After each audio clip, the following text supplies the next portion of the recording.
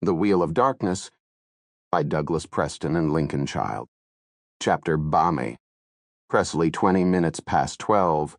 Constance Green emerged from the aft starboard maid station on deck Cheen and wheeled her housekeeping trolley over the plush rug toward the Penshurst triplex. She had been loitering in the maid S station for the better part of 2 hours, pretending to look busy, folding and refolding linens, arranging the mouthwash and shampoo bottles in their complimentary laundry tubs, all the while waiting for Scott Blackburn to leave his suite for the casino. But the door had remained stubbornly closed all evening. Finally, just moments before, Blackburn had emerged, and with a quick glance at his watch, hurried down the corridor to the waiting elevator. Now she stopped the trolley outside the suite, paused a moment to smooth down her maid's outfit and compose herself, then plucked out the pass card Pendergast had given her and slid it into the waiting key slot. The lock sprang ajar, and she pushed the door open, wheeling the trolley into the suite behind her as quietly as possible. Closing the door softly, she paused in the entryway to reconnoiter. The Penshurst was one of 2 grand triplex suites on the Britannia, at high bay, Kung, square feet, remarkably large and well-appointed. The bedrooms were on the upper floors, while the salon, dining room, and maid's kitchen lay before her. "Bring me his trash," Pendergast had said. Constance narrowed her eyes. She didn't know how long Blackburn planned to spend in the casino if that was indeed where he was going, but she had to assume there wasn't much time. She glanced at her watch, 12:30. She would allow herself 15 minutes. She wheeled her trolley across the parquet floor of the entryway, looking curiously about her.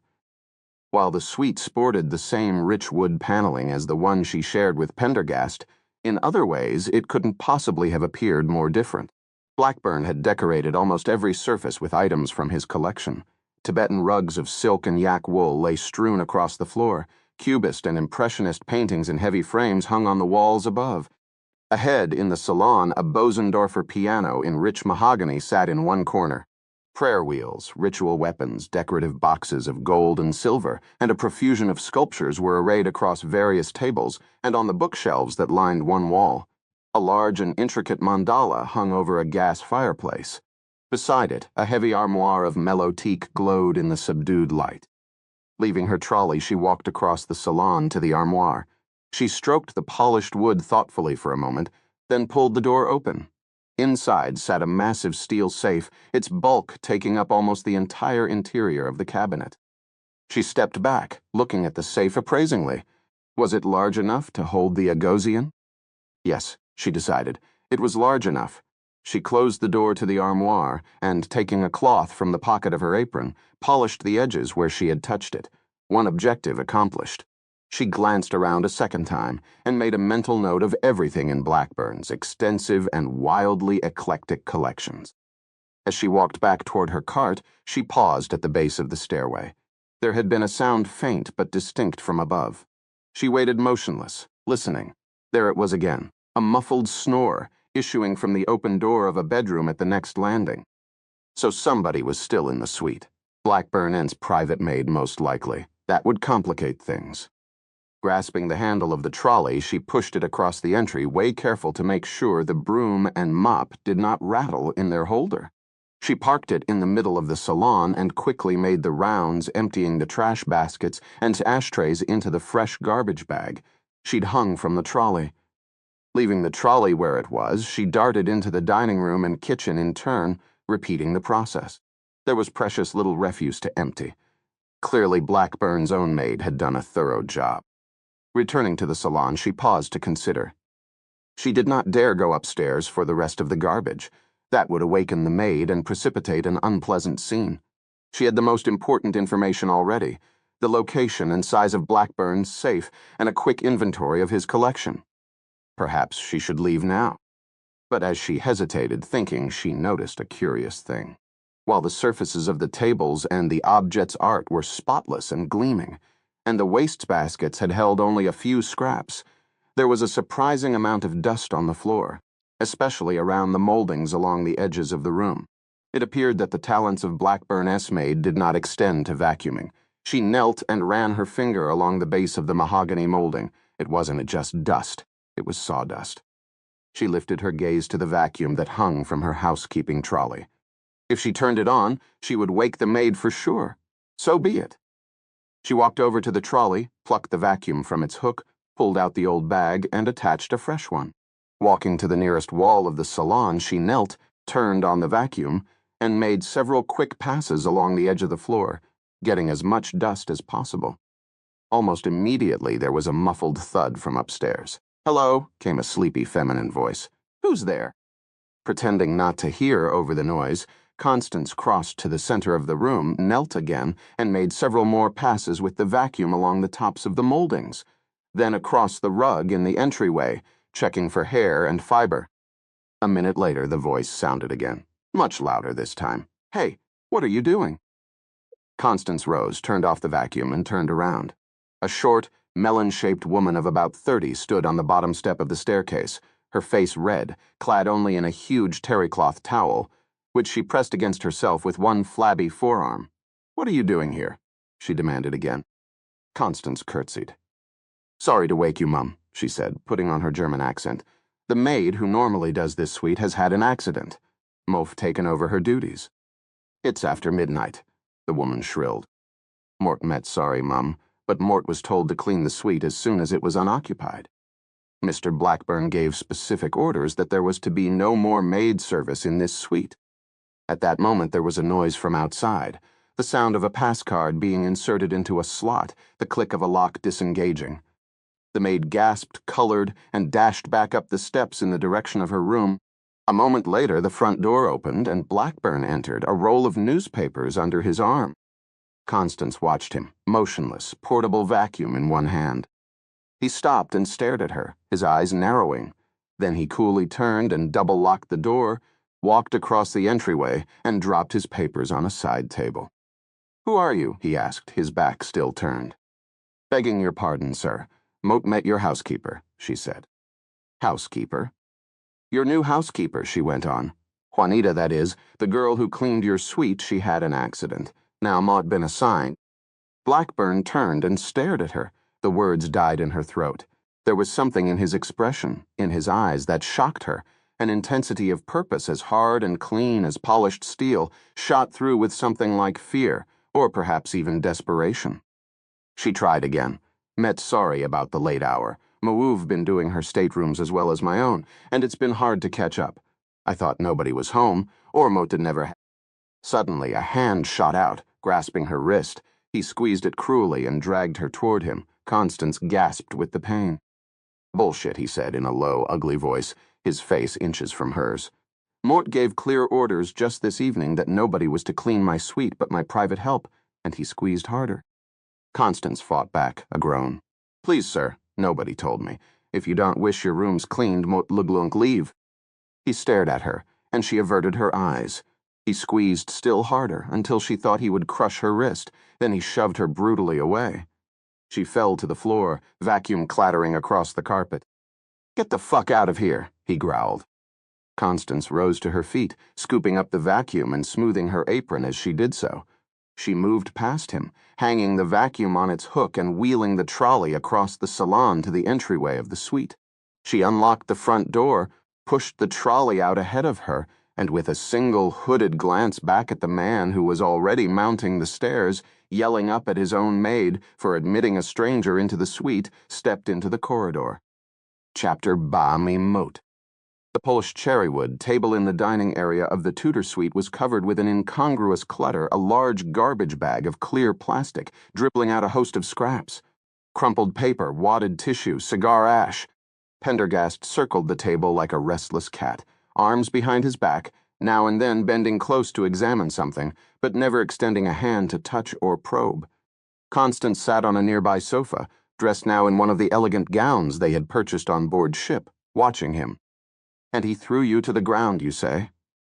Pendergast murmured over his shoulder. "Yes." "He is an ill-mannered cur." He circled the table again, then stopped to look at her. "This is all?" "Mot kepa et able to do the upstairs of the suite, not with the maid in residence.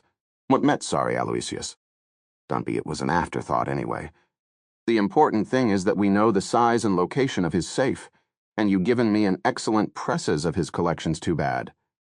The Agosian does seem to be among them." He dipped one hand into his pocket, pulled out a pair of latex gloves, snapped them on, then began to examine the trash. He picked up an empty seltzer bottle from the table, examined it, put it aside. This was followed by several dry cleaning tags, a cigar butt and accumulated ash, a crumpled business card, a soiled cocktail napkin, a champagne cork, a broken compact disc case, a ship's brochure torn in half, a swizzle stick, an empty Swan Vesta box, and half a dozen spent wooden matches. Pendergast sorted through it all they kept. Tehant, great care. Once he had put the last item aside, he again circled the table, hands behind his back, pausing to examine various items with a loupe. Then, with a quiet sigh, he straightened up. "Let's us put this away where housekeeping want to take it," he said, "just in case we want to examine anything again." He pulled off the gloves, dropped them on the table. "What next?" Constance asked. "Next we find a way to take a look inside that safe, preferably when Blackburn has absented himself. That might be difficult. Something seems to have spooked him. He seems reluctant to leave his suite for any length of time, and he won't let anybody in. If it were anybody else, Mort say the 2 disappearances you informed me of have spooked him, but not Mr. Blackburn. Too bad we didn't narrow down my list more quickly. Mort could have examined his chambers with relative ease yesterday." He glanced at Constance. "And we mustn't forget that though Blackburn may be the prime suspect, we also need to examine the rooms of Calderon and Strage, if only to rule them out."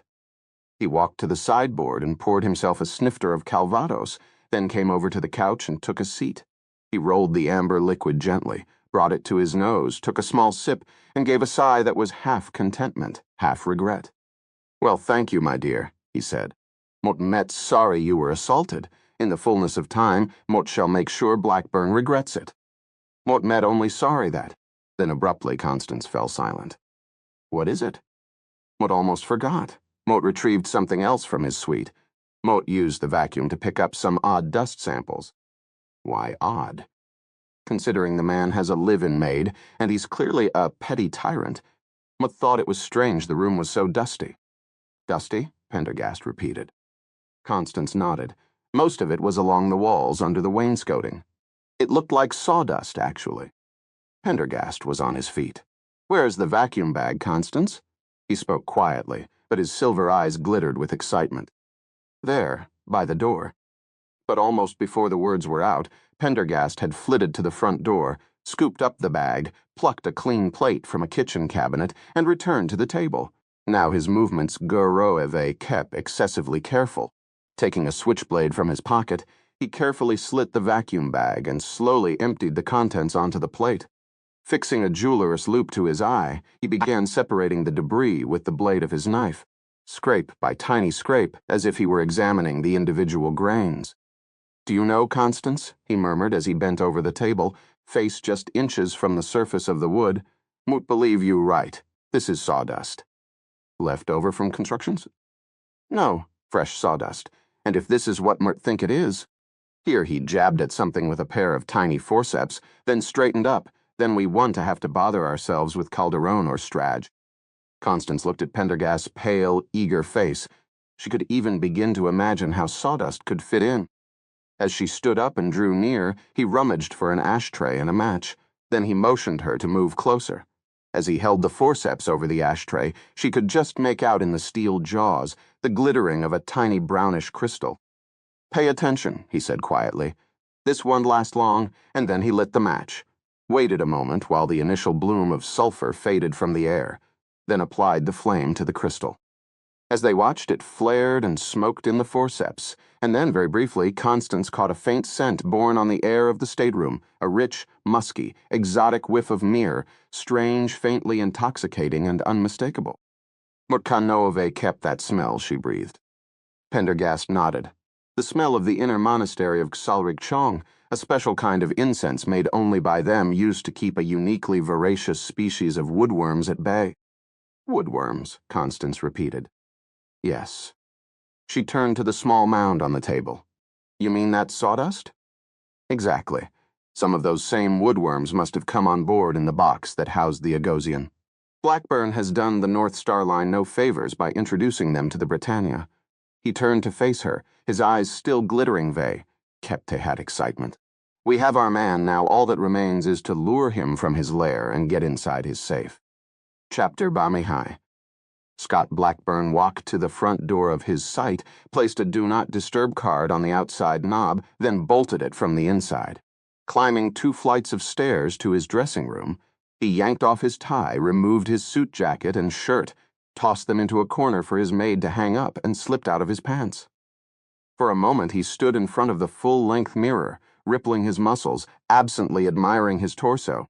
Then, from a locked drawer, he drew out a set of saffron-colored Torre silk robes. He slowly dressed himself in them, first the inner robe, then the upper robe, and finally the outer robe, the fine silk slipping across his skin like quicksilver. He arranged the pleats, folding the robe over and leaving one chiseled shoulder and arm bare.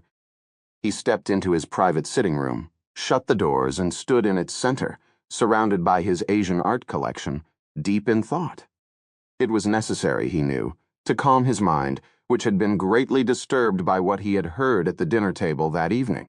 So a maid had been in his room yesterday, and she had subsequently gone crazy, killed herself. The chief of security had questioned him, all allegedly routine. And then again, just now he had caught another ship's maid in his suite, despite his strictest orders to the hotel manager and the head of the housekeeping staff. Was it a coincidence? Or was he, in fact, under scrutiny? Had his movements, his activities, his acquisitions been tracked? In his fierce climb to the top of the Silicon Valley hierarchy, Blackburn had long ago learned to trust his sense of paranoia. He had learned that, if his instincts told him somebody was out to get him, then somebody generally was. And here, trapped on this ship without recourse to his usual layers of security, he was in an unusually vulnerable position. He had heard rumors there was some kind of private investigator on board, an eccentric passenger by the name of Pendergast, looking for a thief and murderer. Was the bastard investigating him? There was no way to be certain, but the more he thought about it, the more it seemed likely. He could afford to take a chance. The stakes were too high, his adversary. For if his instincts were right, there could be no other term for him, would have to be dealt with in a special way. A very special way. He turned off all the lights in the room and stood in the dark, sharpening his senses. First he listened intently, teasing out every little sound from the faint thrumming of the engines deep within the riveted steel to the moaning of wind and sea, the splatter of rain against the glass, the sobbing of his private maid in her bedroom, the muffled footfalls in the corridor outside. He tuned in to the sensations of his own body, his bare feet on the plush nap, the scent of sandalwood and beeswax in the cabin, the sensation caused by the deep, ponderous rolling of the ship. He inhaled, exhaled. The 3 enemies, hate, desire, and confusion, had to be temporarily banished. All must be calm. Of these 3, hate was the most powerful of the enemies, and now it almost suffocated Blackburn in its triumphant embrace. With iron self-control, he moved to an easel standing beside the far wall, on which something was propped up, covered by a tied shroud of the finest silk. It had been a foolish mistake not to keep it in the safe from the very beginning. But he had hated the idea of locking it away when he needed it so frequently. His own private maid had been given strict instructions never to lift the silk and look upon it, and he knew she would. It had taken him years to find someone as reliable, unimaginative, and incurious as her. But the first ship's maid, the one who killed herself, must have lifted the veil. Now, if his suspicions were true, and this Pendergast was after it, even the safe wouldn't be secure enough. Hotel safes were notoriously easy to break into, and ship safes, even a big one, were probably no different. They were designed to keep out petty thieves and no more. He would have to find a better hiding place. Scrupulously avoiding. Looking at it, he gingerly lifted the silk covering from the object and placed it in the center of the room. With ceremonial care, he arranged 36 butter candles on a large silver tray, lit them, then placed them in front of the object to better illuminate it, all the while keeping his eyes averted. He placed bundles of joss sticks into 2 elaborately chased gold thuribles, arranging them on either side of the object. The butter candles flickered, filling the room with their peculiar dancing golden light. Next, he laid out a quilted silk mat before the candles and seated himself, lotus-style, upon it. Closing his eyes, he began to chant, a strange, low humming that the careful listener would hear as a braid of the same strange sounds linked together, without beginning or end. The warm animal smell of the butter candles filled the air as his humming rose and fell, creating the bizarre Tibetan polyphonic effect known as sigit, that of sounding two notes, at most once with the same voice made famous by the Tengyo monks among whom he had studied. After 30 minutes of closed-eye chanting, the three enemies were gone, vanquished. Blackburn's mind was empty of all hatred and desire, and receptive to it. He opened his eyes suddenly very wide and stared at the object in the candlelight.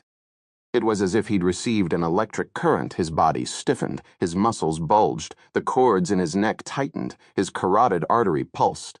But his chanting never wavered, growing more rapid, moving into the higher registers, reaching an intensity of sound that was nothing at all like the normal tones of the human voice.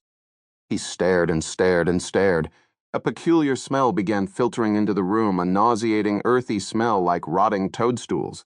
The air seemed to thicken, as if filling with smoke, which drew together in a place about 4 feet in front of him, clotting like dark, viscous cream into something dense, almost solid. And then it began to move. Chapter Bami Ba. It had been a voyage full of firsts, thought Betty Jondro of Paradise Hills, Arizona, as she waited in the gilded lobby of the Belgravia Theater clutching a program book. Yesterday, she and her twin sister Willa had gone to the Sedona Sunspar and gotten matching tattoos on their butts. Hers of a butterfly, Willis of a bumblebee. Both had bought ankle bracelets of real diamonds in Regent Street, one of the ship S2 upscale shopping arcades, and they wore them every night. Who would have believed, Betty thought, that between them she and her sister had borne 8 9-pound babies and boasted 11 bouncing grandchildren. Thank God they had never let themselves go like so many of their high school classmates. She took great pride in the fact that at 63 she could still fit into her high school prom. Dress and experiment, she repeated religiously each year on the anniversary of the prom. She looked around again and checked her watch. Almost 1 o'clock in the morning. Where in heck was Willa? She had gone off to buy batteries for her camera at least half an hour ago, maybe even longer. It was Willa who had been so anxious to meet Braddock Wiley, the movie star. One of the highlights of the cruise and one of the reasons they had signed up was the promise of a mid-Atlantic premiere of Wiley's latest horror movie. It was supposed to happen at 10, but Braddock Wiley, or so rumor had it, was suffering a bit from seasickness due to the rough weather. She scanned the crowd again, but still no Willa. Well, if she didn't get there soon, Betty would just have to meet Wiley for both of them. She slipped a makeup mirror out of her bag, examined her face, touched up the corners of her lips with a hanky, snapped it shut, and slid it back. A sudden stir at the fringes of the group told her the wait had not been in vain. There was Braddock Wiley himself dashing in nautical blue blazer, a Scot, and cream-colored pants, striding into the lobby with several ship's officers. He didn't look sick at all. As soon as he saw the group of women, he beamed and came over. "Good evening, ladies," he said, reaching inside his blazer for a pen as the women, giggling and blushing, pushed their movie programs toward him. Wiley worked his way through the crowd, chatting with everyone, signing programs and posing for photographs. He was even more handsome in person than on the silver screen. Betty hung back, hoping for a last-minute appearance of her sister.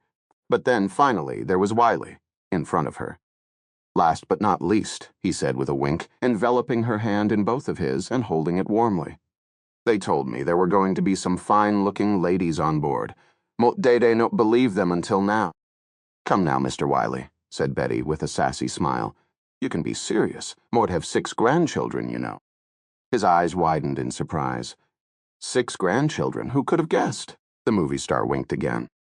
Betty Jondro could find no words in response.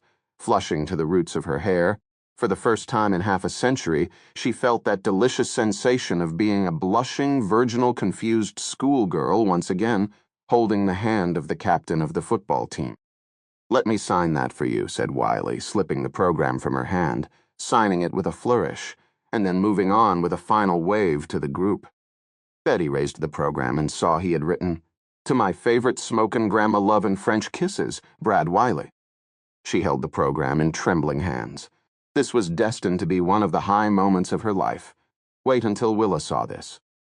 Wiley was gone, and now the theater lobby was starting to fill with dolled-up cinemagores. Betty came to her senses. She had better claim 2 good seats, and fast. Willa may have missed Braddock, but she still had time to see the premiere. She showed her reserved ticket to the usher, went inside and found the perfect seat, right up front, and then claimed the next seat with her purse. The Belgravia Theater was an extremely impressive space that took up much of the bow of decks high through Nam, very dark, trimmed in tasteful blue and amber neon, sporting plush, comfortable seats, a wide stage, and a deep balcony. Soon, despite its 500-seat capacity and the late hour, the theater had filled. Within moments, the lights dimmed and Braddock Wiley made another appearance, strolling out on the proscenium before the curtain, smiling in the glare of a spotlight.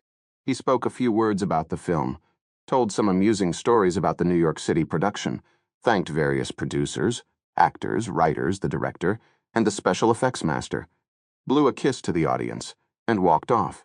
As applause filled the room, the Hymeth Century Fox logo appeared projected onto the curtains, and at that cue, the curtains opened. The audience gasped. Betty Jandreau put her hand over her mouth.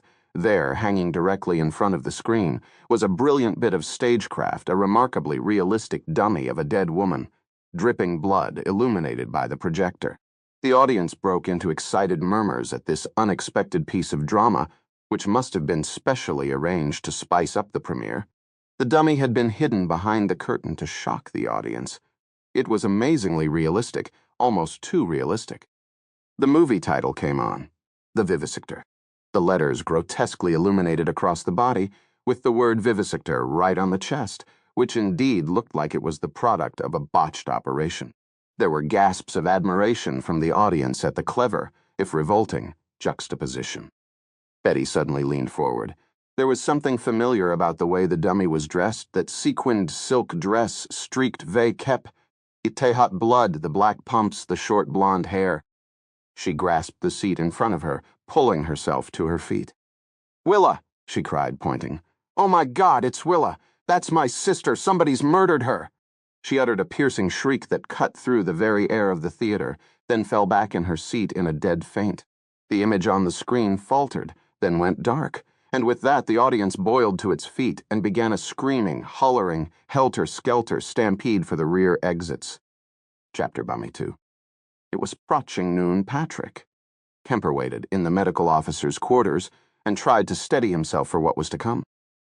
As a cruise ship security officer with 30 years of service, he thought he'd seen everything including murder. But this went way beyond murder. 500 passengers had witnessed something savagely brutal. There was incipient panic aboard, not just among the passengers, but also among the below-deck service staff, already spooked by the suicide. Now he was faced with a hideously obvious fact. There was a homicidal maniac on board the Britannia, and he didn't even begin to have the resources to deal with it. Back in Boston in his cop days, they had whole teams that dealt Tehat evidence gathering. They had the hair and fiber boys, the toxicologists, the fingerprint guys and ballistics people, and the DNA teams. Here he had no resources, nada.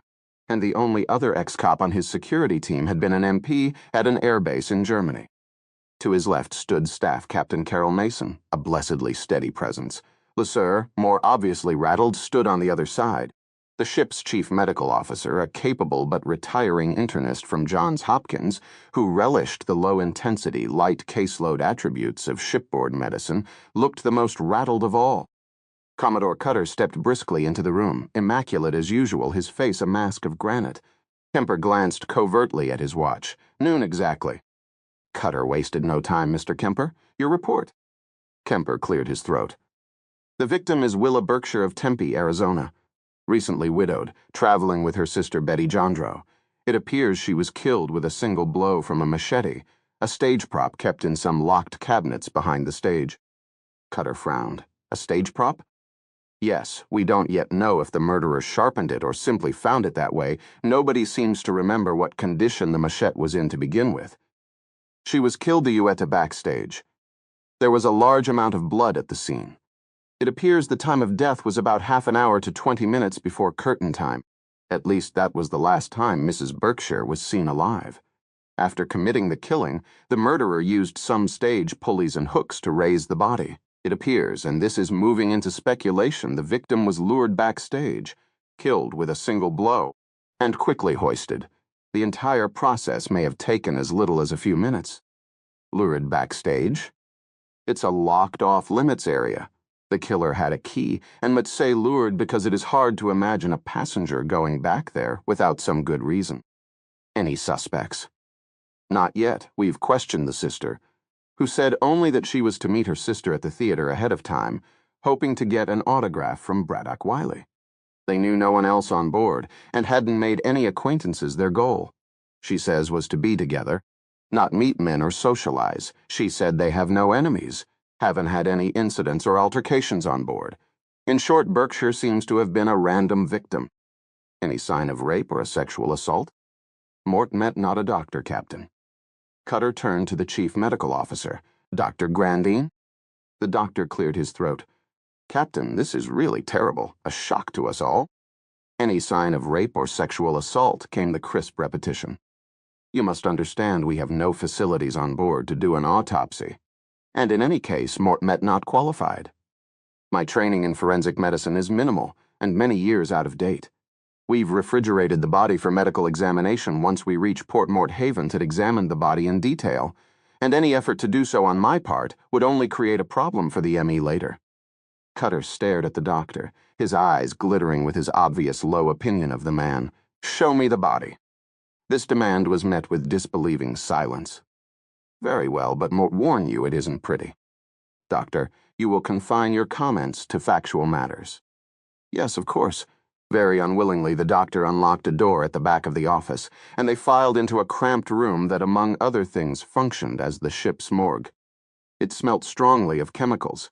Along the far wall were 9 stainless steel drawers for holding cadavers.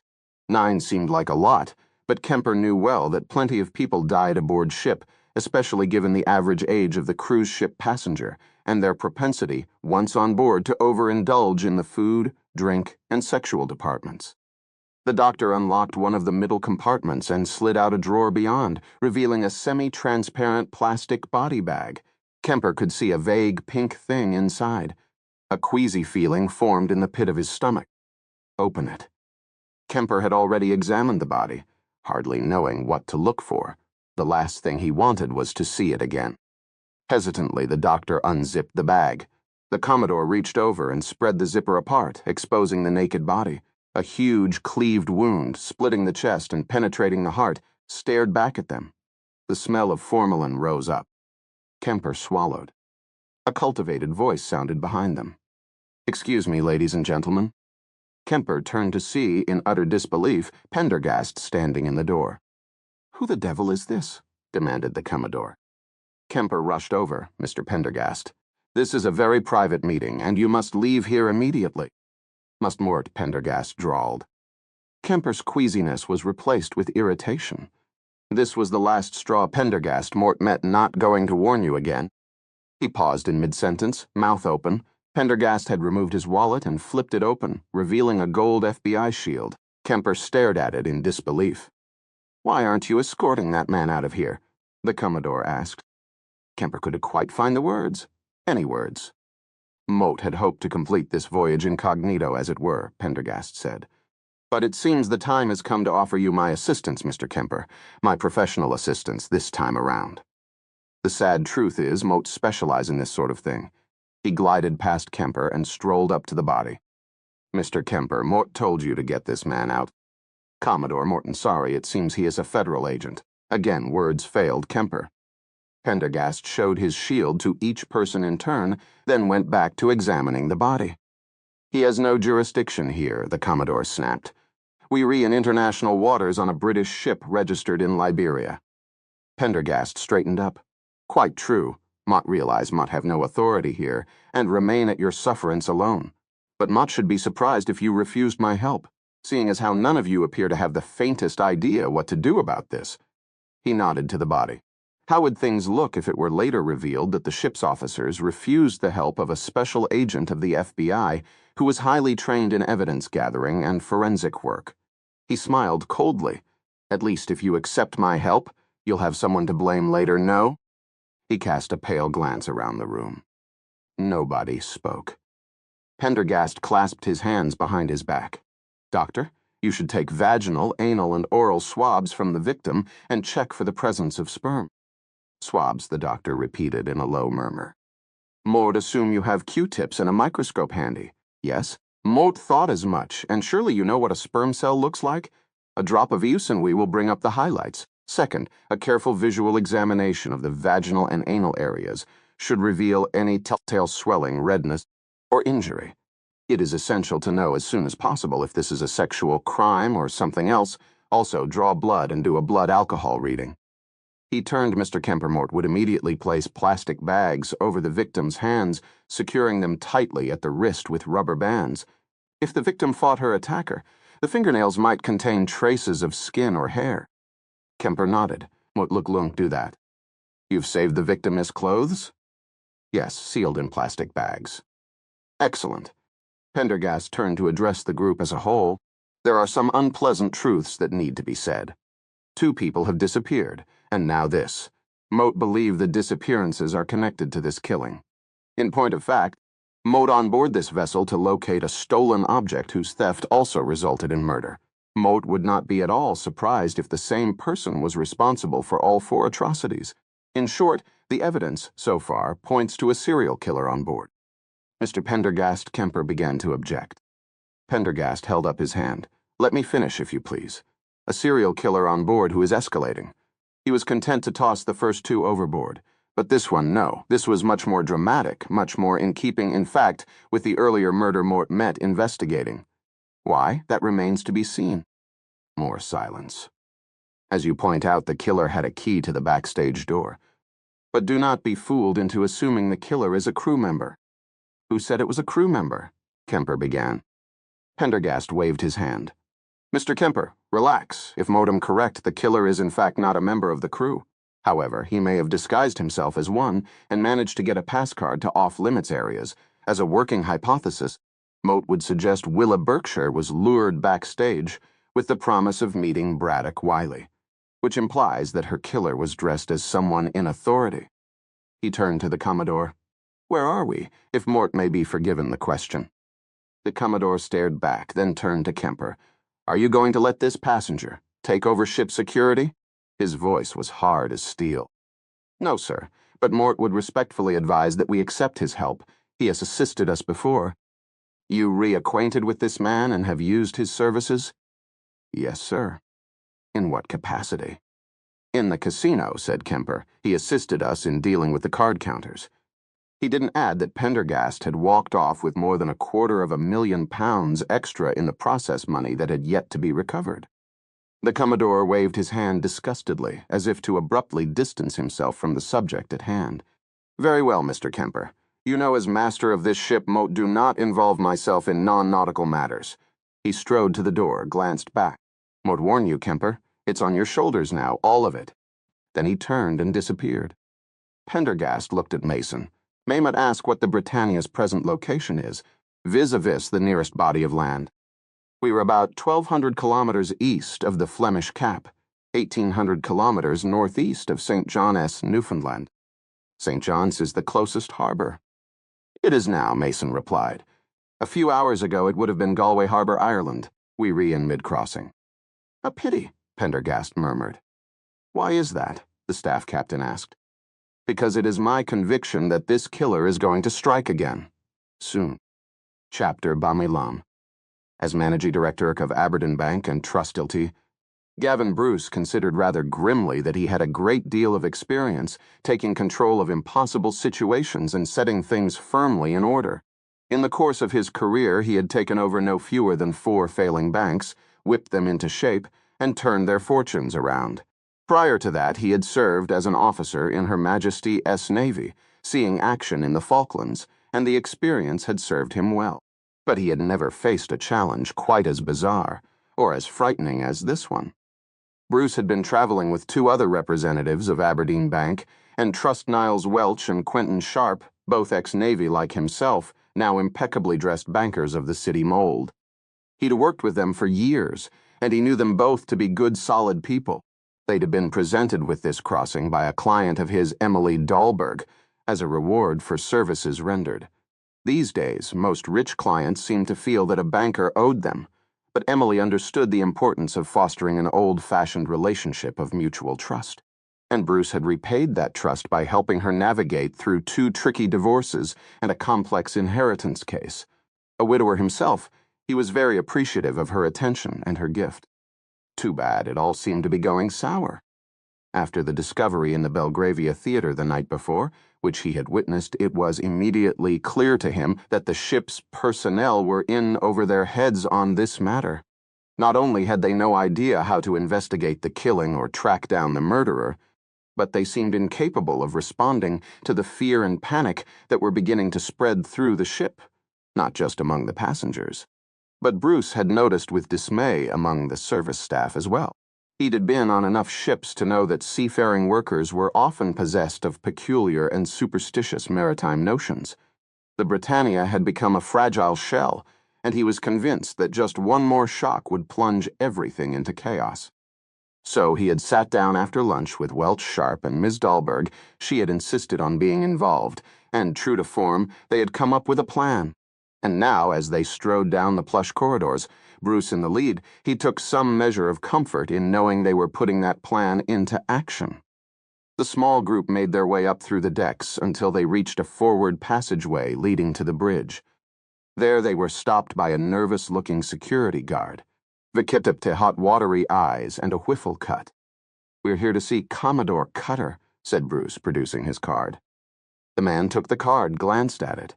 "May Mote ask what it is in reference to, sir?" "In reference to the recent murder. Tell him we are a group of concerned passengers and that we wish to see him immediately." After a moment's hesitation, he added, somewhat embarrassed, "Ex-captain. RN." "Yes, sir. Just a moment, sir." The security guard hustled away, shutting and locking the door behind him. Bruce waited impatiently, arms folded across his chest. 5 minutes passed before the guard returned. "If you look lunk, please come this way, sir." Bruce and his people followed the guard through the hatch into a much more functional area of the ship, with linoleum floors and gray-painted walls framed in fake wood, illuminated with strips of fluorescent lighting. A moment later, they were ushered into a Spartan conference room, a single row of windows looking starboard across a stormy, endless ocean. "Please be seated. Staff Captain Mason will be here shortly." "We asked to see the ship's master," Bruce replied. "That would be Commodore Cutter." The guard ran an anxious hand over his whiffle. "The Commodore is not available." Mote met sorry. "Staff Captain Mason is second in command." Bruce cast an inquisitive eye on his little group. "Shall we insist?" Mote met afraid that would do no good, sir, said the guard.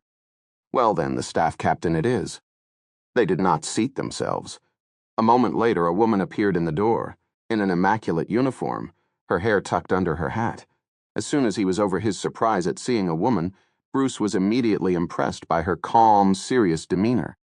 "Please sit down," she said, taking as a matter of course the seat at the head of the table, another small detail that did not escape Bruce's approval.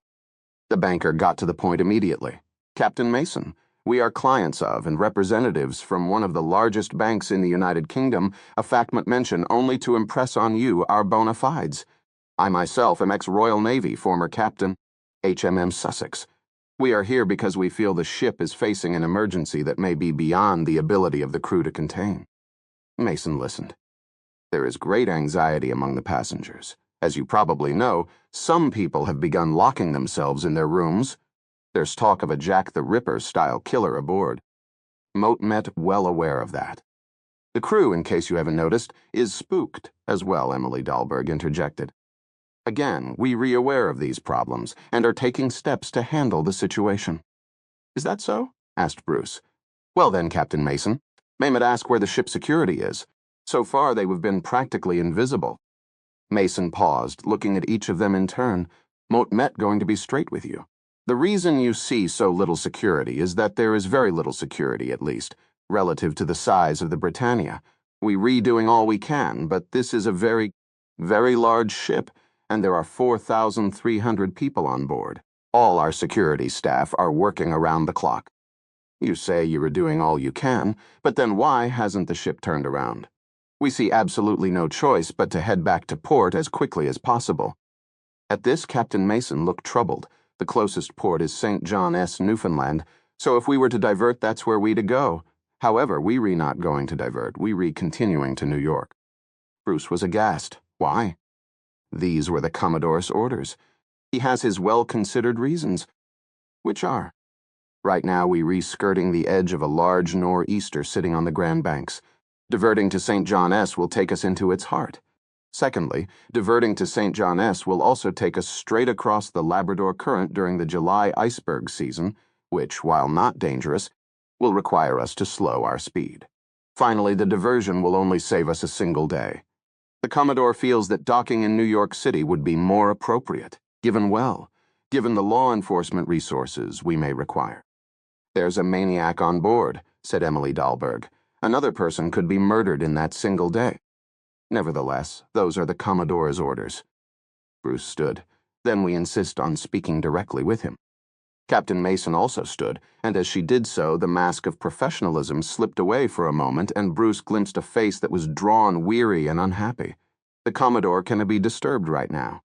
Met very sorry. Bruce glared back at her. We re-sorry, too. You can be assured that this refusal of the Commodore to meet with us will not be without repercussions. Now and later, we are not people to be trifled with. Mason extended her hand. Moat Met not unsympathetic to your point of view, Mr. Bruce, and Moat Looklung do all Moat can to convey to the Commodore what you've said. But this is a ship at sea. We have a ship's master, and that master has made his decision. As a former captain yourself, you'll surely understand, Vakep. Hadate, that means. Bruce ignored the hand. You re-forgetting something. We re not only your passengers and your customers, but we re your responsibility as well. Something can be done, and we plan to do it. And motioning his group to follow, he turned on his heel and left the room. Chapter Bamasau. Paul Bitterman stepped out of the elevator, swayed, and steadied himself on the polished chrome railing. The Britannia was in heavy swell, but that was only part of the problem. Bitterman was struggling with the combination of an exceedingly heavy dinner and 9 glasses of vintage champagne. Still gripping the railing, he looked up and down the elegant Deckshan corridor, blinking, trying to orient himself. Raising a hand to his lips, he eased up a belch that tasted revoltingly of caviar, truffled pate, creme brulee, and dry champagne. He scratched himself idly. Something didn't look right here. After a minute or so, he figured it out. Instead of taking the port elevator, as he usually did, in the champagne fog he had somehow taken the starboard, and it had gotten him turned around. Well, it was easily fixed. Humming tunelessly, he fumbled in his pocket for the pass card to Suite Chin Samui Mat. Letting go of the railing, he struck out a little gingerly in what he thought was the right direction, only to find the room numbers moving in the wrong direction. He stopped, turned around, belched again without bothering to raise a covering hand this time, then headed back the other way. His head really was remarkably fuzzy, and to clear it he tried to reconstruct the series of events that had brought him for the first time in his 53 years to a state approaching intoxication. It had all started earlier that afternoon. He had been seasick ever since waking up, hadn't been able to eat a bite, and none of the over-the-counter medicines offered in the ship, as pharmacy seemed to help in the least. Finally, he had gone to the ship infirmary, where a doctor had prescribed a scopolamine patch. Placing it behind one ear, as directed, he'd gone back to his stateroom for a nap. Whether it was the miserable night he'd passed, or whether the patch itself had made him drowsy, Paul Bitterman didn't. But he had awoken at 9:15 in the evening, blessedly free of seasickness, and possessed of both a dry mouth and a superhuman hunger.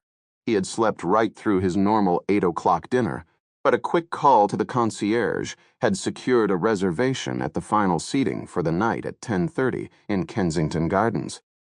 As it turned out, Kensington Gardens appealed greatly to Bitterman. It was more trendy, youthful, and hip than the rather stuffy restaurant he'd been eating in. There were some truly delicious women to look at, and the food was excellent. Surprisingly, the restaurant wasn't full. In fact, it was almost half empty. Ravenous, he proceeded to order Chateaubriand for 2 and then consume the entire portion. An entire bottle of champagne had been insufficient to slake his thirst, but the attentive wine steward had been only too happy to supply him with a second. There had been some strange talk at the table next to him. A worried-looking couple discussing some corpse that had apparently turned up. It seemed he might have slept through some serious event, As he made his slow and careful way down the Deckshin corridor, he decided the first order of business tomorrow would be to get to the bottom of it. But there was another problem. The room numbers were now headed in the right direction, Chin Nami 2, Chin Nami Sao, but they were all even numbers. He paused, gripping the hallway railing again, trying to think he'd never find Chin Salmi Mote at Mote this rate. Then he laughed out loud. Paul, old buddy, you were not using your noodle. He had come out on the starboard side, and the odd numbered stat rooms, like his, were all on the port side. How could he have forgotten? He'd need to find a transverse corridor. He set out again, weaving ever so slightly, the fog in his brain offset by a delightful floating sensation in his limbs. He decided that, deacon or not, he'd have to drink champagne more often. Domestic stuff, of course. He'd won this trip in the YMCA raffle and could never afford bottles of vintage French on his teacher's salary. Ahead and to the left he could see a break in the line of doors, the entrance to one of the midships lobbies. This would lead to the port corridor and his suite. He stumbled through the door. The lobby consisted of a brace of elevators opposite a cozy lounge with hot oak bookcases and wing chairs. At this late hour the place was deserted. Bitterman hesitated, sniffing. There was a smell in the air. Here, a smell like smoke. For a moment, his sense of lazy euphoria receded. He'd attended enough safety drills to know that fire was a ship's worst danger. But this scent was unusual. It was like incense, or more precisely, the joss sticks he had once smelled in a Nepalese restaurant in San Francisco's Chinatown. More slowly now, he walked through the lobby to the port corridor that lay beyond. It was very quiet, and he could both hear and feel the deep thrum of the ship's diesels far below his feet. The smell was stronger here, much stronger. The strange, musky perfume was combined with other, deeper, far less pleasant scents, moldy fungus maybe, along with something he couldn't identify. He paused, frowning. Then, taking one look back at the lobby, he turned into the port corridor and stopped abruptly, inebriation vanishing in an instant. Up ahead lay the source of the odor. A dark cloud of smoke that blocked his path down the corridor, yet it was like no smoke he had ever seen, strangely opaque, with a dense, dark grayish color and a rib-like outer surface that reminded him, in some bizarre and unpleasant way, of linen. Paul Bitterman drew in his breath with an audible rasp. Something was wrong here. Very wrong. Smoke was supposed to drift through the air, curling and shifting, attenuating to faint wisps at the edges. But this cloud just sat there, man-sized, strangely malignant, motionless, as if confronting him.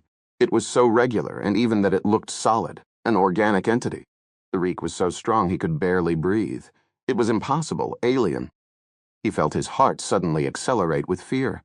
Was it his imagination, or did the thick cloud have the form of a man too?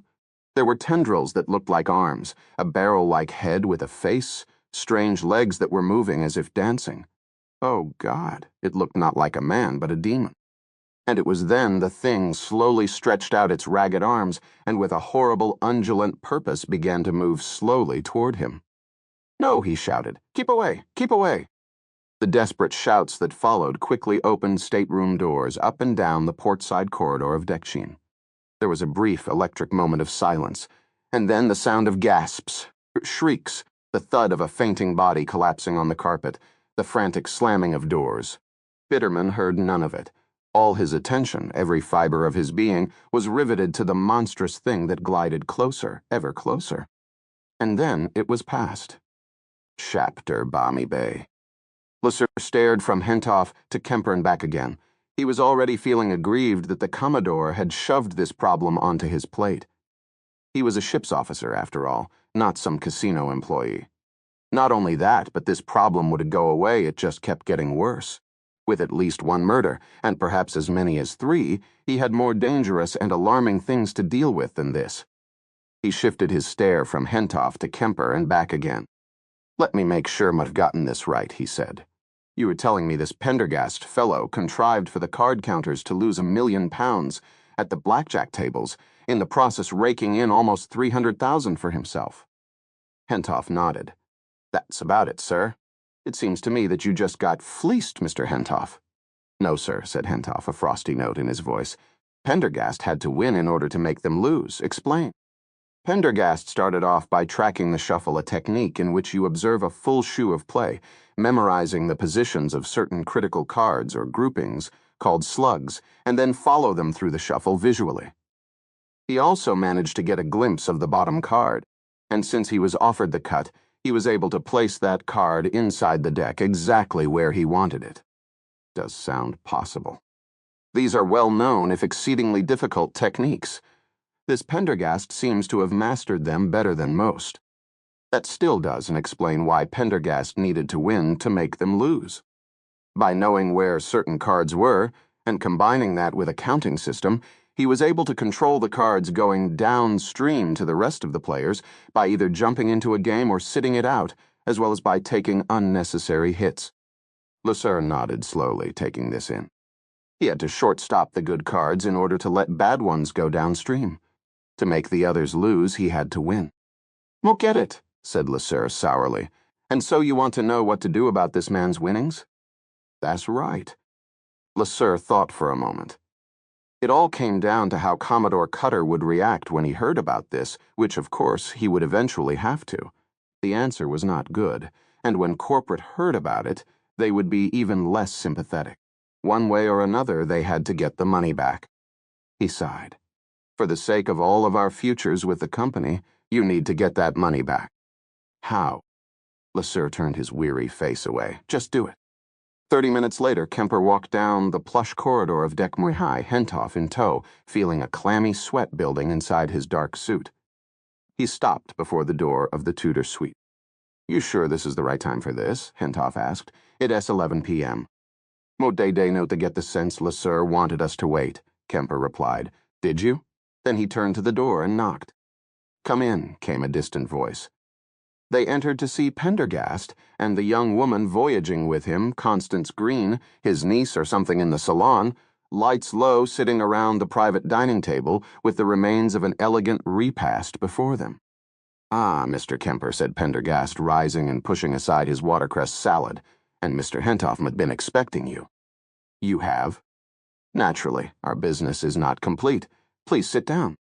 Kemper arranged himself with some awkwardness on the nearby sofa.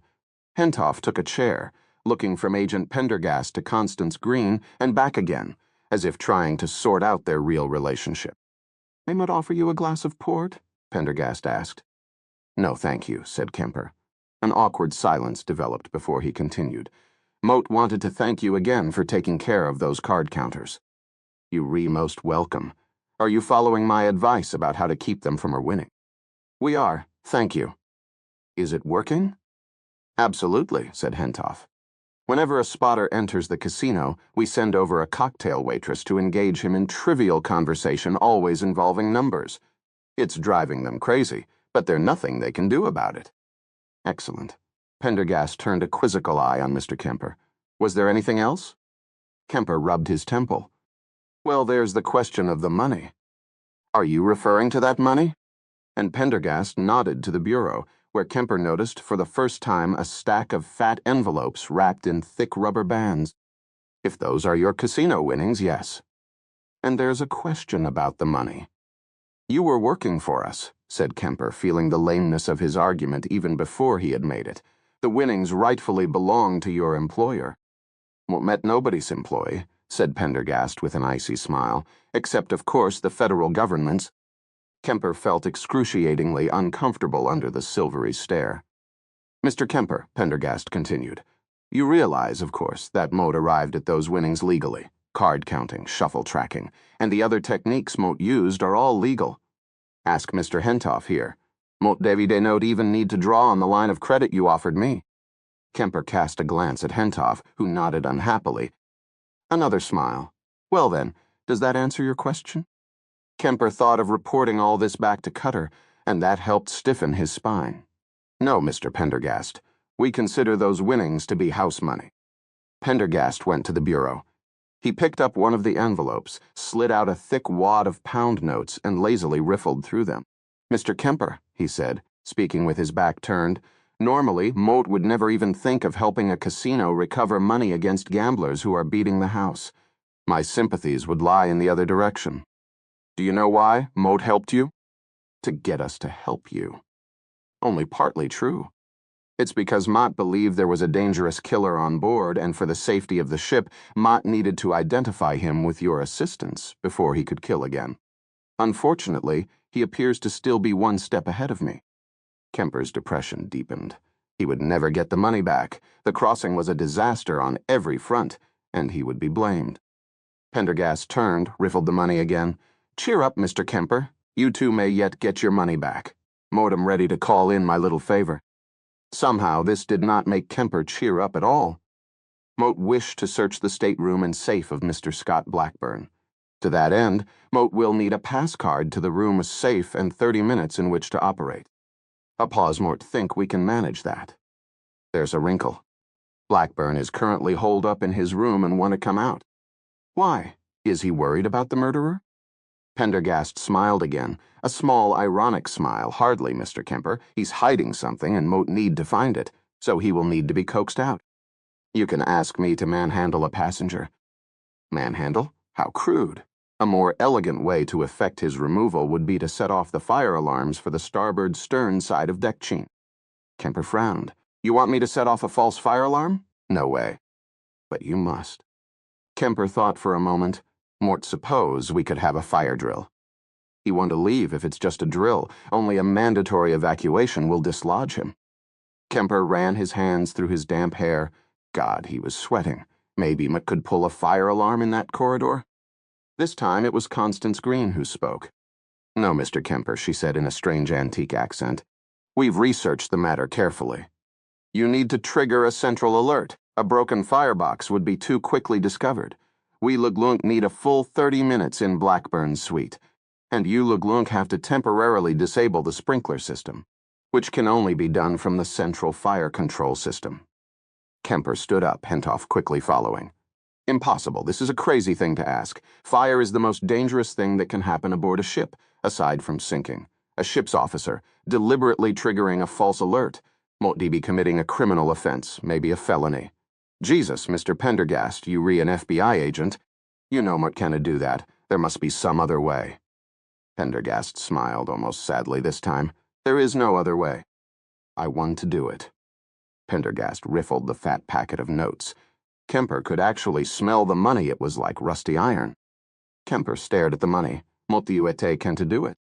There was a moment of silence. Then Pendergast stood, went over to the bureau, opened the top drawer, placed the wad of notes inside, and then raked the rest of the envelopes off the bureau into the drawer.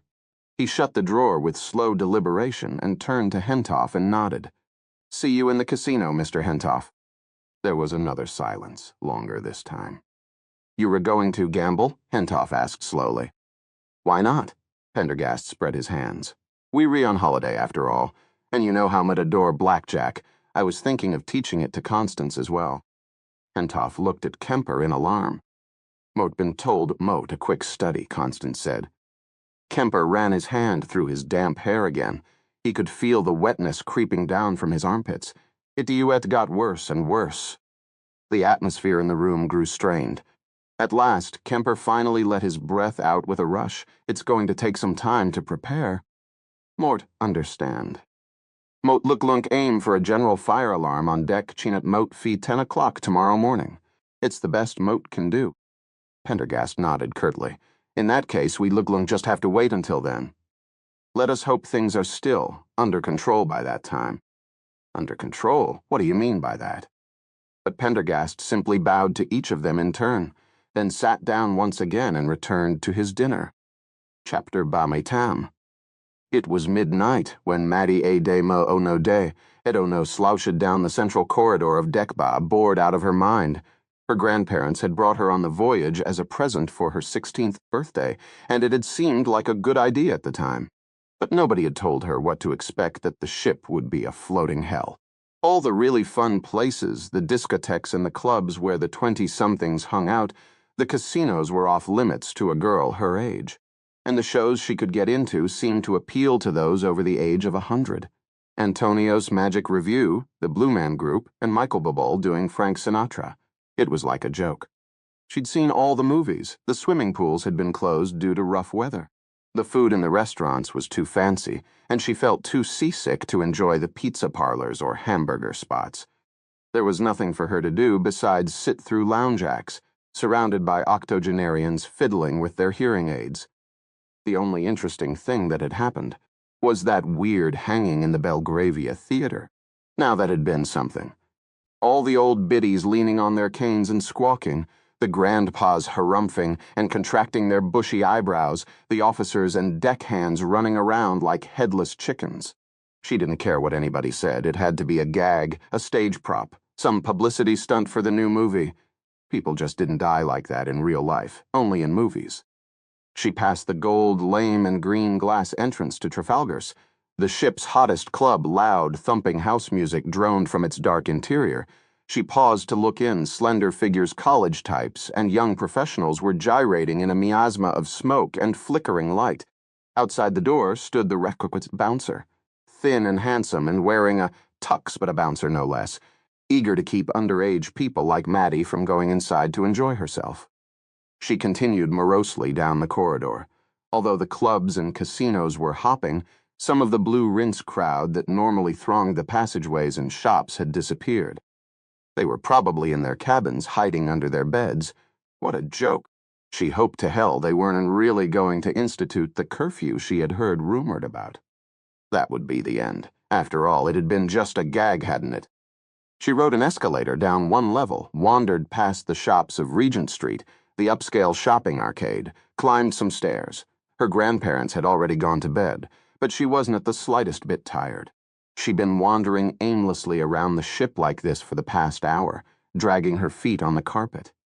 With a sigh, she slipped a pair of earbuds out of her pocket, stuffed them into place, and dialed up Justin Timberlake on her iPod. She came to an elevator, stepped in, and closing her eyes, punched a button at random. The elevator descended briefly, stopped, and she got out another of the ship's endless corridors, this one a little more cramped than she was used to. Turning up the volume on her music player, she dragged her way down the hall, took a turn, kicked open a door bearing a sign. She didn't bother to read, skipped down a set of stairs, and wandered on. The corridor took another turn, and as she went around it, she had the sudden feeling she was being followed. She paused, turning to see who it was, but the corridor was empty. She took a few steps back and looked around the corner. Nothing. Must have been some random ship noise. Down here, the damn thing thrummed and vibrated like some monster treadmill. She wandered on, letting herself slide along one wall, pushing away with her elbow, then tacking over to the other side to slide again. 4 more days to New York City. She couldn't wait to get home and see her friends. There it was again, that feeling she was being followed.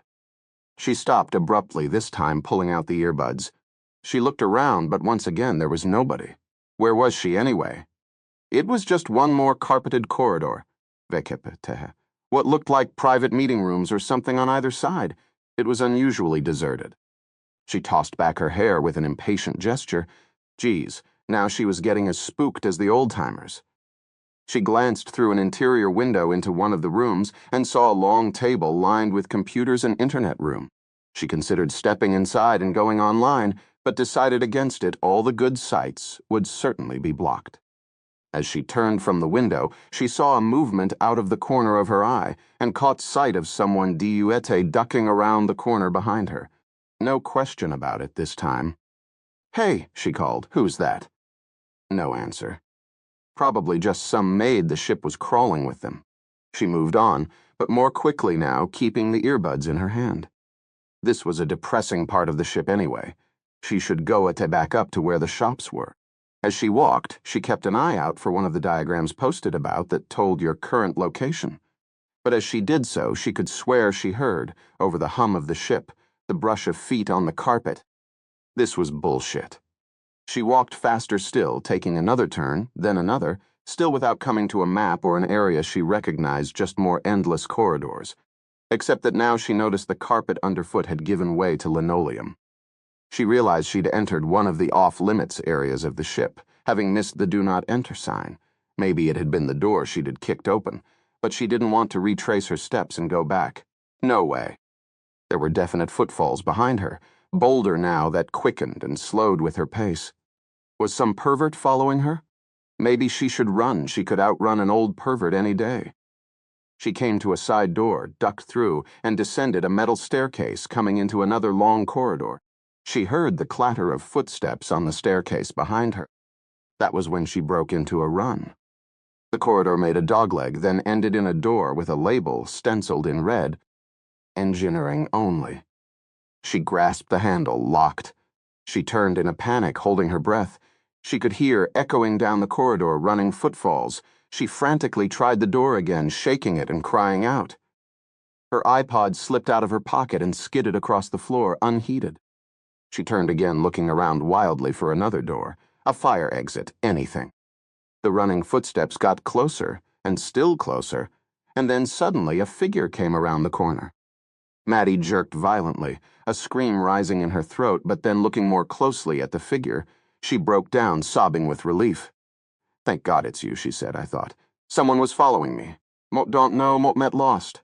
Totally, mot met so glad it's you." The knife came out so fast she did even have time to scream.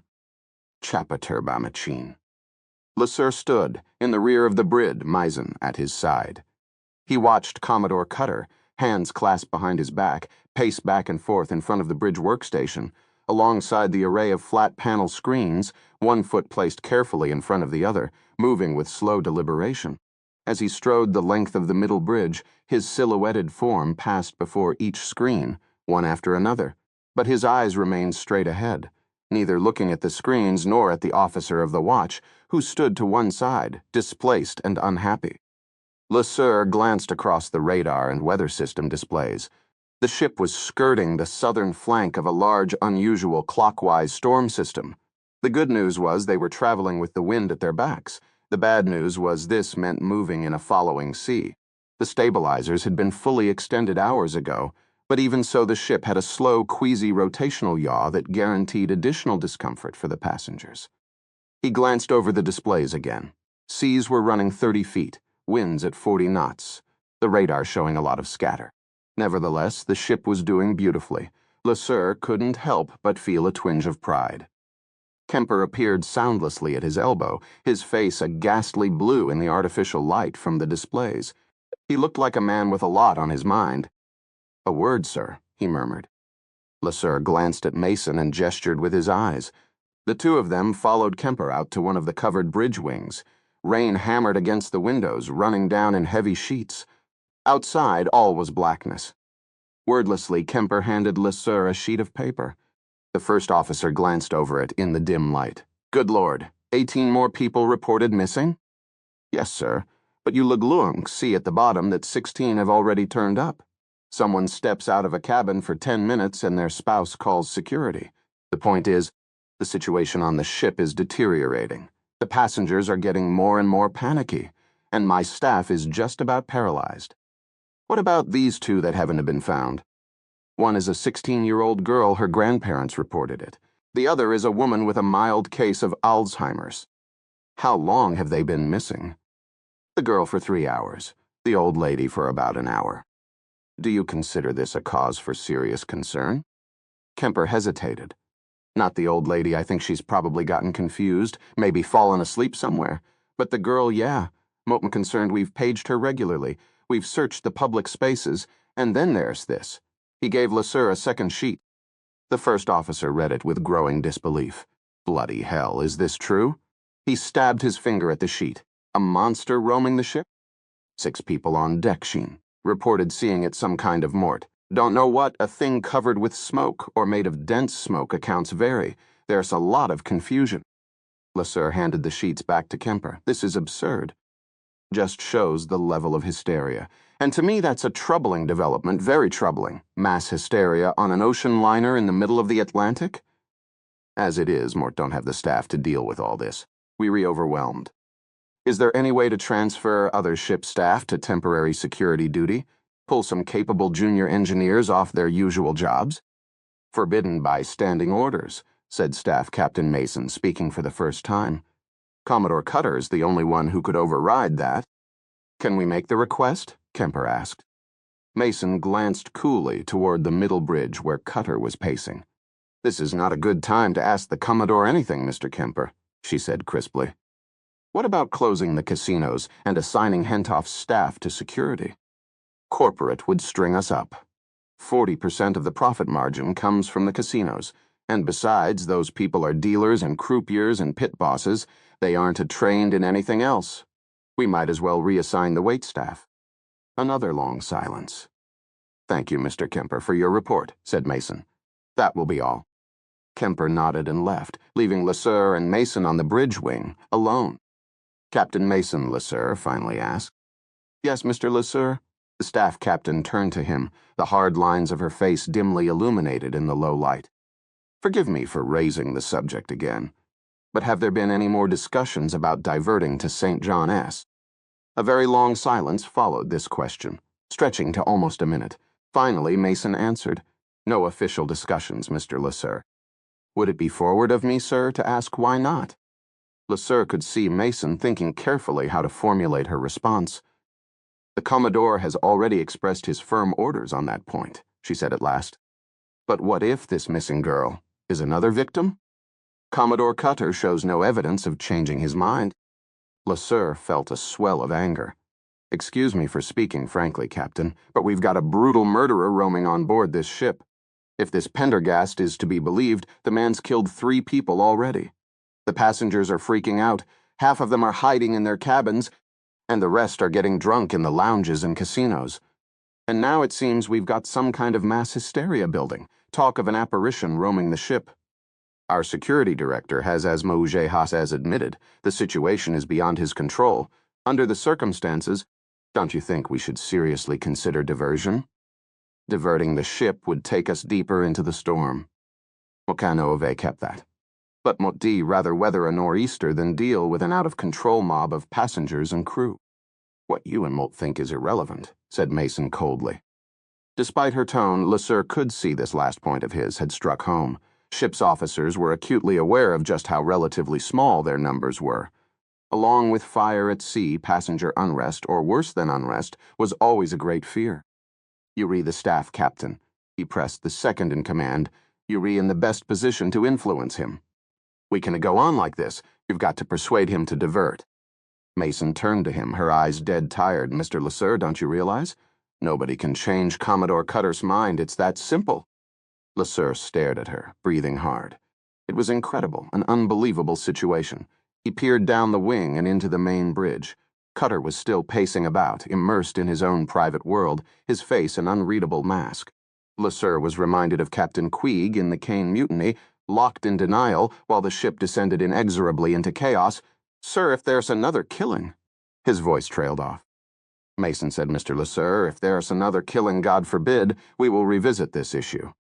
"Revisit the issue? In all frankness, sir, what's the point of more talk? If there another—" Motmet not alluding to more idle talk. Motmet alluding to an article action. LeSueur stared. Article dealt with the removal of a captain on the high seas for dereliction of duty. "You aren't suggesting—" "That will be all, Mr. LeSueur." LeSueur watched Mason turn and walk back to the center of the bridge, pausing to confer with the navigator at the con as coolly as if nothing had happened. Article. Mason had guts. If it came down to that, so be it. This was quickly becoming a struggle, not just for safe operation of the Britannia, but for survival itself. Chapter Bonmoy. Kemper walked out of the central computer and data processing complex on Deck B, headed for the nearest elevator bank. It had taken him the better part of the night to arrange the false alarm. It had been a bitch resetting the ship's safety management systems without leaving a trail, and it had been especially difficult to disable the sprinkler system. It wasn't so long ago, he reflected grimly, that the only electronic systems on an ocean liner had been radar and communications. Now it seemed that the whole damn ship had been turned into a giant networked system. It was like some massive floating computer. The elevator arrived and Kemper entered, pressing the button for Deck Sheen. It was close to madness to set off a false alarm in the middle of an already nervous ship, with a master who was in denial at most best, or deranged at worst in a storm in the mid-Atlantic. If this ever came out, he'd not only lose his job, he'd probably rot in jail. He wondered how Pendergast had managed to talk him into it. And then he thought of corporate, and remembered why. The elevator doors opened onto Deck Sheen. He stepped out and checked his watch. 9:50, clasping his hands behind his back, clamping a fresh smile onto his face, He strolled down the starboard corridor, nodding and smiling at the passengers returning from breakfast. Deck was one of the ritziest on the ship, and he hoped to God the sprinklers would go off after all his careful work.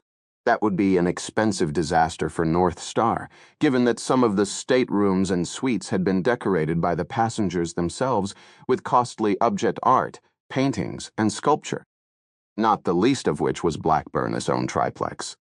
He casually checked his watch again. 9:58. Hentoff should be at the far end of the deck-chin corridor with a security guard, ready to spring into action. Eee! The fire alarm ripped like a screeching crow down the elegant corridor, followed by a recorded voice in a plummy English accent. Attention. This is a fire alarm. All passengers must evacuate the area immediately.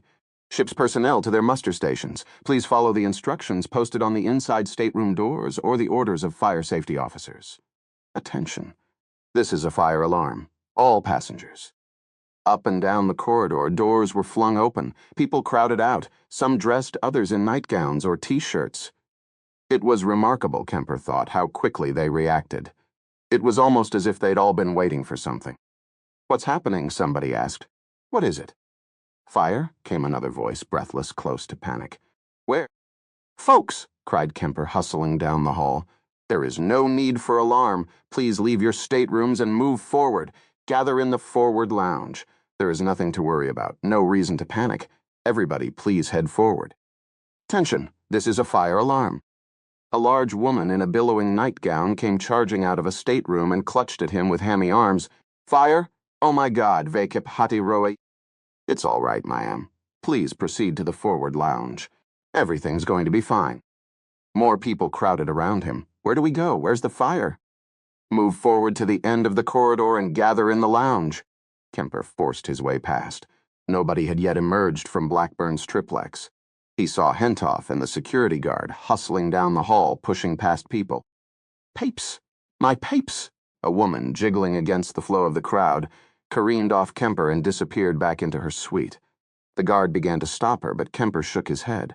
The woman popped out a moment later with a dog. Papies! Thank goodness! Kemper glanced at the casino manager. The Penshurst triplex, he murmured. We have to make sure it's empty. Hentoff took position on one side of the door while the security guard pounded on the gleaming wood. Fire evacuation! Everyone get out! Nothing. Hentoff glanced to Kemper, who nodded. The guard whipped out a master key card and swiped it. The door popped open and the two went inside. Kemper waited by the door. A moment later, he heard raised voices from inside. A woman in a maid-s uniform ran out of the triplex and down the hall. Then Blackburn appeared at the door, handled bodily by the security guard. Get your greasy hands off me, you bastard, he cried. Motmet sorry, sir. It's the rules, said the guard. There's no bloody fire. Mort don't even smell smoke. It's the rules, sir, Kemper echoed. At least lock my door for Cree's sakes. Fire regulations state that all doors must remain open in a fire emergency. Now, could you please move to the forward lounge, where the other passengers are gathered? I want to leave my stateroom unlocked. Blackburn wrenched free and tried to push back toward his room. Sir, said Hentoff, seizing him by the coat, if you don't come with us, we'll have to detain you. Detain me, my ass! Blackburn took a swing at Hentoff, who ducked aside. He lunged for the door, and Hentoff instinctively tackled him, and they rolled on the floor, two men in suits, grappling. There was the sound of tearing fabric. Kemper rushed over. Cuff him. The security guard whipped out a pair of plasticuffs, and as Blackburn rolled on top of Hentoff and tried to rise, skillfully threw him to the floor, pinned his hands, and cuffed them behind his back. Blackburn jerked and quivered with rage. Do you know who Mort am? You'll pay for this. He struggled to sit up. Kemper moved in, Mr. Blackburn. We re well aware of who you are. Now please listen to me carefully. If you don't move peaceably to the forward lounge, Mot Luglunk send you straight to the brig, where you will remain until disembarkation, at which time you will be turned over to local law enforcement and charged with assault. Blackburn stared at him, nostrils dilated, blowing hard. Or if you calm down and follow orders, Mot Luglunk remove those handcuffs now, and we Luglunk forget all about your unprovoked attack on ship's personnel. If it's a false alarm, you'll be back in your suite in 30 minutes. Now, which is it going to be? A few more heaving breaths, and then Blackburn bowed his head. Kemper gestured to the security guard, who removed the cuffs. "Take him to the lounge. Don't let anybody leave for half an hour." "Yes, sir." "Then, if the all clear has sounded, they can return to their suites." "Very good, sir." The guard escorted Blackburn down the now empty hall, leaving Kemper and Hentoff alone in the echoing corridor. Thank God the sprinklers had stayed off. All his preparatory work hadn't been in vain. Firefighters were arriving, dragging out hoses and gear, entering staterooms looking for the fire, closing each stateroom door after they left. Although it was already becoming evident it was probably a false alarm, they had to go through the paces. Kemper glanced at Hentoff and said in a low voice, "We'd have better go too. We don't want to be here when Pendergast." "Don't even say it," and Hentoff hustled down the hall as if he couldn't get out of the area fast enough. Chapter Boomimote.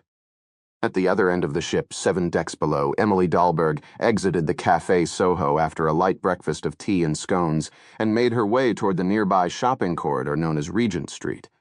She preferred this upscale arcade to the other, St. James, on deck south. The corridor had been tricked up to look like the real Regent Street of 100 years before, and they'd done an amazing job. Street amps with real gas jets, cobbled alleys with small, elegant clothing boutiques lining both sides. She'd arrived just in time. Unlike the casinos and clubs that were open all day and night, Regent Street kept more regular hours. It was 10 o'clock, and the shops were just now opening, the lights coming on, the metal grates being pulled back by staff. 10 o'clock. 90 minutes to kill until it was time to meet up again with Gavin Bruce and plan their next move. Dahlberg drifted by the first shop, eyeing the goods in the window. She knew the real Regent Street well, and the stores here were even more expensive than the real thing. Imagine, she mused as she looked through the shop window, paying £1,100 for an oyster puffball cocktail dress that you could get in London for a third as much. There was something about being on an ocean liner that put one's rational mind to slumber. She smiled vaguely as she made her way down the faux avenue, her mind wandering. Strangely, despite all the panic and confusion and apprehension that hung in the air like a pall, she found herself thinking of the elegant Mr. Pendergast. She hadn't seen him since that first night dinner, except passing him once in the casino, but she found her thoughts returning to him again and again. She had lived 51 years and run through 3 husbands, each wealthier than the last, but she had never in her entire life met a man as intriguing as Aloysius Pendergast, and the strangest thing was she couldn't even begin to articulate just what it was about him. But she'd known it. Known it from the first moment they'd made eye contact, from the first honeyed words that had left his lips. She paused to admire a sequined Cornelli jersey top, her mind wandering down various vaguely delicious and sensuous avenues before returning to the present.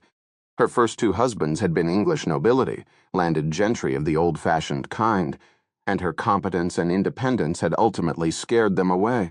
In her 3rd husband, an American meatpacking baron, she had finally found an equal only to see him die of a stroke during a particularly vigorous copulation.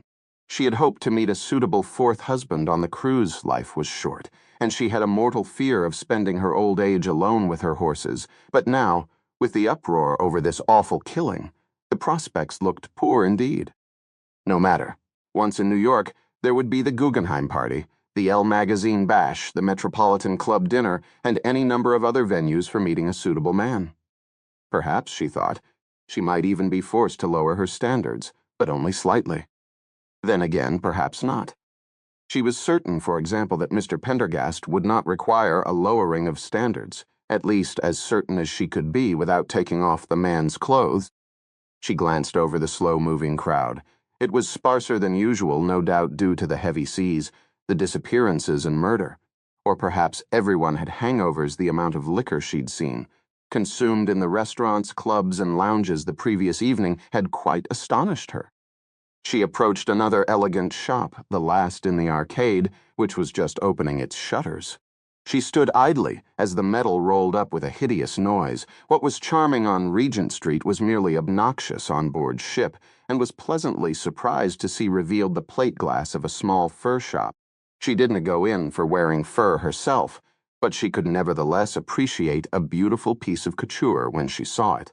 One of the store clerks was in the front window, fussily adjusting a full-length Zuki Bassarick fur coat that had become somewhat disheveled on its old-fashioned wicker mannequin. She paused to admire the coat, which was tiered with fringe in a very full-cut style. Thick enough to keep you warm in a Siberian gulag, she thought with a smile. As she watched, the clerk tugged and fussed with increasing irritation, and then realized the coat had been buttoned up crookedly. With an exaggerated rolling of the eyes, he unbuttoned the coat and flicked it open. A splattering of syrupy liquid fell from the mannequin, followed by what looked like a length of reddish-white rope. The clerk, evidently feeling wetness on his hands, raised them up to his face. They were red, covered in a viscous red that could only be blood. Blood. Emily Dahlberg placed her hand over her mouth. The clerk reacted more violently, jerking back, slipping on the now bloody floor and losing his footing. He flailed, shouted, grabbed at the mannequin, and then clerk, coat, and mannequin fell heavily to the ground, the coat flying open to reveal a corpse. But no, Emily Dahlberg realized. It was not a corpse, at least not a whole corpse, but instead a tangle of organs, red and white and yellow, streaming and dangling from a ragged hole cut into the wickerwork torso of the mannequin. She stared in open-mouthed shock and disbelief, temporarily unable to move. She had witnessed enough sanguinary scenes at the family meatpacking plant, on the arm of her third husband, to know that these organs did not belong to cattle. No cattle viscera was larger. This was something else entirely. All of a sudden, she realized her limbs were working again, and as she turned and began walking back down the Regent Street alley, her pace slightly unsteady, screams began to echo over her shoulder. But Emily Dahlberg did not look back, not even once. Chapter Bon Mihai. 3 minutes after 10 o'clock, the door to a deck. Electrical port cracked open onto an utterly deserted corridor. The shriek of the fire alarm had ceased, and all that remained was an officious emergency message, repeating over and over from the ship's internal sound system. From one direction came the receding voices of fire control officers, from the other a faint babble of noise from the forward lounge. After a brief hesitation, Pendergast emerged from the darkness of the electrical port like a spider from its lair. He glanced first one direction, then the other, peering intently down the plushly carpeted and wallpapered corridor. Then, with feline quickness, he darted forward, opened the front door of the Penshurst triplex, ducked inside, and shutting the door behind him, slid home the heavy-duty lock. For a moment he stood motionless in the muted entryway. Beyond, in the salon, the curtains were drawn against the dark and stormy morning, allowing only a faint light to filter into the hushed interior. He could hear the faint throbbing of the ship, the sound of rain and wind lashing the windows. He inhaled, all senses on high alert. Very faintly, he detected the same waxy, smoky, resinous smell the cab driver had described, the scent he knew from the inner monastery of Xalig Chong. He glanced at his watch. 24 minutes. The Penshurst triplex was one of the 2 largest suites on the ship, more like an elegant townhouse than a ship's stateroom, with 3 bedrooms and an exercise room on the upper floors and a salon, kitchen, dining area, and balcony down, connected by a spiral staircase. He moved out of the entryway and into the dark salon. Silver, gold, turquoise, and varnish gleamed dully from the shadows. Pendergast flicked on the lights and was momentarily dazzled by the extraordinary and eclectic collection of art that greeted his eyes. Early Cubist paintings by Braque and Picasso mingled indiscriminately with masterpieces of Asian painting and sculpture from India, Southeast Asia, Tibet, and China. There were other treasures as well. A table displaying an array of early English repousse silver and gold snuff boxes, several cases containing ancient Greek gold coins, an odd collection of what looked like Roman toga pins and cinctures. The collection as a whole betrayed a collector with a fine eye, impeccable taste, and immensely deep pockets. But even more, it was the work of a man of true culture and discernment, a man with interests and knowledge that went far beyond mere business. Was this, Pendergast wondered, the same man who had so gratuitously and sadistically mutilated Jordan Ambrose after death? He thought again of how Ambrose's murder had been psychologically inconsistent in every conceivable way. He went straight to the large teak cabinet at the far end of the room that Constance had explained housed the suite's safe. Opening the cabinet, he pulled out the magnetic pass card Kemper had supplied him with, slipped it into the slot. A moment later, the safe door sprang ajar with a faint click. He pulled it wide and peered inside. As he did so, a strong smell of resin and smoke wafted outward. The safe was empty except for one thing, a long rectangular wooden box covered with faded Tibetan script. He withdrew it with exquisite care, noting its lightness. It was so riddled with insect holes that it was like a desiccated sponge, crumbling and shedding dust at the slightest touch. He unlatched the old brass keeper and gingerly opened the lid, which fell apart in his hands. Carefully, he pulled away the pieces and stared into the box interior. It was empty. Chapter Bon Me Ba. The bridgeka buzzer sounded, indicating someone was entering the bridge. A moment later, Kemper appeared in the hatchway. LeSueur was taken immediately aback by the man's appearance. His face was gray, his hair limp, his clothes disheveled. He looked like he hadn't slept in a week. "What is it, Mr. Kemper?" he asked, glancing involuntarily at Commodore Cutter, still on the bridge. The man had gone back to his pacing. The ship was on autopilot, a marriage of software, mechanics, and satellite technology that was nothing short of a marvel of naval engineering, able to keep the ship on course better than any human navigator, saving significant amounts of fuel. The problem, LeSueur thought, was the autopilot was still following a course for New York City. "They found the missing girl," Kemper said, his voice low, "or at least part of her." There was a brief silence. LeSueur felt a sudden wave of horror as he tried to process this information. "Part of her," he repeated at last. His throat seemed to have gone dry. Portions of a human body entrails, viscera, were found stuffed into a mannequin in one of the Regent Street shops. At about the same time, streaks of blood, a half-crushed bracelet, and other things were located by one of my search parties on the port-aft railing of Deck Mort. "So the rest was thrown overboard," LeSueur said very quietly. "This was a bad dream, a nightmare, it had to be." "It would seem so, sir. The girl's iPod was located on Deck B, outside the hatch leading to the engineering spaces. It appears she was accosted down there, led or carried up to Deck Mort, then killed and butchered on the weather deck and thrown overboard with a few trophies retained. Those in turn were brought up to the Regent Street fur shop and left on a mannequin." "Do the passengers know yet?" "Yes, word seems to be spreading quickly. They read taking it badly." "How badly?" "Morphy witnessed numerous scenes of hysteria. A man in the Covent Garden casino had to be restrained. Morphy warned you about how dangerous hysteria can become. My recommendation is that the Commodore declare an ISPS code level 1, and that you take steps to increase security on the bridge immediately." LeSueur turned to a second officer. "Activate security hatches on all bridge approaches. No one passes without authorization." "Yes, sir." He turned back to the security chief. "Moat will discuss the IAT-PAYET code with the Commodore. Any leads on the killing?" "None, except the killer seems to have remarkable access to the ship, including a key to engineering and the Regent Street fur shop. Pendergast said the killer had somehow managed to get a security passcard." "Or a master key," said Kemper. "Dozens have been issued." "Motive?" "It could be the work of a raving sociopath, or it might be someone with a specific goal in mind." "A goal? Such as?" Kemper shrugged. "Mordano Sao Panic on board, maybe." "But why?"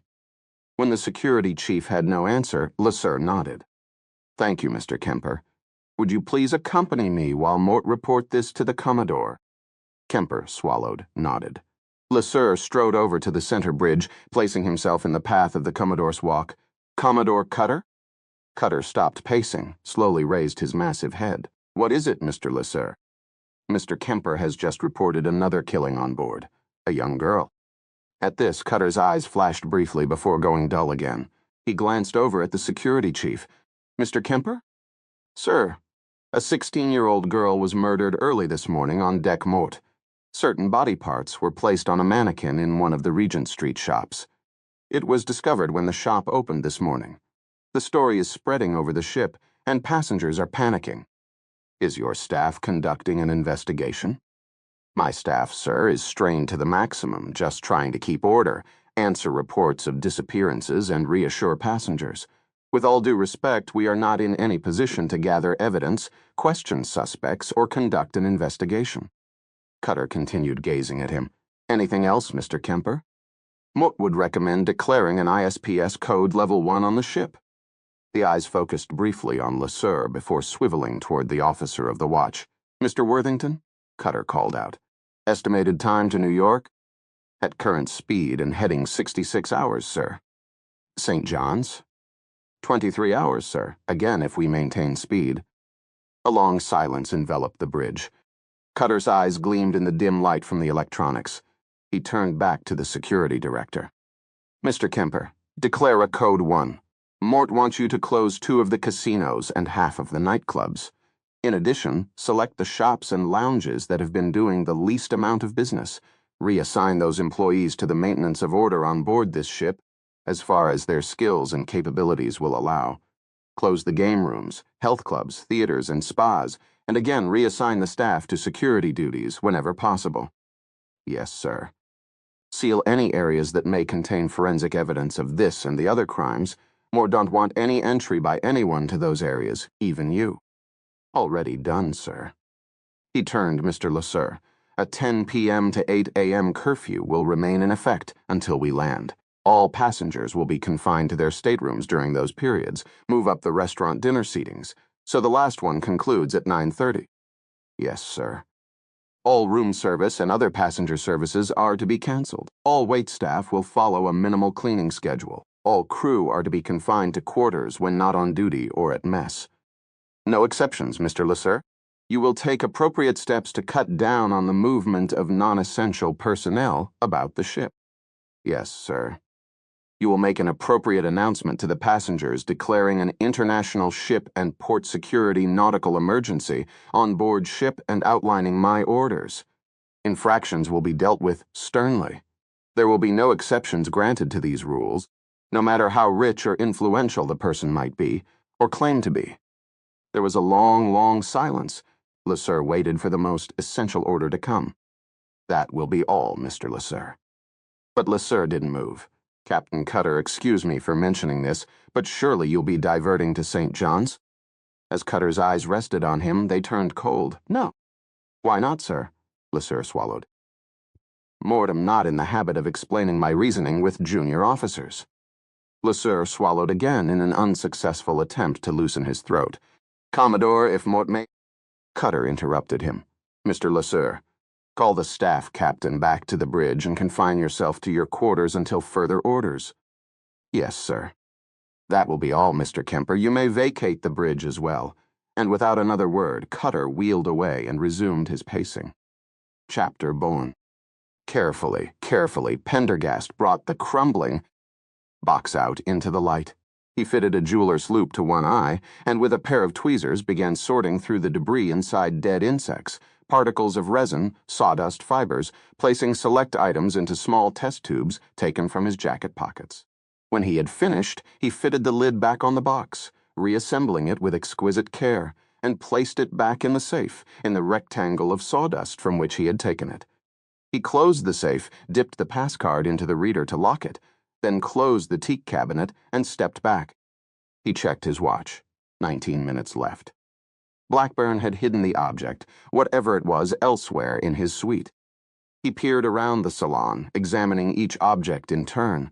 Many whose dimensions exceeded that of the box he could dismiss immediately. But there were many others that could fit in the box, albeit awkwardly.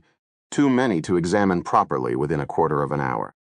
He went upstairs and searched the bedrooms, baths, and exercise room. Blackburn, he noted, had only redecorated the salon except for the silken bed coverings monogrammed with a large and ostentatious B. The upstairs rooms remained in their original decor.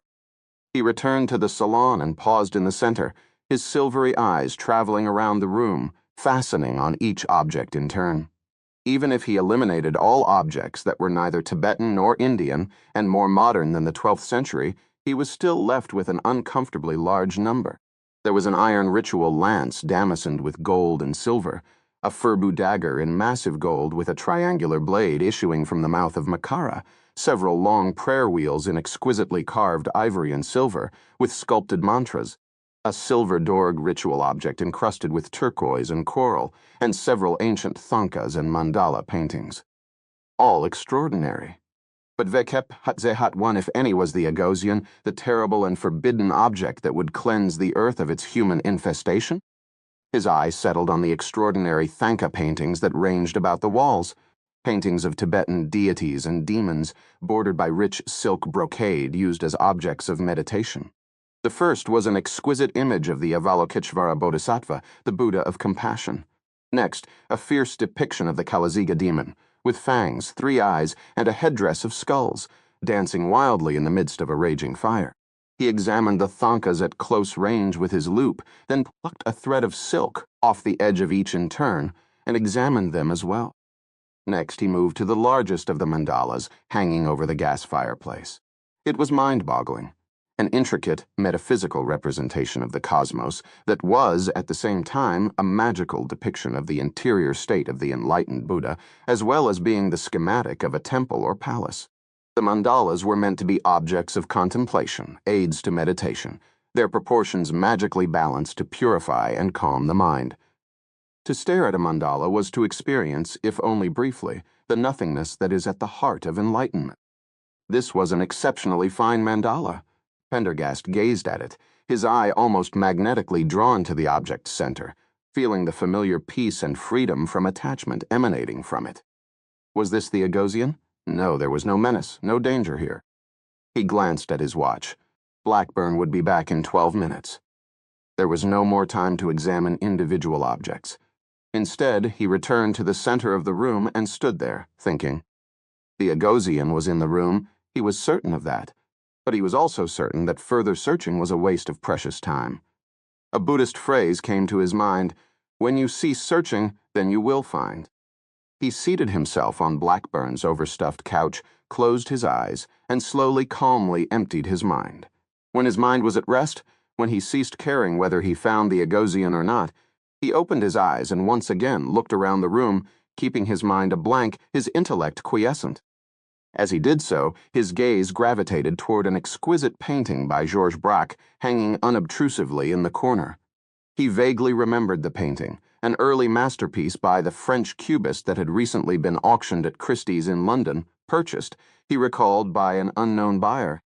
From his position on the sofa, he examined the painting with relaxed pleasure. 7 minutes. Chapter Bonmi Lam. Lasser intercepted staff captain. Misen, she was entering through the outer bridge security hatchway. She paused when she saw his face. Captain Mason, he began, then faltered. She looked at him, her face betraying nothing. She still appeared cool, collected hair tucked under the captain's hat with not a single strand out of place. Only her eyes bespoke a deep weariness.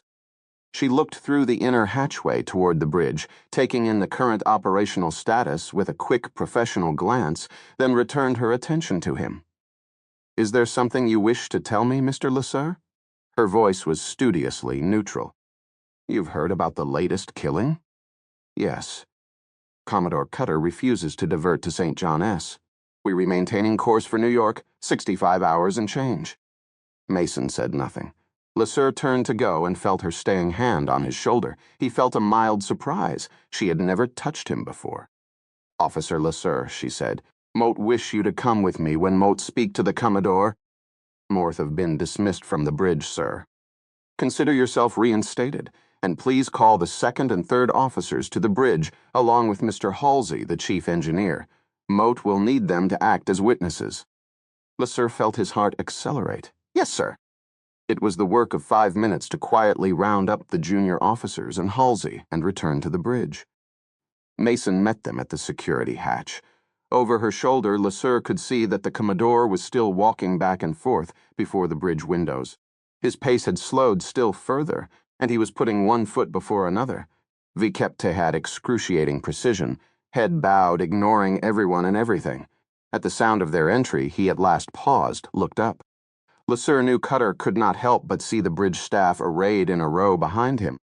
Cutter's watery eyes went from Mason to Lasser and back again. "What is the first officer doing here, Captain?" Mote dismissed him. "Mort asked him to return to the bridge, sir." There was a long silence. "And these other officers?" "Mort asked them to be here as well." Cutter continued to stare at her. "You are insubordinate, Captain." There was a pause before Mason replied. "Commodore Cutter, Mort respectfully ask you to justify your decision to maintain course and heading for New York instead of diverting to St. John S." Cutter's gaze hardened. We've been over this already. Such a diversion is unnecessary and ill-considered.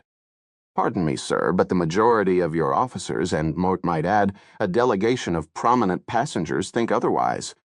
Mort, repeat. You are insubordinate. You are hereby relieved of command. Cutter turned to the two security officers standing guard by the bridge hatch. Escort Captain Mason from the bridge. The two security guards stepped up to Mason. Come with us, please, sir, one of them said. Mason ignored them. Commodore Cutter, you haven't seen what Mort have, what we have. There are 4,300 terrified passengers and crew on board this vessel. The security staff is wholly inadequate to handle a situation of this magnitude, something Mr. Kemper freely acknowledges, and the situation continues to escalate. The control, and therefore the safety, of this ship is at most imminent risk.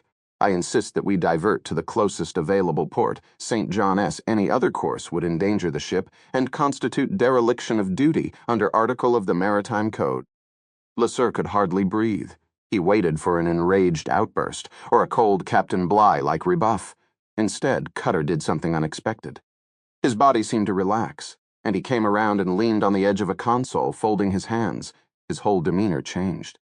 Captain Mason, we re all more than a little distraught. He glanced at LeSueur. Perhaps Moat was a little hasty in my response to you too, Mr. LeSueur. There's a reason why a ship has a master and why his orders are never to be questioned. We don't have the time or luxury to start wrangling among ourselves, discussing our reasoning, voting like a committee, however. Under the circumstances, Moat met, going to explain my reasoning. Moat will explain it once, and only once. Moat expect. He glanced over at the deck officers and the chief engineer, and his voice hardened again. You to listen. All of you must accept the ancient and time-honored sanctity of the master prerogative to make decisions aboard his ship, even decisions that involve life or death situations, such as this one. If mortem wrong, that will be addressed once we reach port. He straightened. We read 22 hours to St. John's, but only if we maintain speed. If we did divert, we'd be plunging into the heart of the storm. Instead of a following sea, we'd be subjected to a beam sea, and then as we cross the Grand Banks, a head-on sea. We'd be lucky to maintain 20 knots of headway. By this calculation, St. John's is 32 hours away, not 22, and that S. Only if the storm does, and Worsenmuth could easily imagine, arriving in St. John's 40 hours from now. That's still a day ahead. The captain held up his hand, his face darkening. Excuse me. A straight heading to St. John's, however, will take us dangerously close to Eastern Shoal and the Carrion Rocks, so we will need to chart a course around those obstacles, losing at least another hour or two. That makes it 42 hours. The Grand Banks are riddled with fishing vessels, and some of the larger factory ships will be weathering the storm offshore, with sea anchors out, immobile, making us the giveaway ship in all encounters. Knock off 2 knots of speed and add maneuvering room, and we lose another few hours. Even though it asks July, the iceberg season isn't over, and recent growler activity has been reported along the outer margins of the Labrador Current, north of the Eastern Shoal. Knock off another hour, so we re-not 22 hours out of St. John's, we re-45. He paused dramatically. The Britannia has now become the scene of a crime. Its passengers and crew are all suspects. Wherever we land, the ship will be detained by law enforcement and not released until the forensic examination of the ship is complete and all passengers and crew interviewed. St. John's is a small, provincial city on an island in the Atlantic, with a minuscule constabulary and a small RCMP detachment. It doesn't have anywhere near the kind of resources needed to do an effective and efficient job of evidence gathering. The Britannia could languish in St. John's for weeks, even a month or more, along with its crew and many passengers, at a loss to the corporation of hundreds of millions of dollars. The number of people on board this ship will swamp the town. He looked around at the silent group, licked his lips. New York City, on the other hand, has the facilities to conduct a proper criminal and forensic investigation. The passengers will be minimally inconvenienced, and the ship will probably be released after a few days. Most importantly, the investigation will be state-of-the-art. They will find and punish the killer. Cutter closed his eyes slowly, then opened them again. It was a slow, strange gesture that gave LeSueur the creeps. Trust, have made myself clear, Captain Mason. Yes, said Mason, her voice cold as ice. But allow me to point out a fact you've overlooked, sir. The killer has struck 4 times in 4 days, once a day, like clockwork. Your 24 extra hours to New York means 1 extra death, an unnecessary death, a death that you will be personally responsible for." There was a terrible silence. "What does it matter that the passengers will be inconvenienced?" Mason continued. "Or that the ship might be stuck in port, or that the corporation might lose millions of dollars? What does it matter when the life of a human being is at stake?" "That's true," LeSueur said louder than he intended. He was distantly surprised to hear that the voice which spoke up was his own. But he was sick at heart, sick of the killing, sick of the shipboard bureaucracy, sick of the endless talk about corporate profits, and he couldn't help but speak. "That's what this is all about. Money. That's all it boils down to. How much money the corporation might lose if its ship were stuck in St. John's for a few weeks. Are we going to save the corporation money, or are we going to save a human life?" "Mr. LeSueur," Cutter said, "you are out of line." But LeSueur cut him off. "Listen, the most recent victim was an innocent 16-year-old girl. A kid, for God's sake, traveling with her grandparents, kidnapped and murdered. What if she had been a daughter of yours?" He turned to face the others. "Are we going to let this happen again? If we follow the course Commodore Cutter recommends, we very likely condemning another human being to a horrible death." LeSueur could see the junior deck officers nodding their agreement. There was no love lost for the corporation. Mason had hit a nerve. The chief engineer, Halsey, remained unreadable. "Commodore, sir, you leave me no choice," Mason said, her voice quiet but with a measured, almost fierce eloquence. "Either you divert this ship, or Mot Luklunk be forced to call for an emergency article action." Cutter stared at her. That would be highly inadvisable. "It's the last thing that want to do, but if you continue to refuse to see reason, you leave me no choice." "Bullshit!" This profanity, so remarkable on the lips of the Commodore, sent a strange shockwave rippling across the bridge. "Commodore?" Mason said. But Cutter did not reply. He was staring out through the bridge windows, gaze fixed on an indeterminate horizon. His lips worked soundlessly. "Commodore?" Mason repeated. There was no reply. "Very well." Mason turned to the assembled group. "As second in command of the Britannia, Mort hereby invoke article against Commodore Cutter for dereliction of duty. Who will stand with me?" LeSueur's heart was pounding so hard in his chest, it felt like it would burst from his rib cage. He looked around, his eyes meeting the frightened, hesitant eyes of the others. Then he stepped forward. "Mot will," he said. Chapter Beaumassau. Pendergast continued to look at the Brock. A small question, a nagging doubt, took root in the margins of his consciousness, spreading to fill the void he had created within his mind. Slowly it intruded into his conscious thought. There was something wrong with the painting. It was not a forgery. There was no doubt it was genuine, and that it was the very painting auctioned at Christie's in the winter sale 5 months before. But there was, nevertheless, something that wasn't right. The frame, for one thing, had been changed. But that wasn't all. He rose from his seat and approached the painting, pausing inches from its surface, and then stepping slowly back, staring intently at it the entire time. It came to him in a flash. Part of the image was missing. The painting had lost an inch or two on the right side, and at least 3 inches off the top. He stood motionless, staring. He was sure the painting had been sold intact at Christie's. That could mean only one thing. Blackburn himself had mutilated it for reasons of his own. Pendergast's breathing slowed as he contemplated this bizarre fact, that an art collector would mutilate a painting that had cost him over $3 million. He plucked the painting off the wall and turned it over. The canvas had recently been relined, as one might expect from a painting that had been cut down from its original size. He bent down and sniffed the canvas, coming away with the chalky smell of the glue used in relining. Very fresh, a lot fresher than 5 months. He pressed it with his fingernail. The glue had barely dried. The relining had been done in the last day or 2. He checked his watch. 5 minutes. He quickly laid the painting face down on the thick carpeting, removed a penknife from his pocket, inserted it between the canvas and the stretcher, and with exquisite care pressed down on the blade, exposing the inside edge of the canvas. A dark, loose strip of old silk caught his eye. The liner was false. Something was hidden behind it. Something so valuable that Blackburn had sliced up a $3 million painting to hide it. He quickly examined the fake liner. It was held tight by the pressure between the canvas and the stretcher. Slowly, carefully, Pendergast prized the canvas away from one side of the stretcher, loosened the liner, then repeated the process on the other 3 sides. Keeping the painting face down on the carpeting, he grasped the now loose corners of the liner between his thumb and forefinger, peeled it back. Hidden between the fake liner and the real one was a painting on silk covered by a loose silk cloth. Pendergast held it at arm's length, then laid it on the carpet and drew back the silk cover.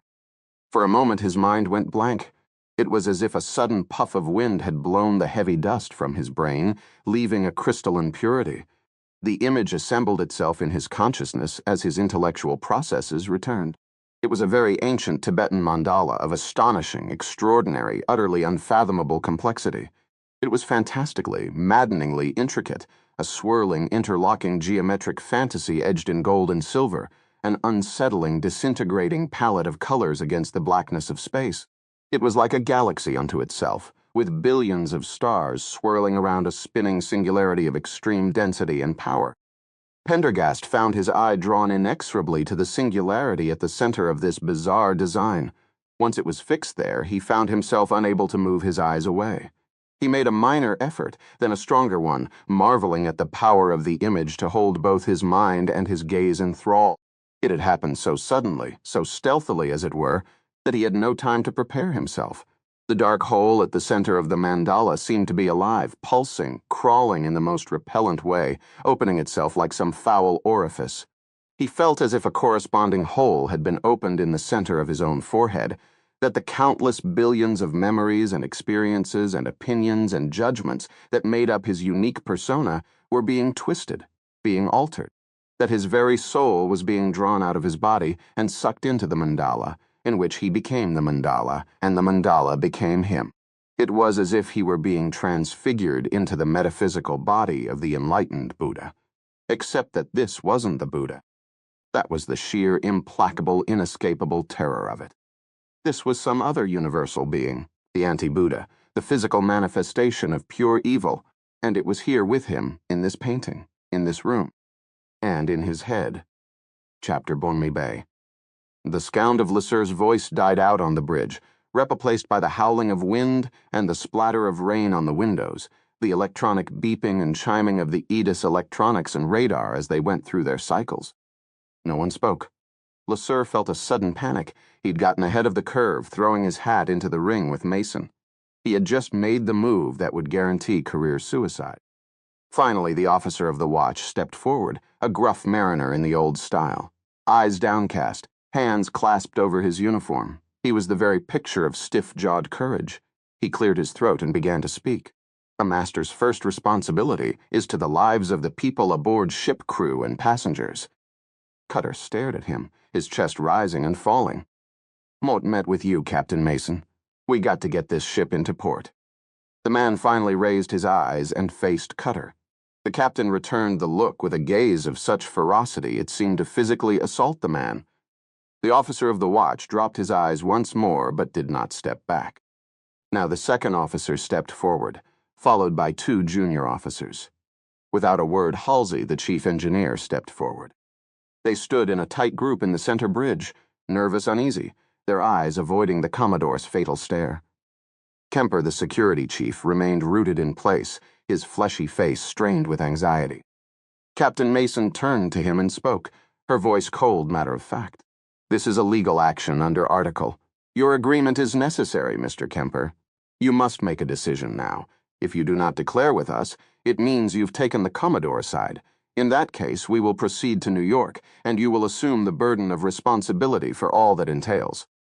Mott, Kemper croaked. This is a mutiny, said Cutter, his gravelly voice low and threatening. A mutiny, pure and simple. You go along with this, Kemper, and you are guilty of mutiny on the high seas, which is a criminal offense. Moat will see you charged to the fullest extent. You will never set foot on the deck of a ship again as long as you live. That goes for the rest of you. Mason took a step toward Kemper, her voice softening just slightly. Through no fault of your own, you've been placed between a rock and hard place. On the one hand, a possible charge of mutiny. On the other, a possible charge of negligent homicide. Life is hard, Mr. Kemper, take your pick. The chief of security was breathing so hard, he was almost hyperventilating. He looked from Mason to Cutter and back, eyes darting around as if seeking a way out. There was none. He spoke all in a rush. "We've got to make port as soon as possible." "That's an opinion, not a declaration," said Mason coolly. Mort met with you." Mason turned her Hakano eyes on the Commodore. "You are a disgrace to your uniform and to 1,000 years of maritime tradition," Cutter roared. "This shall not stand." "Commodore Cutter," Mason said, "you are hereby relieved of command under Article of the Maritime Code. Mort will give you one opportunity to remove yourself from the bridge with dignity. Then Mort shall order you removed. You vixen, you reliving proof that women have no place on the bridge of a ship," and Cutter rushed at her with an inarticulate roar, grasping the lapel of her uniform before 2 security guards seized him. He cursed, clawing and roaring like a bear as they wrestled him to the ground, pinned him, and handcuffed him. "Brown-haired bitch, may you burn in hell." More security guards were called in from a nearby detail, and the Commodore was subdued with great difficulty. He was finally wrestled off, his thundering voice hurling imprecations down the companionway until at last silence fell. LeSueur looked at Mason and was surprised to see a flush of poorly concealed triumph on her face. She looked at her watch. "Moat will note for the log that command of the Britannia has been transferred from Commodore Cutter to staff, Captain Mason at 10:50 GMT. She turned to Kemper. "Mr. Kemper, Moat shall need all the keys, passwords, and authorization codes to the ship and all electronic and security systems." "Yes, sir." She turned to the navigator. "And now, if you please, reduce speed to 24 knots and lay in a course for St. John's, Newfoundland." Chapter Bon Mitam. The door opened softly. Constant rose from the divan with a sharp intake of breath. Pendergast slipped through the door, strolled over to the small bar, pulled down a bottle, and examined the label. He removed the cork with a faint pop, took out a glass, and casually poured himself a sherry. Carrying the bottle and glass with him, he took a seat on the sofa, put the bottle on a side table, and leaned back, examining the color of the sherry in the light. "Did you find it?" Constance asked. He nodded, still examining the color of the sherry, and then tossed off the glass. "The storm has intensified," he said. Constance glanced toward the glass doors that opened onto the balcony, lashed with flecks of spume. The rain was now so heavy she couldn't see down to the water. There was only a field of gray grading to darkness. "Well?" She tried to control the excitement in her voice. "What was it?" "An old mandala." He poured himself a second glass, then raised it toward Constance. "Care to join me?" "No, thank you." "What kind of mandala? Where was it hidden?" His coyness could be maddening. Pendergast took a long, lingering sip, exhaled. Our man had hidden it behind a Braque painting. He trimmed down and restretched the painting in order to hide the Agosian behind it. A lovely Braque, from his early Cubist period, utterly spoiled. A shame. He had hidden it recently. Too, he had evidently learned about the maid that went crazy after cleaning his rooms, and perhaps he even knew of my interest. The box was in the safe. Apparently he felt the safe wasn't secure enough for the mandala with good reason, as it turns out. Or perhaps he simply wanted to have it accessible at all times. What did it look like? The mandala? The usual 4-sided arrangement of interlocking squares and circles, done in the ancient Kadampa style, astonishingly intricate but of little interest to anyone beyond a collector or a superstitious group of Tibetan monks. "Constance, would you kindly sit down? It is not agreeable to speak to a standing person when one is seated." Constance subsided into her seat. "That is all? Just an old mandala? Are you disappointed?" "I thought somehow that we'd be dealing with Kep. To had something extraordinary, perhaps even," she hesitated. "More to know something with almost supernatural power." Pendergast issued a dry chuckle. "Mote fear you took your studies at Gesalriksong a trifle too literally." He sipped his sherry again. "Where is it?" she asked. "Mort left it in situ for the time being. It's safe with him, and we know where it is now. We look Luang take it from him at the end of the voyage, at the last minute when he wanna have time to respond." Constance sat back. Somehow Mort can't believe it. Just to thank a painting. Pendergast eyed the sherry again. "Our little pro bono assignment is nearly finished. All that remains is the problem of relieving Blackburn of his ill-gotten goods, and as I said, that is trifling. Mort have already worked out most of the details." Mort do hope we wanna have to kill him, although I wouldn't consider it much of a loss. Kill him? Good God, Aloysius, Moat would certainly hope to avoid that. Pendergast raised his eyebrows. Really? Mort should have thought you would be accustomed to it by now. Constance stared at him, flushing. What are you talking about? Pendergast smiled, dropped his eyes again. Constance, forgive me. That was insensitive. No, we want to kill Blackburn. We'll find another way to take his precious toy. There was a long silence as Pendergast sipped his sherry. Did you hear the rumor of the mutiny? Said Constance. Pendergast didn't seem to hear. Maria just informed me of it. Apparently, the staff captain has taken command, and now we're re-heading to Newfoundland instead of New York. The ship's in a panic. They reinstituting a curfew. There's supposed to be an important announcement coming over the public address system at noon. She glanced at her watch. In an hour. Pendergast set down the empty glass and rose. Mot am somewhat fatigued from my labors. Mot believe Mot shall take a rest. Would you see to it that upon rising at 3 o'clock Mot have a breakfast of eggs, Benedict, and hojicha green tea waiting for me, fresh and hot? Without another word, he glided up the stairs to his bedroom. A moment later, his door eased shut behind him and the lock turned with a soft click. Chapter Bonchin. Lezer was 1 hour into the afternoon watch, and he stood at the integrated bridge workstation before the giant array of EDIS chart plotters and vector radar overlays, tracking the progress of the ship as it cut across the Grand Banks on a course for St. John S.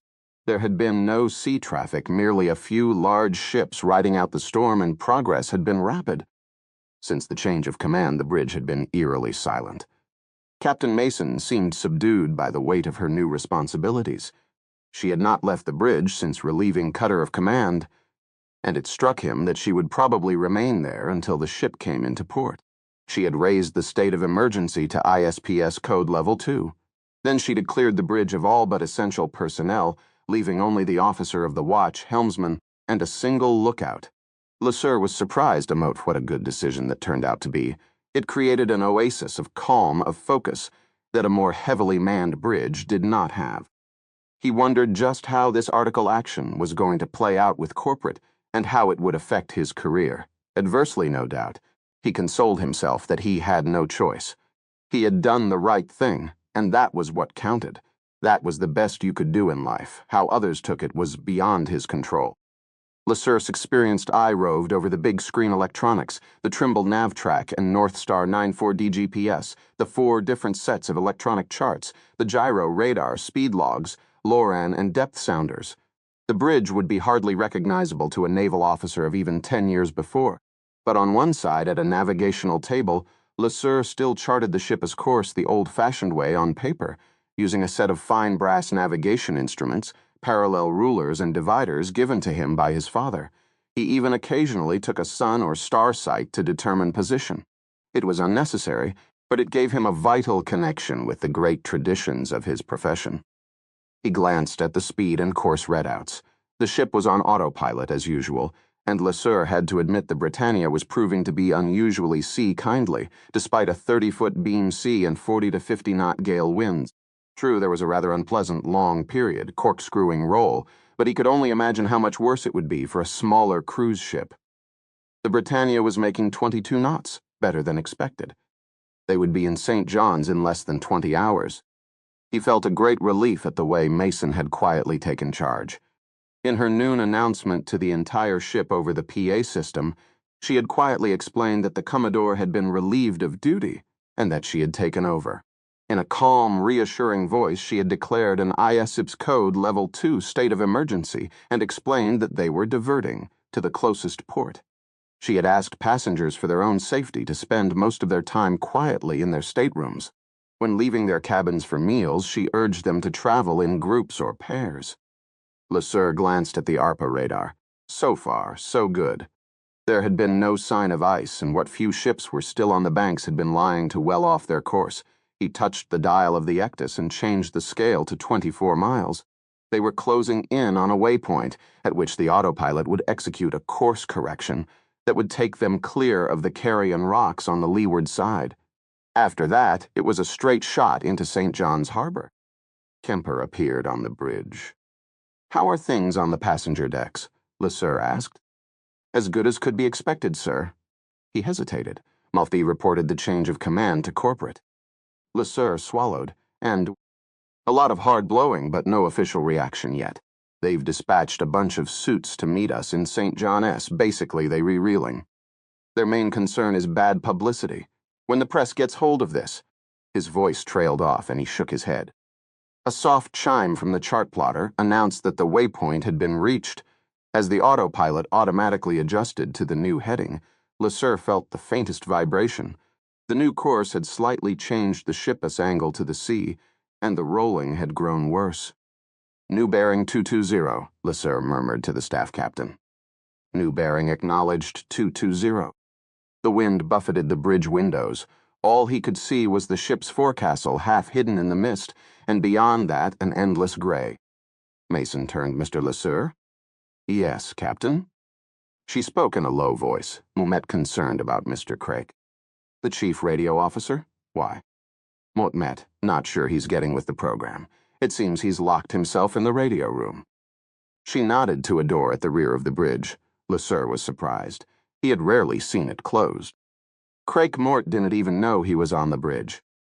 Mort need to make sure that all the deck officers are working as a team, she went on. We've got a storm, we've got over 4,000 terrified passengers and crew, and we've got a rough time ahead of us. When we get to St. John's, we can afford to have any second guessing or dissension among the deck officers. Not now. Yes, sir. But need your help, rather than make a big deal about it. But like to have a quiet word with Mr. Craik, just the two of us. But think perhaps he felt intimidated by you and the others into going along. That sounds like a wise approach, sir. The ship's on autopilot. We're still 4 hours from passing the Carrion Rocks. Sm'd like you to clear the bridge so it can speak to Craik in a non-threatening environment. But feel it's especially important that Mr. Kemper absent himself. LeSueur hesitated. The standing orders stated that the bridge must be manned by a minimum of 2 officers. Mut Luglung temporarily take the watch, said Mason, and Craik could be considered the second bridge officer, so this one to violate regulations. Yes, sir, but with the storm conditions. Mut understand your reluctance, Mason said. Mut met asking for just 5 minutes. Mut want Mr. Craik feeling he is being ganged up, on Mut met a little worried, frankly, about his emotional stability. Do it quietly and don't to tell anyone why. LeSueur nodded. Aye, sir. Thank you, Mr. LeSueur. LeSueur walked over to the lookout. Join me in the companionway for a moment. He nodded to the helmsman. You too. But Captain asked orders. Yes, sir. LeSueur, rejoined Kemper. Captain asked taking the watch for a few minutes she'd like us to clear the bridge. Kemper looked at him sharply. Why? Orders, LeSueur repeated in a tone he hoped would discourage further questions. He checked his watch, 5 minutes and counting. They withdrew to the companionway just beyond the bridge hatch, and LeSueur shut the door, taking care to leave it unlocked. What's this all about? Kemper asked. Ship's business, LeSueur repeated, sharpening his tone even further. They stood in silence. LeSueur glanced at his watch. 2 more minutes. At the far end of the companionway, the door opened and a figure entered. LeSueur stared. It was Craik. Moat thought you were in the radio room, he said. Craik looked back at him like he was crazy. Moat met just reporting for duty now, sir. But Captain Mason? He was interrupted by a low alarm and a flashing red light. A series of soft clicks ran around the length of the bridge hatch. What the hell's that? The helmsman asked. Kemper stared at the blinking red light above the door. Christ, someone's initiated an S-code, level 3. LeSueur grabbed the handle of the bridge door, tried to turn it.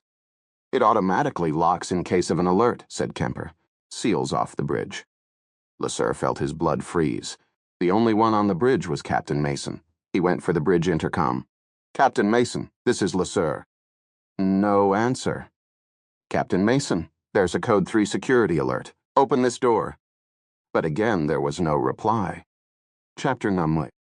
1:30 Roger mails himself, leading a fractious group of deck Moor passengers to the final lunch shift at Oscar S. For over an hour he had been answering questions, or rather, avoiding answering them about what would happen when they got to Newfoundland, about how they would get home, about whether refunds would be made. Nobody had told him shit. He knew nothing. He could answer nobody, and yet they had exhorted him to maintain security, whatever the hell that meant. Nothing like this had happened to him before. His greatest joy of shipboard life was its predictability. But on this voyage, nothing at all had been predictable, and now he felt he was getting close to the breaking point. He walked along the corridor, a rictus-like smile screwed onto his face. The passengers behind him were speaking in raised, querulous voices about all the same tiresome issues they had been talking about all day: refunds, lawsuits, getting home. He could feel the slow roll of the ship as he walked, and he kept his eyes averted from the broad starboard windows lining one side of the corridor.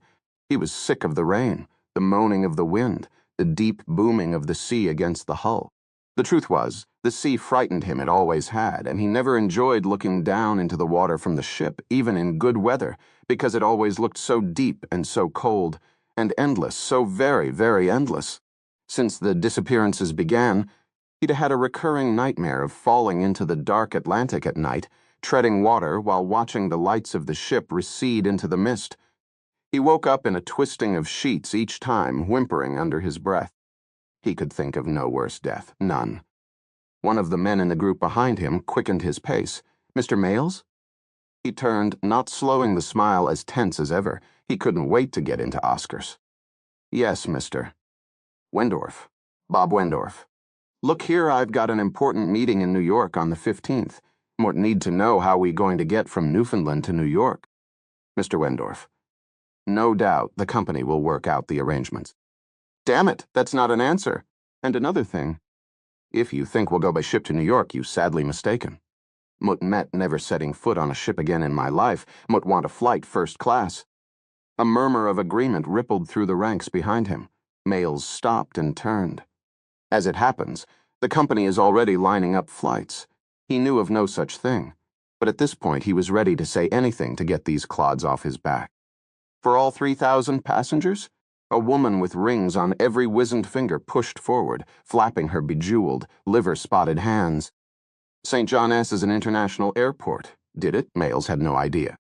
The woman went on, voice like a buzz saw. "Frankly, Mort, find the lack of communication intolerable. We paid a lot of money to make this voyage. We deserve to know what's going on." "You deserve a boot up your prolapsed old ass, lady," Mayles continued smiling. "The company—" "What about refunds?" interrupted another voice. "Mort, hope you don't think we going to pay for this kind of treatment." "The company will take care of everyone," Mayles said. "Please have patience." He turned quickly to avoid more questions and that S when he saw it. It was a thing like a dense massing of smoke, at the angle of the corridor. It was moving toward them with a kind of sickening, rolling motion. He halted abruptly, paralyzed, staring. It was like a dark, malignant mist, except that it seemed to have a texture to it, like woven fabric, but vague, indefinite, darker toward the middle with faint interior glints of dirty iridescence.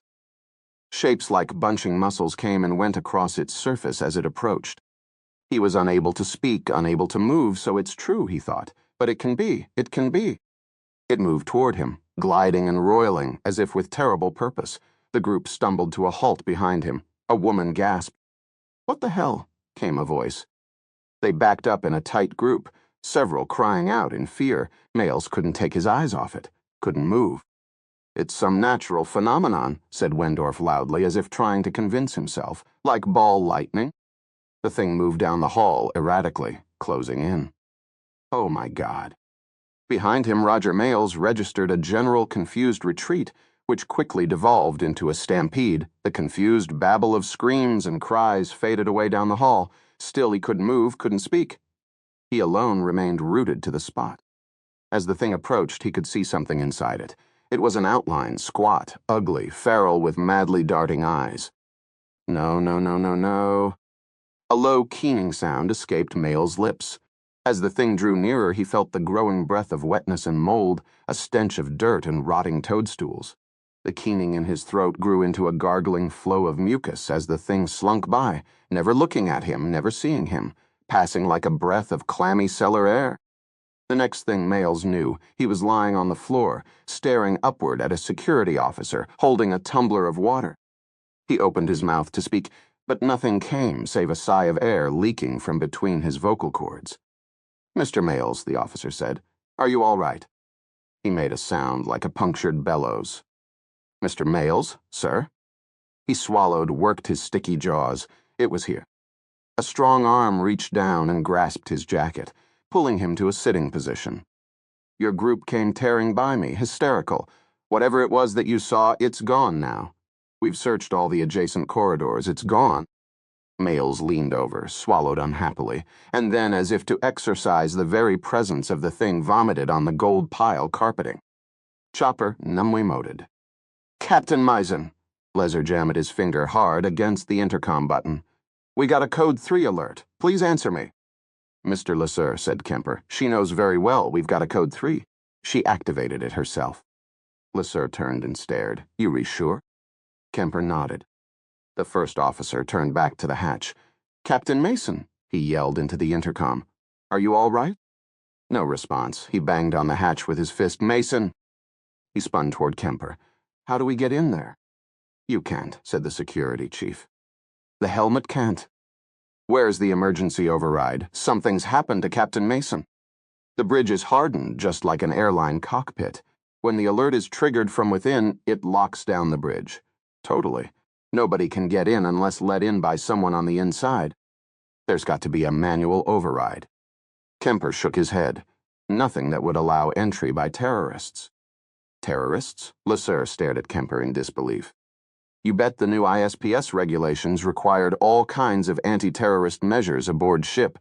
The world's largest ocean liner, it's an obvious target. You wouldn't have believed the anti-terrorist systems on the ship. Trust me, you want to get in, even with explosives.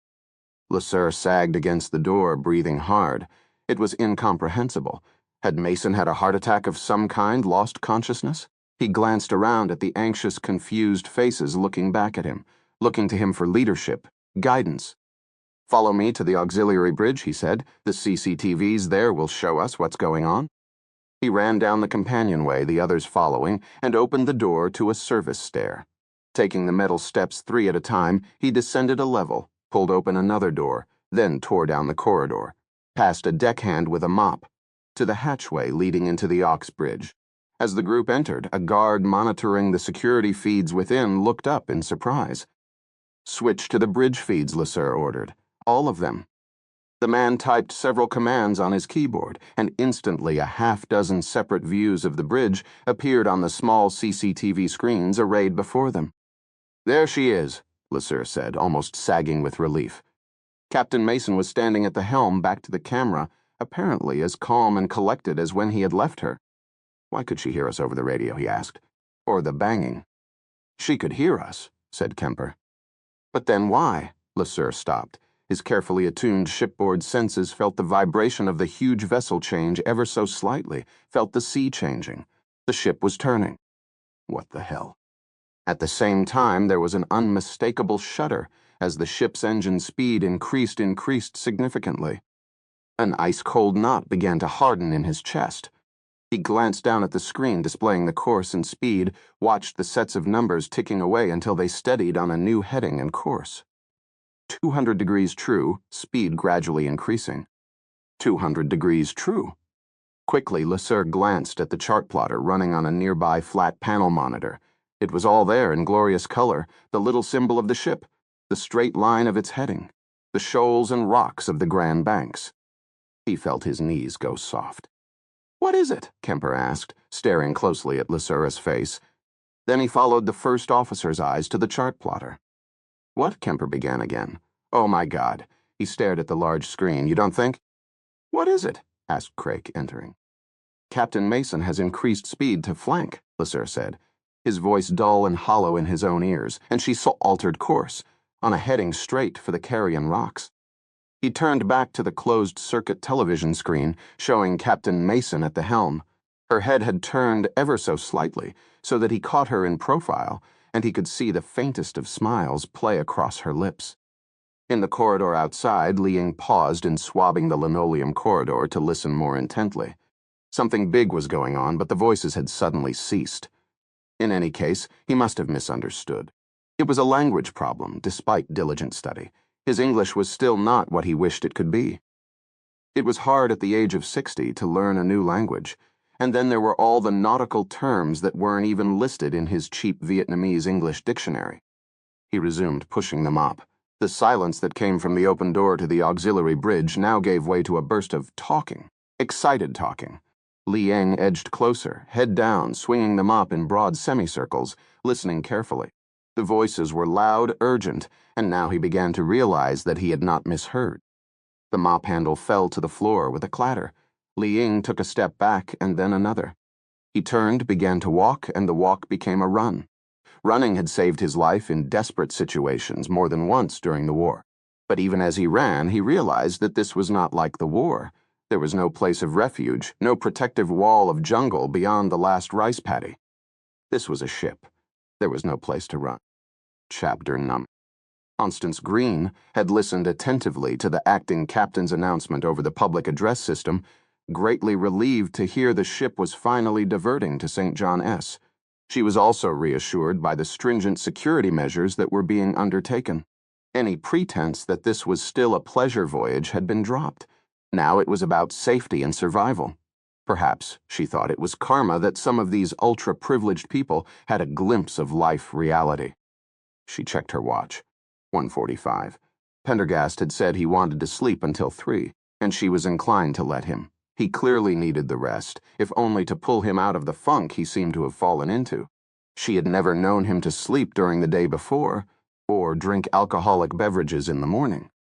Constance settled on the sofa and opened a volume of Montaigne's essays, trying to take her mind off her concerns, but just as she began to lose herself in the elegant French turns, a soft knock came at the door. She stood up and went to the door. "It's Maria. Open, please." Constance opened it, and the maid slipped in. Her usually spotless uniform was dirty and her hair disheveled. "Please sit down, Maria. What's going on?" Maria took a seat, passing a hand over her forehead. "It is Hakahi out there." "Mort met, sorry." "How you call it? An asylum, listen. Mort, bring you news, very bad news. It's going around below decks like fire. Mort, pray it's not true." "What is it?" "The acting captain, they say. Captain Mason has locked herself on the bridge and is steering the ship toward rocks." "What?" "Rocks. The carrion rocks. They say we will hit the rocks in less than 3 hours." "It sounds to me like a hysterical rumor." "Maybe," said Maria, "but this one, all the crew believe it. And something big is happening up on the auxiliary bridge. Many officers coming and going, lots of activity. Also that, how you say, that ghost has been seen again. A group of passengers this time, and the cruise director as well." Constance paused. The ship shuddered through another massive wave, yawing strangely. She looked back at Maria. "Wait here, please." She went upstairs and knocked on the door of Pendergast's stateroom. Usually he responded immediately, his voice as clear and collected as if he'd been awake for hours. This time, nothing. Another knock. "Aloysius?" A low, even voice issued from inside. "Asked you to wake me at 3. There's an emergency you should know about." A long silence. Madame see why it couldn't wait. "It can await, Aloysius." A long silence. "Mort Luglunk join you downstairs in a moment." Constance descended. Several minutes later, Pendergast made his appearance wearing black suit pants, a starched white shirt hanging open unbuttoned, black suit jacket and tie thrown over one arm. He tossed the jacket on the chair and cast his eyes about. "My eggs Benedict and tea?" he asked. Constance stared at him. "They've shut down all room service. Food is being served only in shifts. Surely Maria here is clever enough to scare something up while I shave." "We don't have time for food," said Constance, irritated. Pendergast went into the bathroom, leaving the door open, pulled the shirt off his white sculpted body, tossed it over the shower rail, turned on the water, and began to lather his face. He took out a long, straight razor and began stropping it. Constance got up to shut the door, but he gestured to her with his hand. "Mort met, waiting to hear what's so important that it has disrupted my nap. Maria says that Captain Mason, the one who took over from Cutter after he refused to change course, has seized the bridge of the ship and is sending us on a collision course with a reef." The razor paused in its smooth progress down Pendergast's long white jaw. Almost 30 seconds passed. Then the shaving resumed. "And why has Mason done this?" "Nobody knows. Chiduete went crazy, it seems." "Crazy," Pendergast repeated. The scraping continued, maddeningly slow and precise. On top of that, Constance said there's been another encounter with that thing, the so-called smoke ghost. A number of people saw it, including the cruise director. It almost seems as if she paused, uncertain how to articulate it, then dropped the idea. It was no doubt her imagination. Pendergast's shaving continued in silence, the only sounds the faint booming and buffeting of the storm and the occasional raised voice in the corridor. Constance and Maria waited. At last he finished. He rinsed, wiped off and folded the razor, mopped and toweled his face, pulled on his shirt, buttoned it, slipped the gold cuff links into his cuffs, threw on his tie and knotted it with a few expert tugs. Then he stepped into the sitting room. "Where are you going?" Constance asked, both exasperated and a little frightened. "Do you have any idea what's going on here?" He picked up his jacket. "You mean you haven't figured it out?" "Of course Mud haven't." Constance felt herself losing her temper. "Don't tell me you have." "Naturally Mode have." He slipped on his suit coat and headed for the door. "What?" Pendergast paused at the door. Everything is connected, as Mort surmised earlier: the theft of the Agosian, the murder of Jordan Ambrose, the shipboard disappearances and killings, and now the mad captain driving the ship up on a reef. He gave a little laugh. "Not to mention your smoke ghost." "How?" Constance asked, exasperated. "You have the same information Mot do, and Mot find explanations to be so tiresome. Besides, it's irrelevant now, all of it." He waved his hand vaguely around the room. "If what you say is true, all this will shortly be wedged in the abyssal muck at the bottom of the Atlantic, and right now Mot have something important to do. Mot Leclunk be back in less than an hour. Perhaps in the meantime you might manage a simple plate of eggs, Benedict, and green tea?" He left. Constance stared at the door long after it had closed behind him.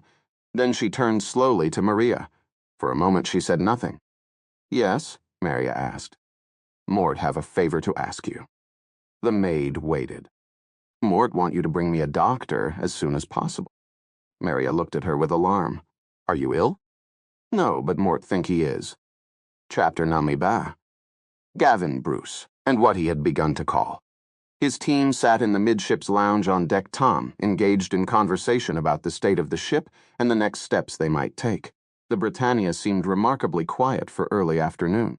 Even though a curfew had only been instituted for the nighttime hours, it seemed many of the passengers had taken to their cabins, either through fear of the murderer or exhaustion over an extremely tense morning.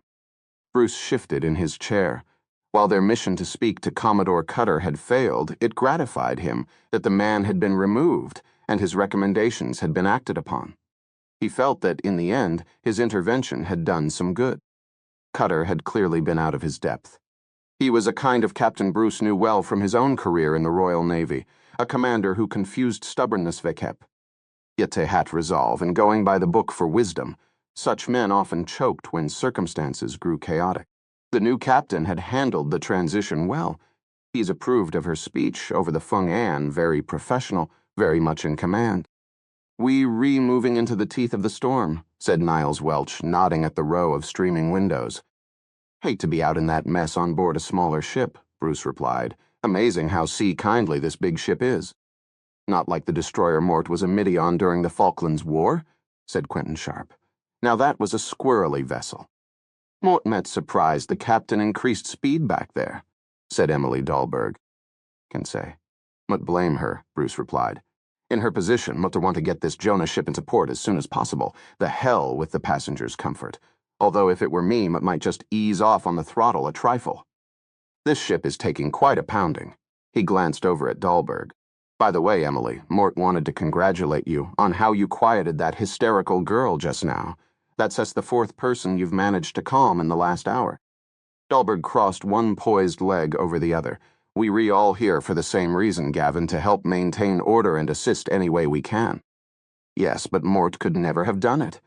Mort think Mort ever seen anybody that upset. Mort just used my maternal instincts.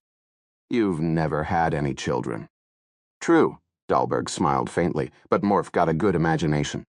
The sound of urgent footsteps and confused shouting came echoing down the corridor. "Not another group of drunken sods," Sharp muttered.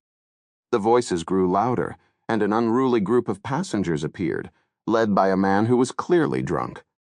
They had fanned out and were pounding on stateroom doors, the occupants coming out into the corridor behind them. "Did you hear?" The man in the lead shouted, his voice slurred. "You hear?" The others in the group kept banging, shouting for everyone to come out. Bruce sat up. "Is something wrong?" Dahlberg asked sharply. The drunken man stopped, swaying slightly. "We on a collision course." There was a babble of frightened voices. The man waved his arms. "Captain's seized the bridge. She is going to wreck the ship on the Grand Banks." A burst of questions, shouts. Bruce rose. "That's an incendiary charge to make, sir.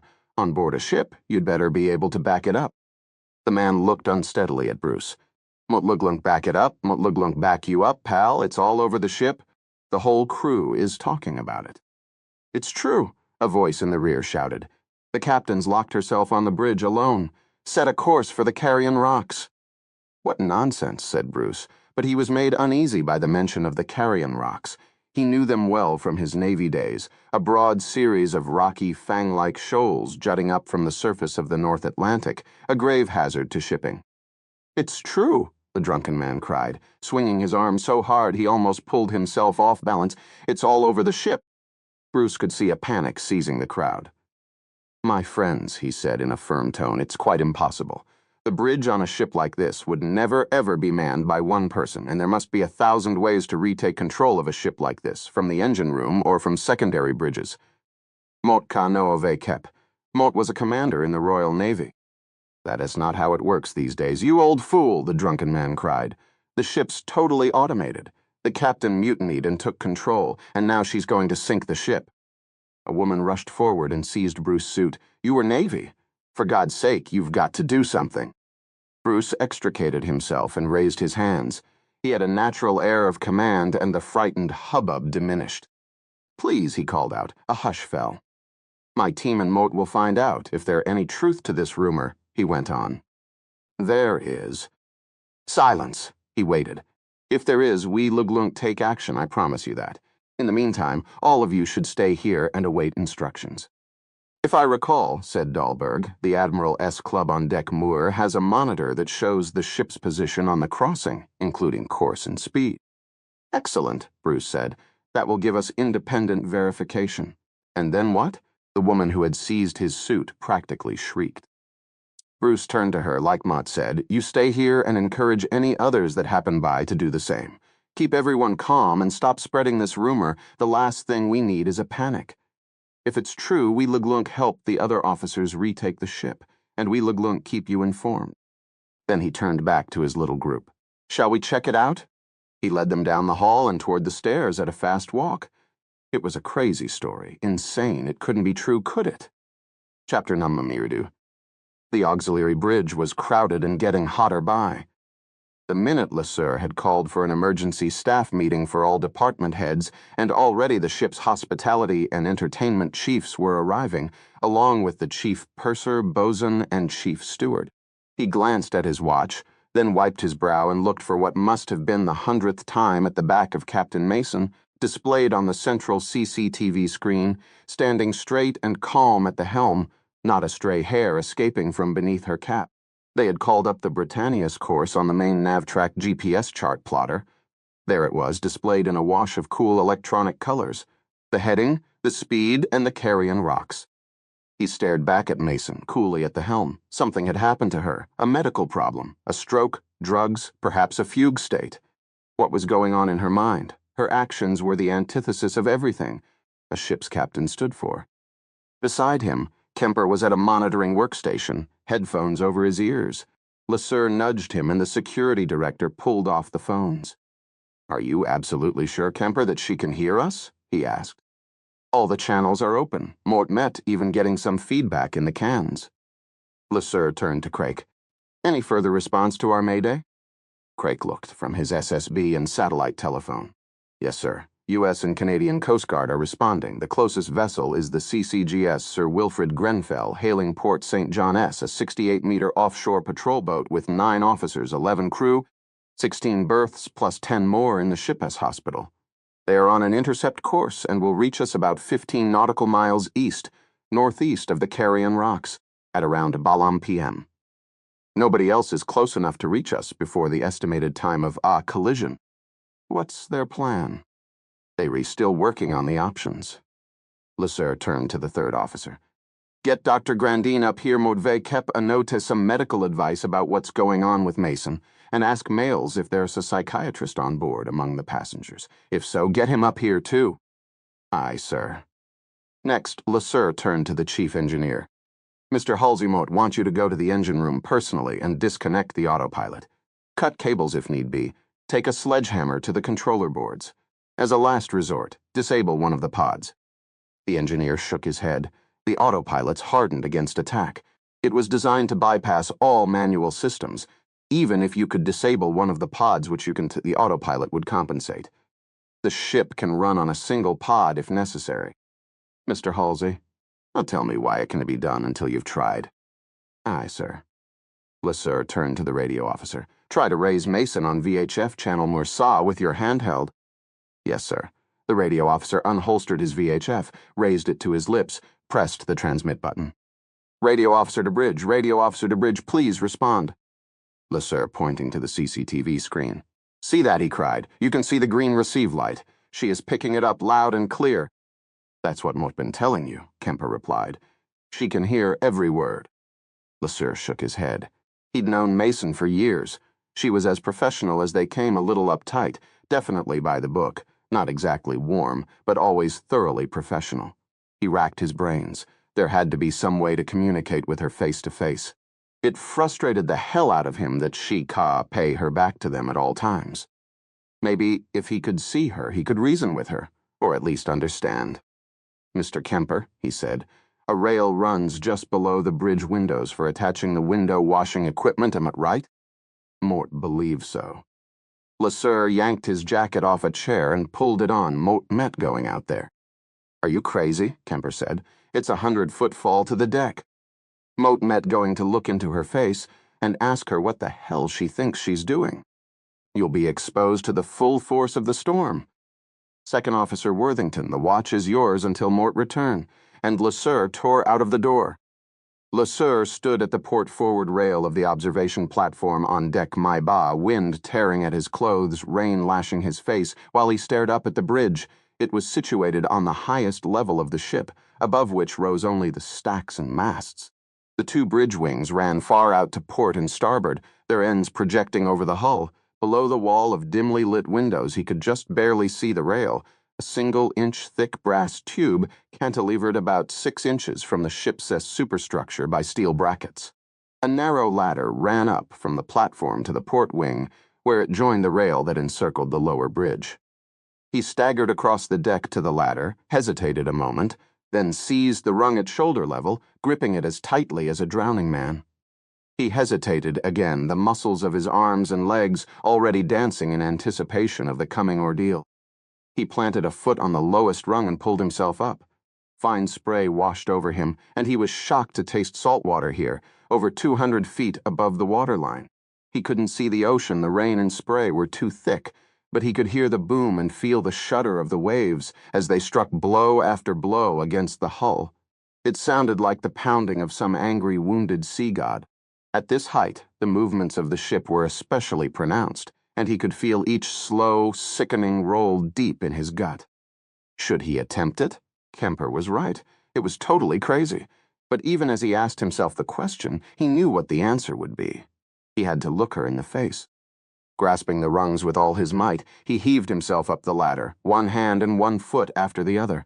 The wind lashed at him so violently that he was forced to close his eyes at times and work upward by feel, his rough seaman's hands closing like vises on the grit-painted rungs. The ship yawed under a particularly violent wave, and he felt as if he were hanging over empty space, gravity pulling him down into the cauldron of the sea. One hand at a time. After what seemed like an endless climb, he reached the top rail and pulled his head up to the level of the windows.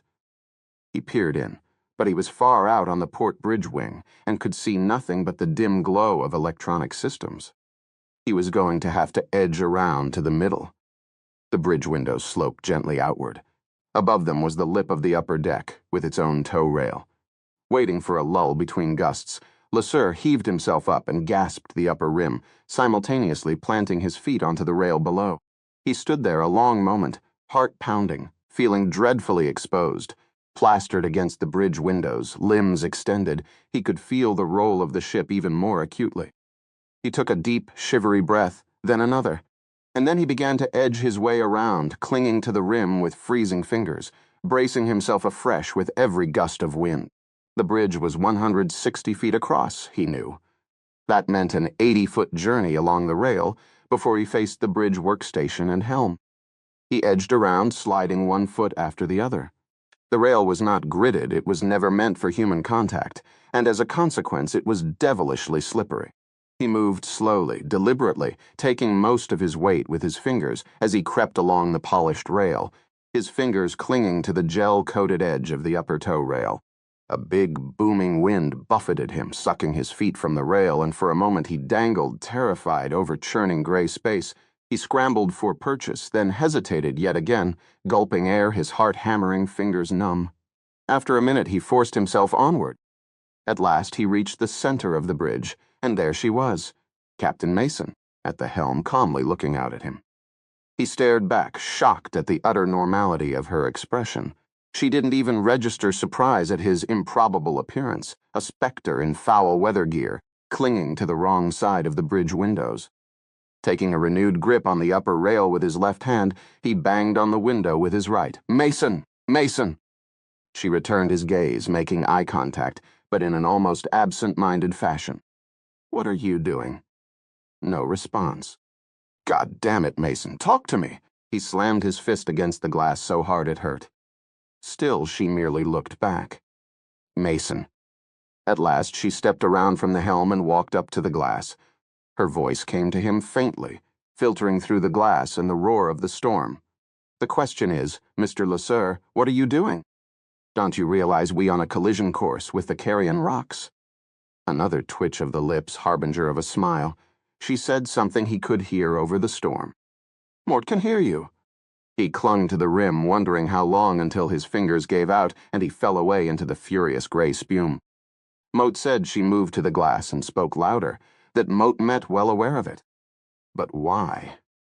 The smile finally came like sun glittering on ice. "That is the question, isn't it, Mr. LeSueur?"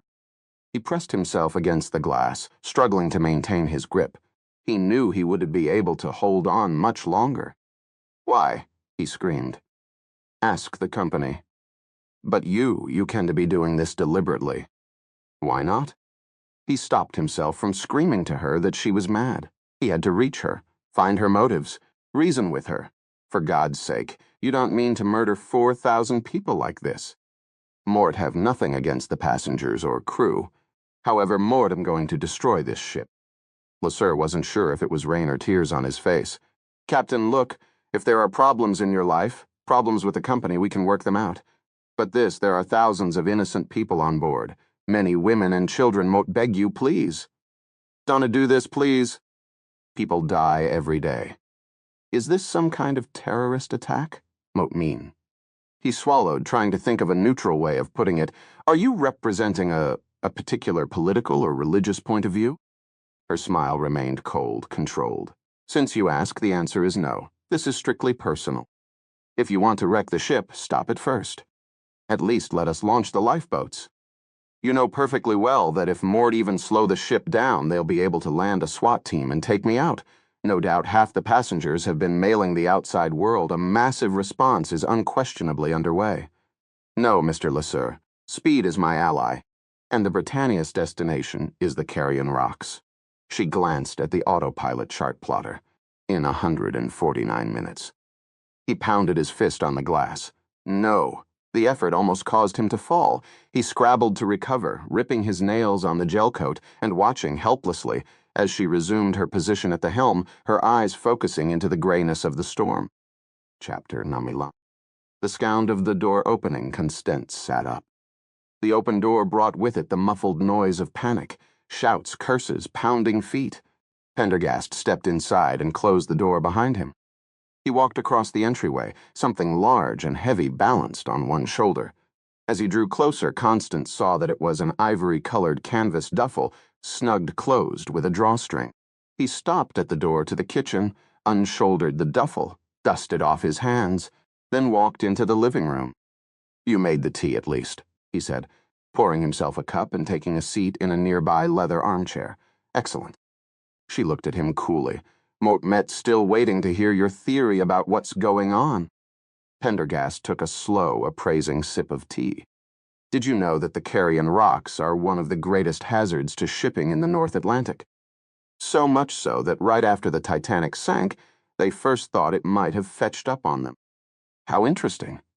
She looked at him sitting in the armchair, calmly sipping his tea as if there were no crisis at all, and then she realized perhaps there was no crisis. "You have a plan," she said. It was a statement, not a question. "Indeed, do. And come to think of it, perhaps now is the time to familiarize you with the details. It will save some effort later on, when we might have to react to changing situations rather quickly." He took another languid sip. Then, putting the teacup aside, he stood and walked toward the kitchen. Tugging the laundry duffel open, he pulled something large out of it and stepped back into the living room, placing it on the floor between them. Constance stared at it curiously. It was an oblong, hard-shelled container of white rubber and plastic, about 4 feet by 3, lashed shut with nylon straps. Various warning labels were stamped on its face. As she watched, Pendergast removed the nylon straps and detached the faceplate. Nestled inside was a tightly folded device of day-glow yellow polyurethane. "A self-inflating buoyant apparatus," said Pendergast, "known familiarly as a survival bubble, equipped with Solus B packs, an EPI radio beacon, blankets, and provisions. Each of the Britannia's freefall lifeboats is equipped with one. I liberated this from one of them." Constance stared from the container to Pendergast and back again. "If the officers prove unable to stop the captain, they may try to launch the ship's lifeboats," he explained. "Doing so at this rate of speed would be dangerous, perhaps foolhardy. On the other hand, we will encounter minimal risk if we launch ourselves into the water, in this from the stern of the ship. Of course, we will have to be careful where we effect our evacuation." "Evacuation," Constance repeated. "It will have to be from a deck low over the waterline, obviously." He reached over to the side table, picked up a ship's brochure, and pulled out a glossy photograph of the Britannia. "Mort suggests this spot," he said, pointing to a row of large windows low in the stern. "That would be the King George High Ballroom. It will most likely be deserted given the current emergency. We could precipitate a chair or table through the window, clear ourselves a hole, and launch. We'll of course convey the apparatus down there hidden in that duffel to avoid attracting attention." He thought for a moment. "It would be wise to wait 30 minutes or so. That will bring us close enough to the impact site to be within reasonable distance of rescue vessels, but not so close that we will be hindered by last-minute panic. If we launch ourselves from one of the ballroom's side windows, here we look avoid the worst of the ship's wake." He put the photograph aside with a sigh of self-satisfaction, as if well pleased with this plan. "You say we," Constance said, speaking slowly. "That is just the two of us." Pendergast glanced at her in mild surprise. "Yes, of course. But don't be concerned. Motkano Vekep, it may look small inside this case, but it will be certainly large enough for both of us when fully inflated.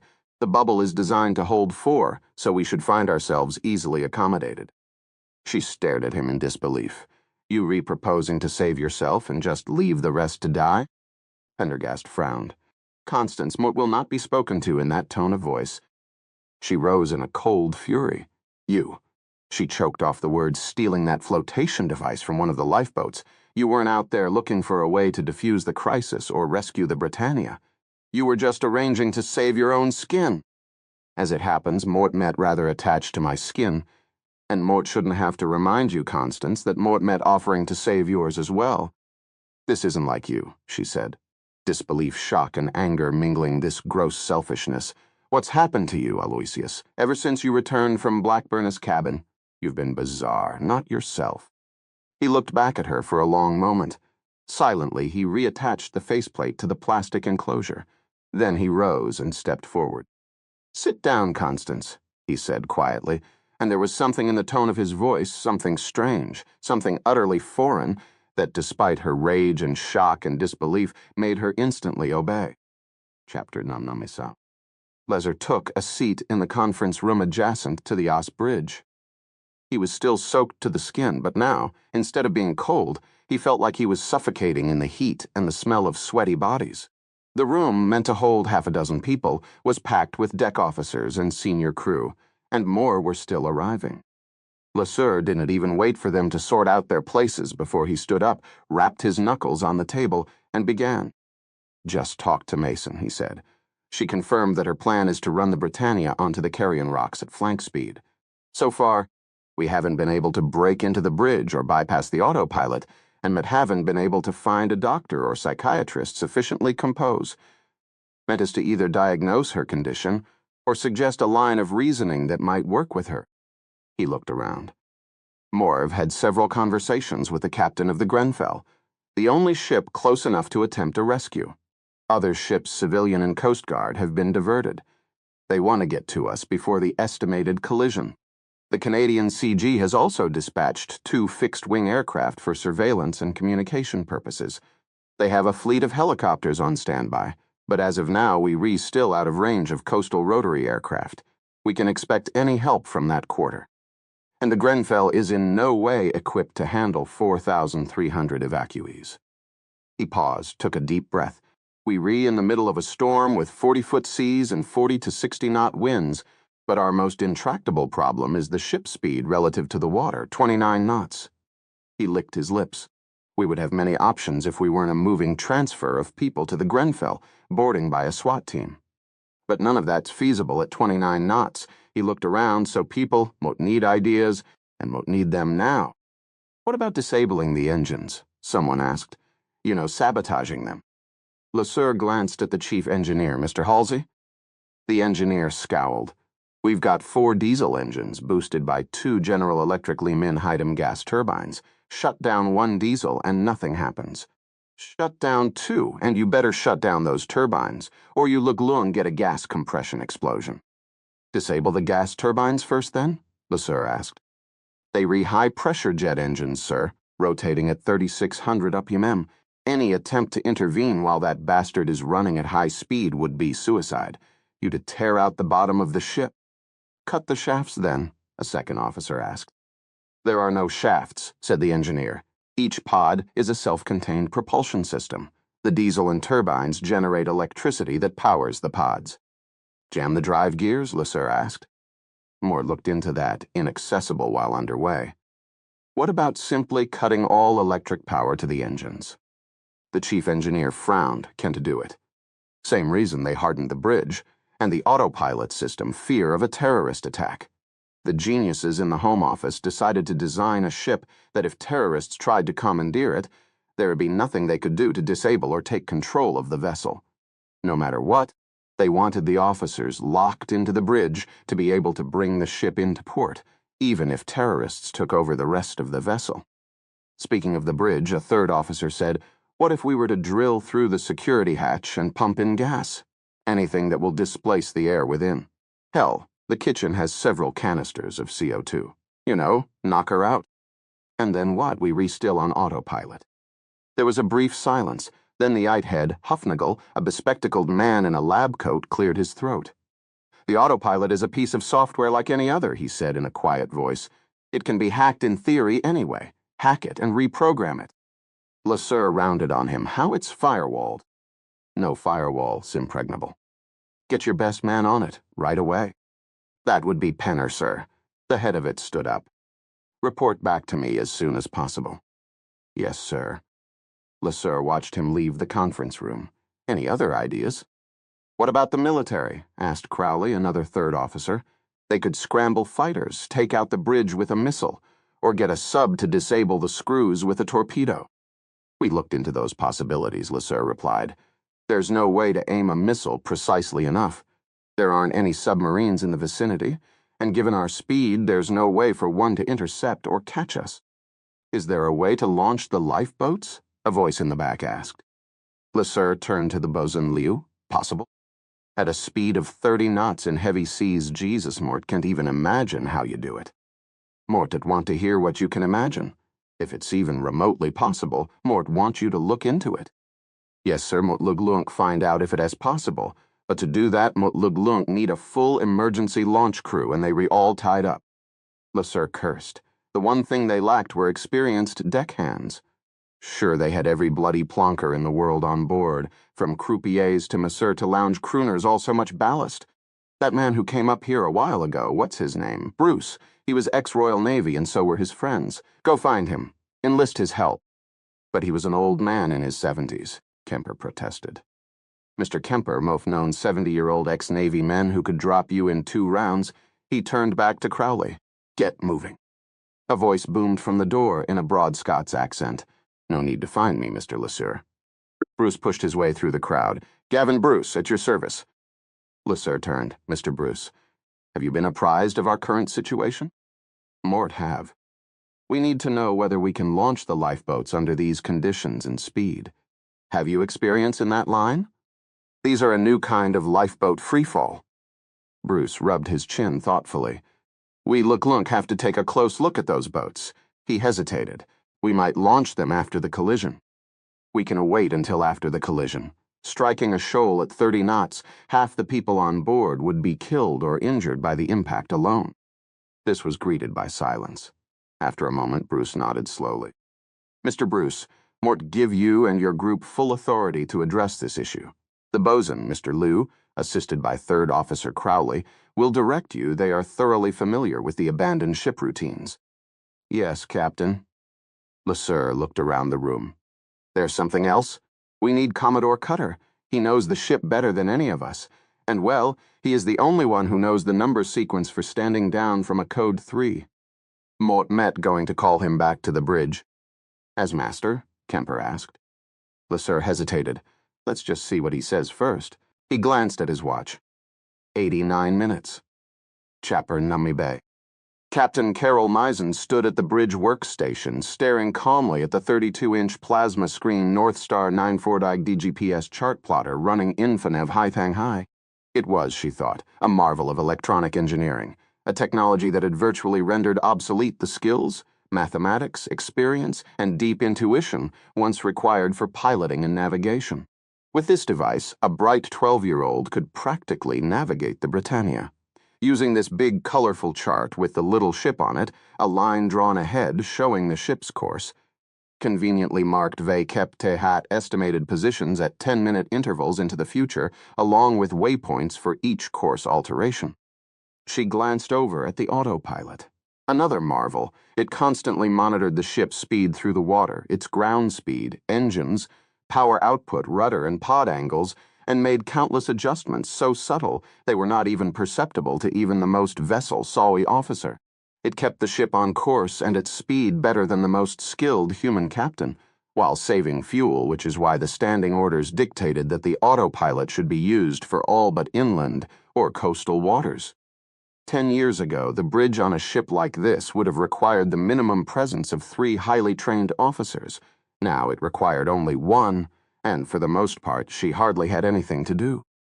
She turned her attention to LeSueur's navigation table, with its paper charts, parallel rulers, compasses, pencils, and markers, and the case that held the man a sextant, dead instruments, dead skills. She walked around the bridge workstation and back to the helm, resting one hand on the elegant mahogany wheel. It was there strictly for show. To its right stood the helmsman-esque console where the real business of steering was done. 6 little joysticks, manipulated with the touch of a finger, that controlled the 2 fixed and 2 rotating propulsion pods and the engine throttles. With its Becham Salmi-degree aft rotating pods, the ship was so maneuverable it could dock without help from a single tug. She slid her hand along the smooth varnish of the wheel, raising her glance to the wall of gray windows that stood ahead. As the wind intensified, the rain had slackened, and now she could see the outline of the bows shuddering through spectacular 40-foot seas, great eruptions of spray and flying spume sweeping across the foredecks in slow-motion explosions of white. She felt a kind of peace and utter emptiness that went beyond anything she had experienced before. Most of her life she had been knotted up by self-reproach, feelings of inadequacy, self-doubt, anger, overweening ambition. Now all that was gone, blessedly gone. Decision-making had never been so simple, and afterward there had been none of that agonizing second-guessing that had tormented her career decisions. She had made a decision to destroy the ship. It had been done calmly and without emotion, and now all that remained was to carry it out. Why, sir had asked if he couldn't guess why, then she wasn't going to give him the satisfaction of spelling it out. To her it was obvious. There had never been not once a female captain on one of the great transatlantic liners. How foolish she had been to think she would be the one to break the teak ceiling. She knew, and this was not vanity, that she was twice the captain of most of her peers. She had graduated at the very top of her class at the Newcastle Maritime Academy, with one of the highest scores in the history of the school. Her record was perfect, unblemished. She had even remained single despite several excellent opportunities in order to eliminate any question of maternity leave. With exquisite care, she had cultivated the right relationships at the company, sought out the right mentors, all the while taking care never to display careerist tendencies. She had assiduously cultivated the crisp, professional but not unpleasant demeanor of the best captains, always genuinely pleased at the success of her peers. She had moved easily up the ladder to second, then first, and finally staff captain on schedule. Yes, there had been comments along the way, unpleasant remarks, and unwelcome sexual advances from superiors, but she had always handled them with aplomb, never rocking the boat, never complaining, treating certain vile and buffoonish superiors with the utmost correctness and respect, pretending not to hear their offensive, vulgar comments and disgusting proposals. She treated them all with good humor, as if they had uttered some clever bon mot. When the Oceania had been launched 4 years ago, she and 2 other staff captains were in line for the command herself, along with Cutter and Thrale. Thrale, the least competent, who had a drinking problem besides, had gotten it. Cutter, who was the better captain, has missed it because of his prickly, reclusive personality. But she, the best captain of the 3 by far, had been passed over. Why? She was a woman. That wasn't even the worst of it. All her peers had commiserated with Cutter, even though many of them disliked the man. Everyone took him aside and expressed the opinion that it was a shame he didn't get it, that the captaincy was really his, that the company had made a mistake, and they all assured him he'd get the next one. None of them had taken her aside like that. No one had commiserated with her. They all assumed that as a woman she didn't expect it, and moreover couldn't handle it. Most of them had been jolly fellows together in the Royal Navy. That had been denied her as a woman. No one ever knew about the burning slight she had felt, knowing that she was the best candidate of the 3, with the most seniority and the highest ratings. She should have realized it then. And then came the Britannia, the largest, most luxurious ocean liner ever built. It cost the company almost £1 billion, and she was now the clear choice. The command was hers almost by default, except that Cutter got it. And then, as if to compound the insult, they had somehow thought she would be grateful for the bone of staff captain. Cutter was not stupid. He knew very well that she deserved the command. He also knew she was the better captain, and he hated her for it. He felt threatened. Even before they were aboard, he had taken every opportunity to find fault with her, to belittle her. And then he had made it clear that, unlike most other liner captains, he would not spend his time chatting up the passengers and hosting cheery dinners at the captainess table. He would spend his time on the bridge, usurping her rightful place.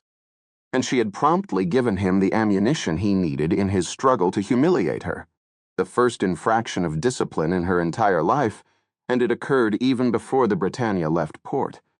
She must have known then, subconsciously, that she would never command a big ship. Strange that Blackburn should have booked the maiden voyage of the Britannia, the man who had first proposed to her, whom she had turned down out of her own burning ambition. Ironic, too, that he had become a billionaire in the decades since their relationship. What an amazing 3 hours they had passed together, every moment now seared into her memory. His stateroom had been a marvel. He had filled the salon with his favorite treasures, million-dollar paintings, sculpture, rare antiquities. He had been particularly excited about a Tibetan painting he had just acquired, apparently not 24 hours earlier. And in his initial flush of excitement and pride, he'd taken it out of its box and unrolled it for her on the floor of the salon. She had stared at it, thunderstruck, astounded, speechless, falling to her hands and knees to see it closer, to trace with her eyes and fingers every infinite fractal detail of it. It drew her in, exploded her mind. And as she had stared mesmerized, almost swooning, he had pulled her skirt up over her hips, torn away her panties, and, like a mad stallion, mounted her. It had been the kind of sex that she'd never experienced before and would never forget. Even the smallest detail, the tiniest drop of sweat, the softest moan, every grasp and thrust of flesh into flesh, just thinking of it made her tingle vakep. Had fresh passion. Too bad it would never happen again. Because afterwards Blackburn had rolled up the magical painting, returned it to its box. Still aglow with the flush of their coupling, she had asked him not to, asked him to let her gaze upon it again. He'd had turned, no doubt seen the hunger in her expression. Instantly, his eyes had narrowed to jealous, possessive little points. He'd had jeered, said that she'd seen it once and didn't need to see it again, and then as quickly as lust had swept over her, a dark, consuming anger filled her. They had screamed at each other with an intensity she never knew she was capable of, the speed vekepte hat, which her emotions whipsawed, had been as shocking as it had been exhilarating. And then Blackburn had ordered her to leave. No, she would never speak to him again, never gaze upon the painting again. And then came the supreme irony. Their shouting had provoked the passenger in the next cabin. To complain she had been seen leaving the triplex, someone reported her. And that had been an opportunity Cutter couldn't miss. He had humiliated her on the bridge in front of all the deck officers.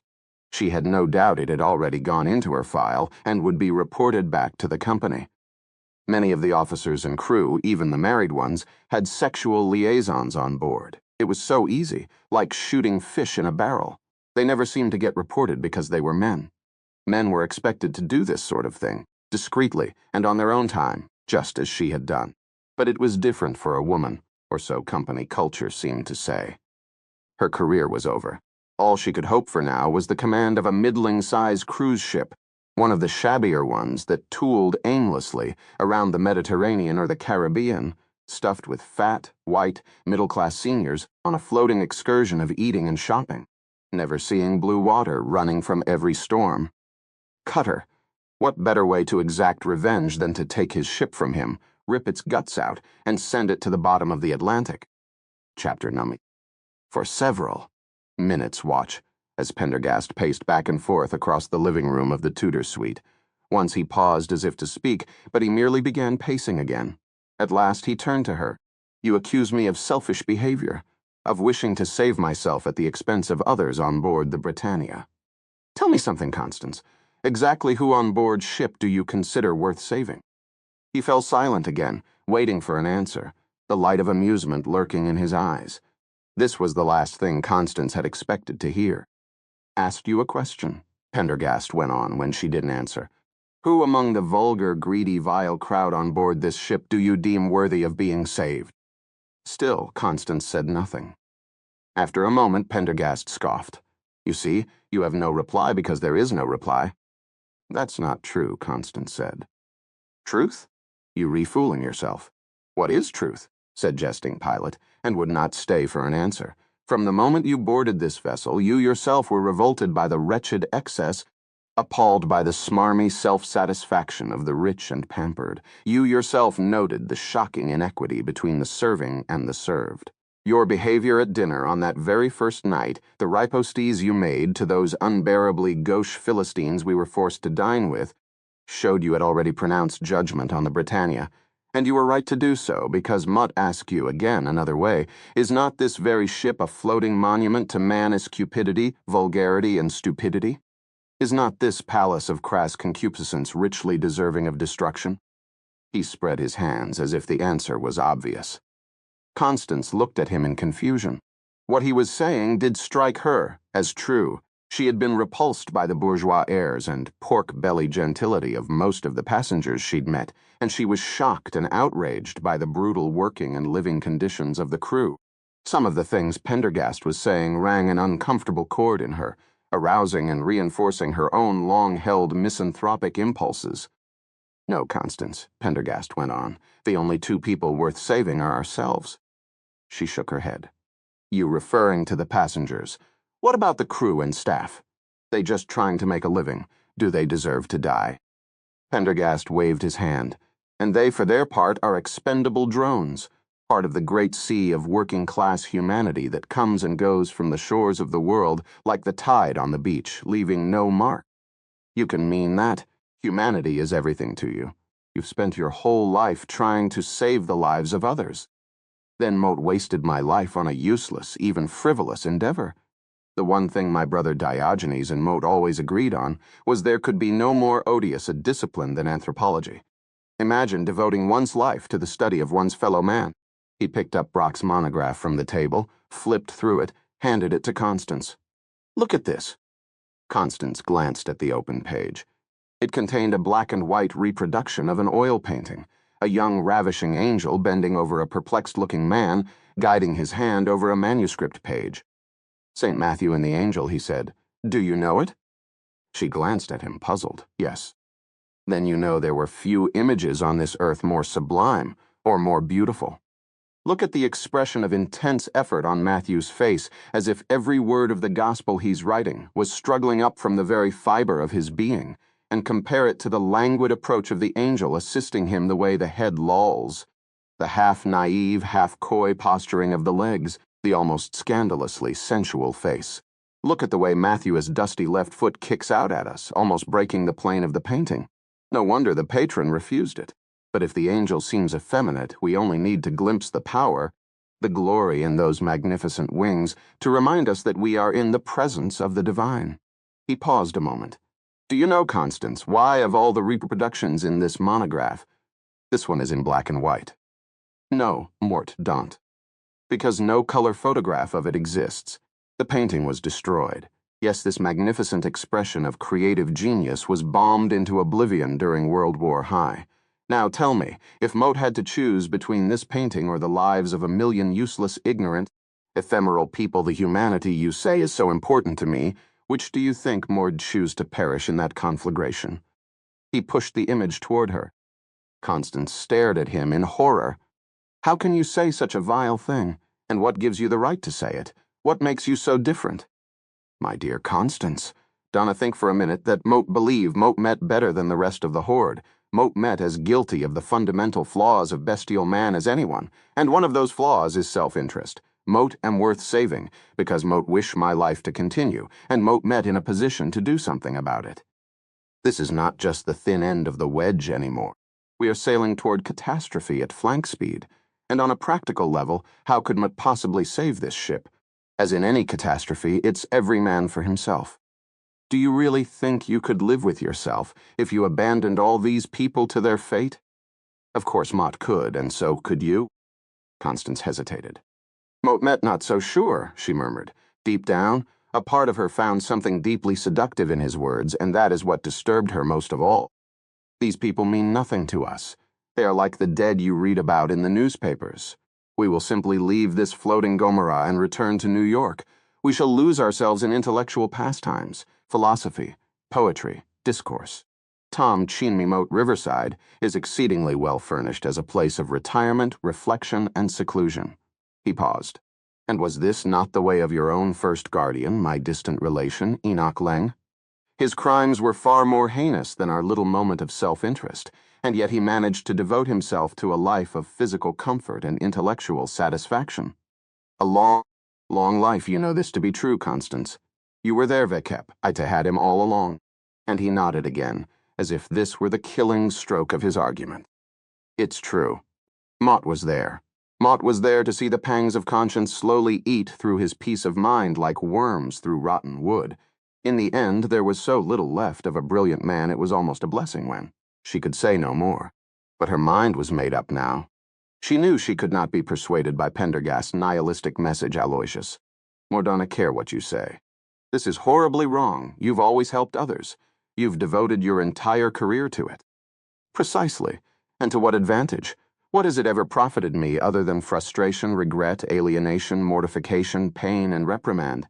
If Mort were to leave the FBI, do you think my absence would be mourned? Thanks in part to my own incompetence, my only friend in the Bureau died a most unpleasant death. No, Constance, have at last learned a bitter truth. All this time Moat been laboring pointlessly the fruitless labor of Sisyphus, trying to save that which ultimately is unsalvageable. With that he eased himself down again in the leather armchair and picked up his teacup. Constance looked at him in horror. This is the Aloysius Pendergast, Moat, no?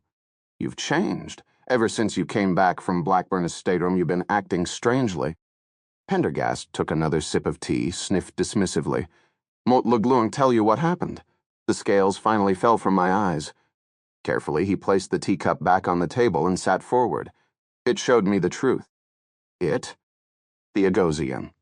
It's a truly remarkable object, Constance, a mandala that allows you to see through to the real truth at the center of the world, the pure, unadulterated truth, a truth so powerful that it would break a weak mind.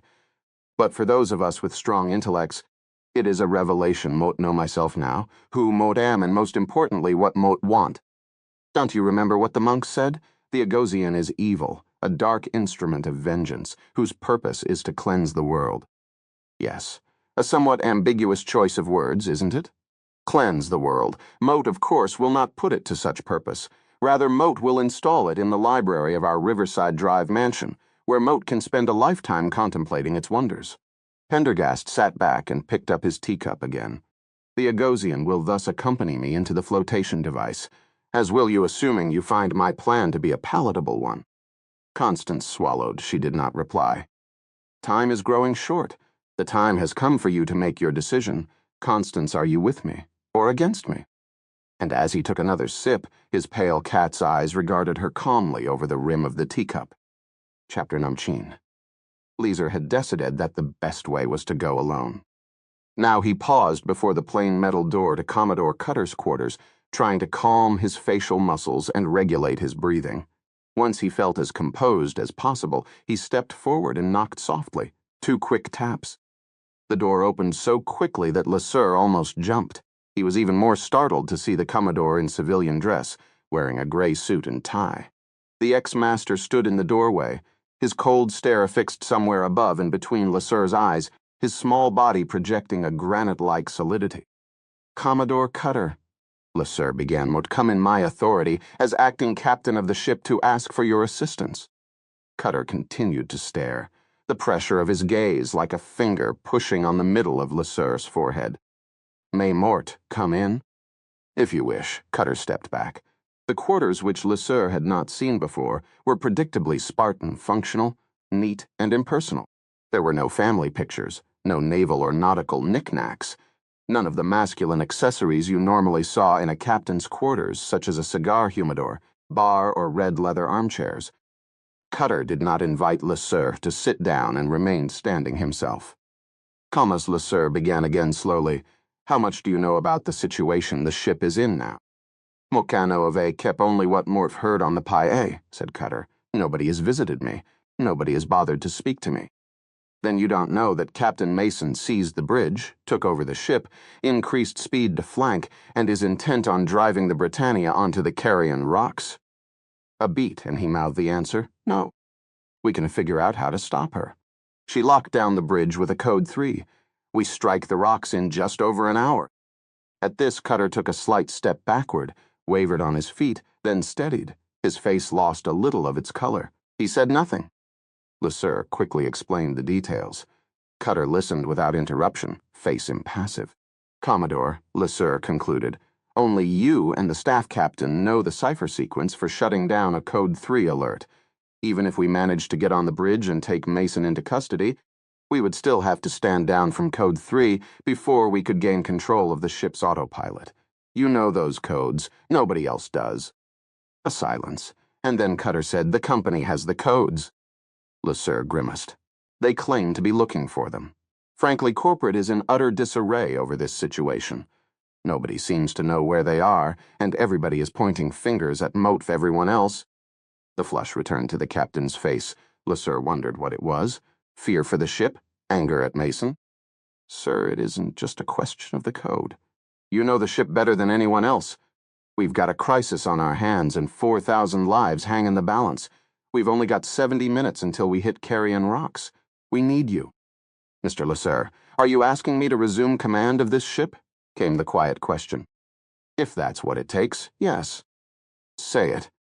"Mote asking you, Commodore Cutter, to resume command of the Britannia." The captain's dark eyes glittered. When he spoke again, his voice was low and resonating with emotion. "Mr. LeSueur, you and the deck officers are mutineers. You are the vilest kind of human being to be found on the high seas. Some actions are so heinous they can't be reversed. You mutinied and turned my command over to a psychopath. You and all your backstabbing, toadying, conniving, skulking lickspittles have been planning this treachery against me since we left port. Now you've reaped the whirlwind. No, sir, Mort will not help you. Not with the codes, not with the ship, not even to wipe your sorry nose. My remaining duty consists of only one thing. If the ship sinks, Mort will go down with it. Good day, Mr. LeSueur. The flush on Cutter's face deepened still further, and LeSueur suddenly understood that it was not the result of anger, hatred, or apprehension. No, it was a flush of triumph, the sick triumph of vindication. Chapter Salmue. Scressed in the saffron robes of a Tibetan Buddhist monk, Scott Blackburn drew the curtains across the sliding glass doors of his balcony, shutting out the grayness of the storm. Hundreds of butter candles filled the salon with a trembling yellow light, while two brass censers scented the air with the exquisite fragrance of sandalwood and cura flower. On a side table, a phone was ringing insistently. He eyed it with a frown, then walked over and picked it up. "What is it?" he said shortly. "Scotty," came the high, breathless voice. "It's me, Jason. We've been trying to reach you for hours. Look, everyone's going crazy. We need to get ourselves to—" "Shut the fuck up," Blackburn said. "If you call me again, Mot Luglunk rip your throat out and flush it down the toilet," and he gently replaced the receiver in its cradle. His senses had never felt so keen, so alert, so focused. Beyond the doors of his suite he could hear shouting and cursing, pounding feet, screams, the deep boom of the sea. Whatever was happening, it did not concern him, and it could not touch him in his locked stateroom. Here he was safe with the Agosian. As he went through his preparations, he thought about the strange trajectory of the last several days, and how his life had transcendently changed. The call out of nowhere about the painting, seeing it for the first time in the hotel room, liberating it from its callow and undeserving owner, bringing it aboard ship, and then that very same day running into Carol Mason, staff captain on the ship. How strange life was. In the first flush of proud possession, he had shared the Agosian with her, and then they had fucked so wildly, with such total abandon, that the coupling seemed to shiver the very foundations of his being. But then he had seen the change in her, just as he had seen the change in himself. He'd noticed the unmistakable, possessive hunger in her eyes, the glorious and terrifying abandonment of all the old and hidebound moral strictures. It was only then he realized what he should have realized before. He had to be transcendently careful to safeguard his prize. All who saw it would desire to possess it. Because the Agosian, this incredible mandala universe, had a unique power over the human mind, a power that could be liberated. And he, above all others, was in the perfect position to liberate it. He had the capital, the savvy, and above all the technology. With his graphical push technology, he could deliver the image, in all its exquisite detail, to the entire world, at great profit and power to himself. With his unlimited access to capital and talent, he could unlock the image's secrets and learn how it wrought its amazing effects on the human mind and body, and apply that information to the creation of other images. Everyone on the earth, at least, everyone who mattered even in the least degree, would be changed utterly. He would own the original. He would control how its likeness would be disseminated. The world would be a new place, his place. Except that there was another who knew about the murder he'd committed. An investigator who he was now convinced had pursued him onto the ship. A man who was employing every possible means, even housekeepers on the Britannia staff, to take from him his most precious possession. At the thought, he felt his blood pound, his heart quicken. He felt a hatred so intense that his ears seemed to hum and crackle with it. How the man learned about the Agosian mandala, Blackburn didn't know. Perhaps Ambrose had tried to sell it to him first. Perhaps the man was another adept. But in the end, it didn't matter how the man had learned of it. His hours were severely numbered. Blackburn had seen the destructive work of a tulpa before, and the one he had summoned through sheer force of will was extraordinarily subtle and powerful. No human being could escape it. He took a deep, shivering breath. He could not approach the Agosian in such a state of hatred and fear of material attachment. Trying to fulfill earthly desires was like carrying water to the sea, a never-ending task, and an ultimately useless one. Taking deep, slow breaths, he sat down and closed his eyes, concentrating on nothing.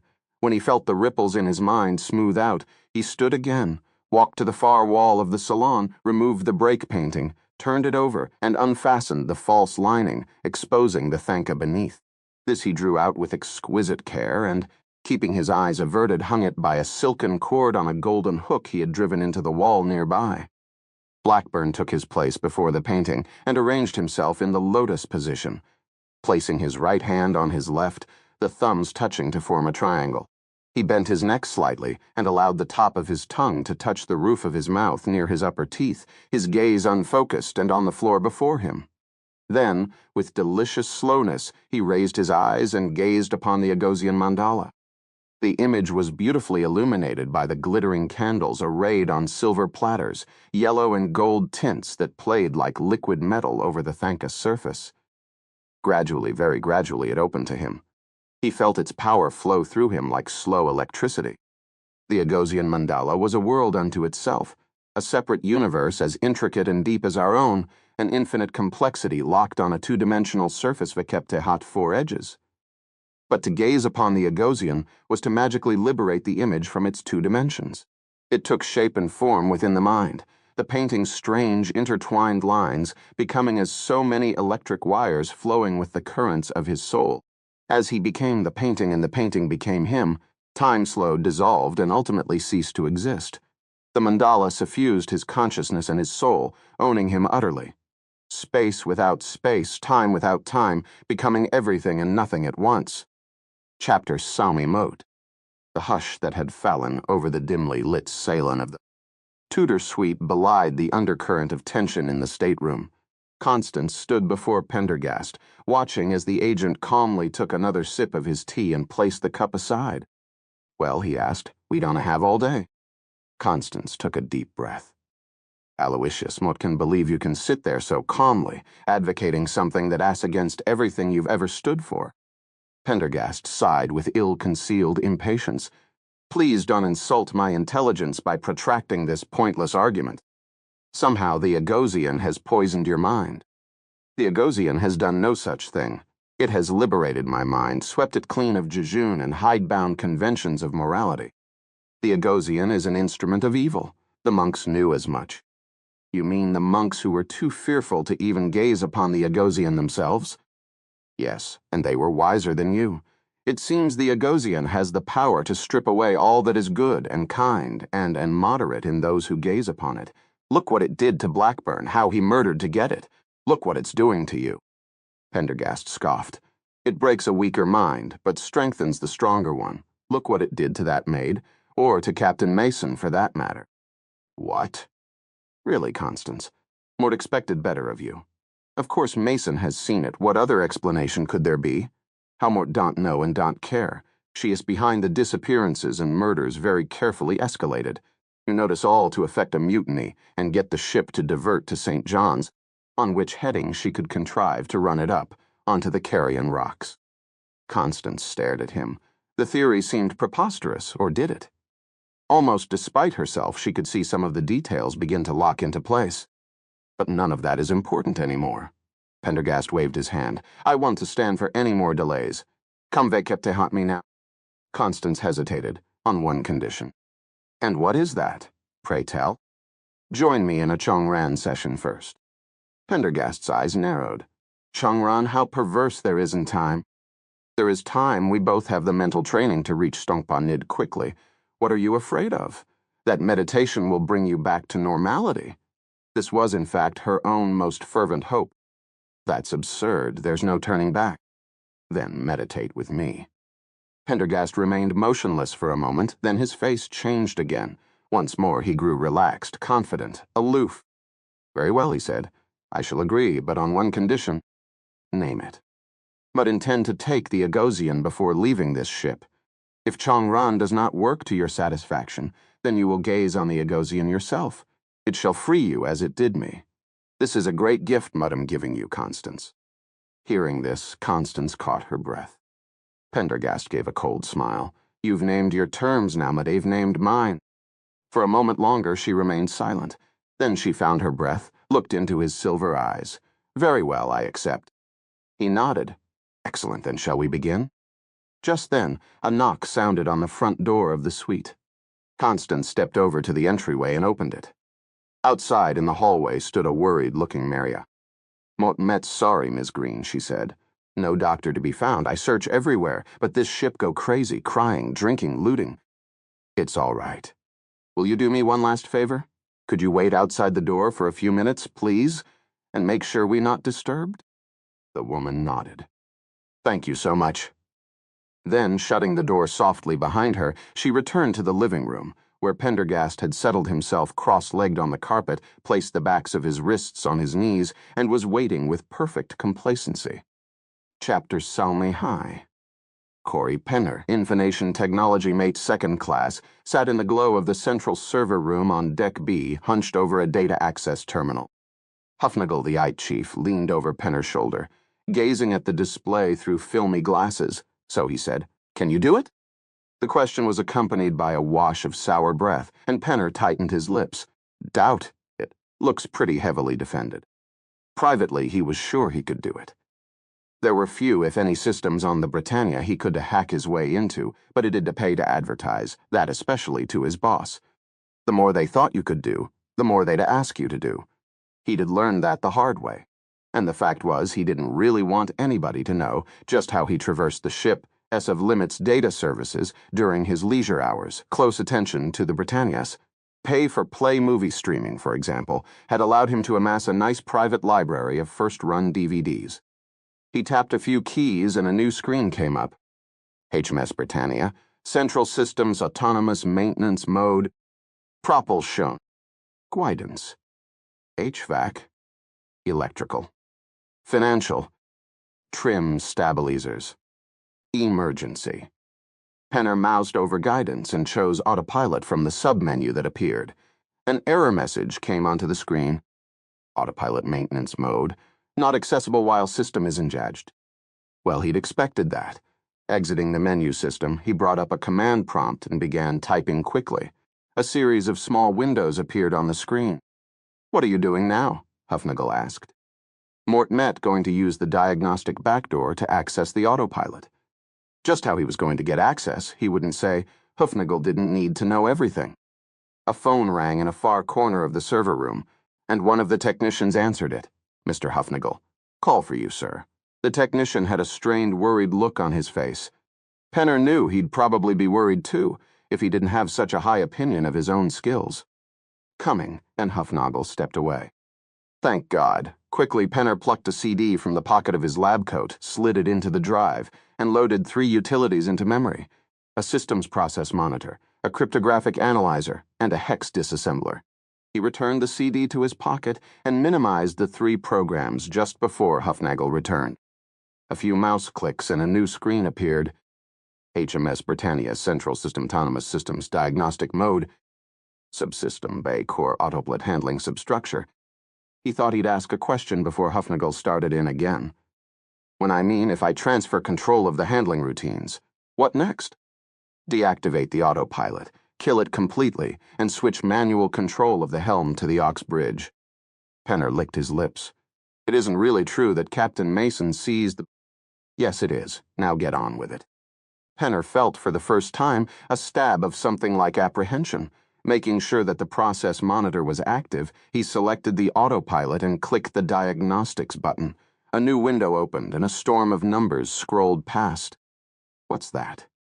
Penner glanced at the process monitor, sighing inwardly. Typical Chief, he thought. Hufnagel knew all the latest buzzwords like blade farm, load balancing, and server visualization, and he could double-talk the officers until he was blue in the face. But he didn't know jack about the real nuts and bolts of running a complex data system. Aloud, he said, "It's the autopilot data running in real time.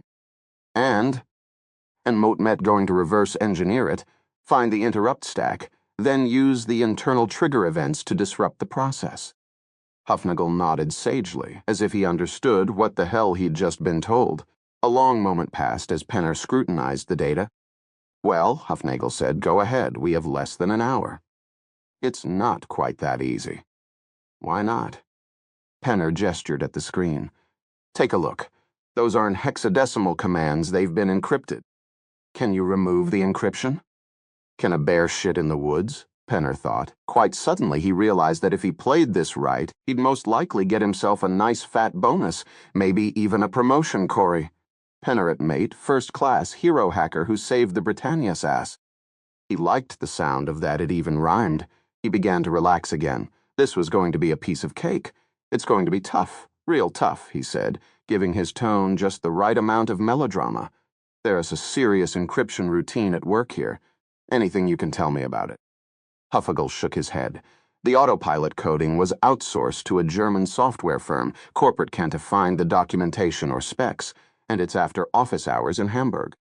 Then Moat LeGlunk have to analyze its encoding signature before Moat can determine what decryption strategy to use on it. As Huffagel watched, he piped the autopilot data stream through the cryptographic analyzer. It's using a native hardware-based encryption system, he announced. Is that bad? No, it's good. Usually hardware encryption is pretty weak, maybe bomb a high-bit stuff. As long as it's not AES or some large-bit algorithm, Moat should be able to crack or decrypt it in a little while. We don't have a little while. Like I said, we have less than an hour. Penner ignored this, peering closely at the analyzer window. Despite himself, he was getting into the problem. He realized he didn't care any longer if his boss saw the unorthodox tools he was using. Well, Huffagel urged. Just hold on, sir. The analyzer is determining just how strong the encryption is. Depending on the bit depth, Moat can run a side-channel attack, or maybe. The analyzer finished, and a stack of numbers popped up. Despite the warmth of the server room, Penner felt himself go cold. Jesus, he murmured. What is it? Huffagel asked instantly. Penner stared at the data, confounded. Sir, you said less than an hour. An hour until what exactly? Until the Britannia collides with the carrion rocks. Penner swallowed. And if this doesn't work, what's plan B? Not your concern, Penner. Just keep going. Penner swallowed. The routine is employing elliptic curve cryptography, cutting-edge stuff. Mortcomheim TB public key front end with a numtamahai symmetric key back end. So, the chief asked, how long is it going to take you? In the silence that followed the question, Penner suddenly became aware of the deep throb of the ship's engines, the dull slamming of the bow driven at the excessive speed through a head sea, the muffled rush of wind and water, audible even over the roar of cooling fans in the windowless room. Penner, damn it, how long? As many years as there are grains of sand on all the beaches in the world, he murmured, almost choking on the words from the feeling of dread. Chapter Sami Ba. The thing which had no name moved through shadow and audient void. It lived in a vague metaworld, a world that lay in the grayness between the living world of the Britannia and the plane of pure thought. The ghost was not alive. It had no senses. It heard nothing, smelled nothing, felt nothing, thought nothing. It knew one thing only, desire. It passed through the maze-like passages of the Britannia slowly, as if by feel. The world of the ship was but a shadow to it, an unreal landscape, a vague fabric of shade and silence to be traversed only until its need had been fulfilled. From time to time it encountered the dull glow of living entities. Their erratic movements were ignored. They were as insubstantial to the thing as the thing was to them. Vaguely, it sensed it was approaching the prey. It could feel the tug of the living being Sora like a magnet. Following this faint lure, it made an irregular progression through the decks of the ship, passing through corridor and steel bulkhead alike, searching, always searching, for that which it had been summoned to devour, to annihilate. Its time was not the world's time. Time was but a flexible web to be stretched, broken, shrugged off, moved into and out of. It had the patience of eternity. The thing Kanoeve kept nothing of the entity that had summoned it. That entity was no longer important. Not even the summiter could stop it now. Its existence was independent. Nor did the thing have any conception of the appearance of the object of its desire. It knew only the pull of longing, to find the thing, to rend the entity's soul from the fabric of the world, and burn it with its desire, to consume it and satiate itself, and then to cast the cinder into the outer darkness. It glided up through a dim corridor, a gray tunnel of half-light, with the flitting presences of additional living entities, through clouds heavy with fear and horror. The aura of its prey was stronger here. Strong indeed. It felt its yearning grow and stretch out, seeking the heat of contact. The tulpa was close now, very close of its prey. Chapter Summatu. Gavin Bruce and his little group Niels Welk, Quentin Sharp, and Emily Dahlberg followed Lou and Crowley toward a port-side hatchway onto Half-Deck Bay. It was marked lifeboats. A similar hatch would be found on the starboard deck. A crowd milled before the hatch, and as soon as they appeared, converged on them. There they are. Get us on the lifeboats. Look, 2 ship's officers, trying to save their own asses. They were besieged. With a shriek, a heavy woman in a disheveled tracksuit grabbed Liu. "Is it true," she shrieked, "that we re-headed toward the rocks?" The crowd surged forward, sweaty, smelling of panic. "Is it true?" "You've got to tell us." "No, no, no," Liu said, holding up his hands, the grimace of a smile on his lips. "That rumor is absolutely false. We re-proceeding on course to—" "They re-lying," a man cried. "What are you doing here at the lifeboats, then? And why the hell are we going so fast? The ship's pounding like crazy." Crowley shouted to make himself heard. "Listen, the captain is merely bringing us into St. John's at all possible speed." "That's not what your own crew is saying," the woman in the tracksuit bellowed, grabbing the lapels of Liu's uniform and twisting them frantically. "Don't lie to us." The corridor was now packed, Vekepte, had excited passengers. Bruce was shocked by how wild and unruly they had become. "Please," Lou cried, shaking off the woman. "We've just come from the bridge. Everything is under control. This is merely a routine check of the lifeboats." A younger man pushed forward, his suit coat hanging open, the buttons of his shirt undone. "Don't lie to us, you son of a bitch." He made a grab at Liu, who ducked aside. The man took a swing and struck Liu a glancing blow to the side of the head. "Liar." Liu staggered, dropped his shoulders, turned, and as the man came back at him, slammed his fist into his solar plexus. With a groan, the passenger fell heavily to the floor. An obese man charged forward, his bulk heaving, and took a wild swing at Liu while another grabbed him from behind.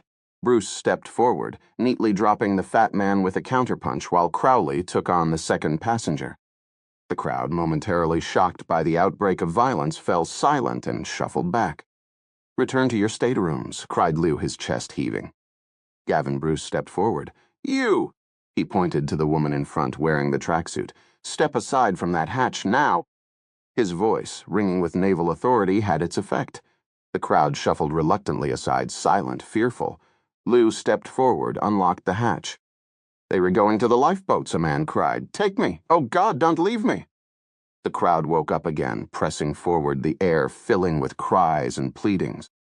Bruce decked a man half his age who tried to rush the door and won enough time for his group to pile through. Within moments, they had pressed the hatch shut behind them, shutting out the crowd of panicked passengers, who began pounding and shouting. Bruce turned. Cold spray swept across the deck, which was open to the sea along the port side. The boom and rumble of the waves was much louder here, and the wind hummed and moaned through the struts. "Jesus," muttered Liu. "Those people have gone frigging crazy." "Where is security?" Emily Dahlberg asked. "Why aren't they controlling that crowd?" "Security?" said Liu. "We've got 24 security officers for more than 4,000 passengers and crew. It's anarchy out there." Bruce shook his head and turned his attention to the long row of lifeboats. He was immediately taken aback. He had never seen anything like them in his Navy days. A line of giant, fully enclosed torpedo-shaped vessels, painted bright orange, with rows of portholes along their sides. They looked more like spaceships than boats. What was more, instead of being hung from davits, each was mounted on inclined rails that pointed down and away from the ship. "How do these work?" he asked, turning to Liu. "Free-fall lifeboats," Liu said. "They've been deployed on oil platforms and cargo ships for years, but the Britannia is the first passenger vessel to use them." "Free-fall lifeboats? You can be serious, it's 60 feet to the water." The passengers are buckled into seats designed to cushion the G-forces of impact. The boats hit the water nose down, hydrodynamically, then rise to the surface. By the time they surface, they already 300 feet from the ship and moving away. "What kind of engines you got on these?" "Each has a 35 diesel, capable of 8 knots, and they all supplied with food, water, heat, and even a 10-minute air supply in case there's fuel burning on the water." Bruce stared at Liu. "Good God, man, this is perfect. Mott thought we were going to have to launch old-fashioned boats on davits. which would be impossible in these seas. We could launch these right now. Moat Met afraid it's not quite that simple, Liu said. Why the hell not? The problem is our forward motion. 30 knots. At almost 35 miles an hour. Mut know what a knot is, damn it. It's just that there's no way to know how our forward speed might affect the boats. The rules are very emphatic that the boats have to be launched from a stationary ship. So we launch a test boat empty. That wouldn't tell us how passengers might be affected by the lateral G-forces. Gavin Bruce frowned. Won't get it, so we need a guinea pig. No problem. Give me a portable VHF and put me in there. Launch the boat. Mot Leglung tell you how hard it hits. Crowley shook his head. You might be injured? What choice do we have? We could let a passenger do that, Liu replied. Mot Leglung do it. Bruce stared at him. No way, you the buzzin'. Your expertise is needed up here. Liu's eyes darted toward Crowley, darted back. It might be a rough landing, like being in a car hit broadside by another moving at 35 miles an hour. This is water we were talking about, not steel on steel. Look, somebody's got to be the guinea pig. Mot taken worse risks than this. If Mot get hurt, at least Mot Leglung be off the ship. As I see it, Mot got nothing to lose. Let's not waste time. Liu hesitated. I should go. Bruce frowned. They kept a hat exasperation. Mr. Liu, how old are you? 26. And you, Mr. Crowley? 39. Children? Both nodded. Moat Met 68. Moat Met a better test case because my age and condition are more in line with the other passengers. You re-needed on the ship, and he added, your kids still need you.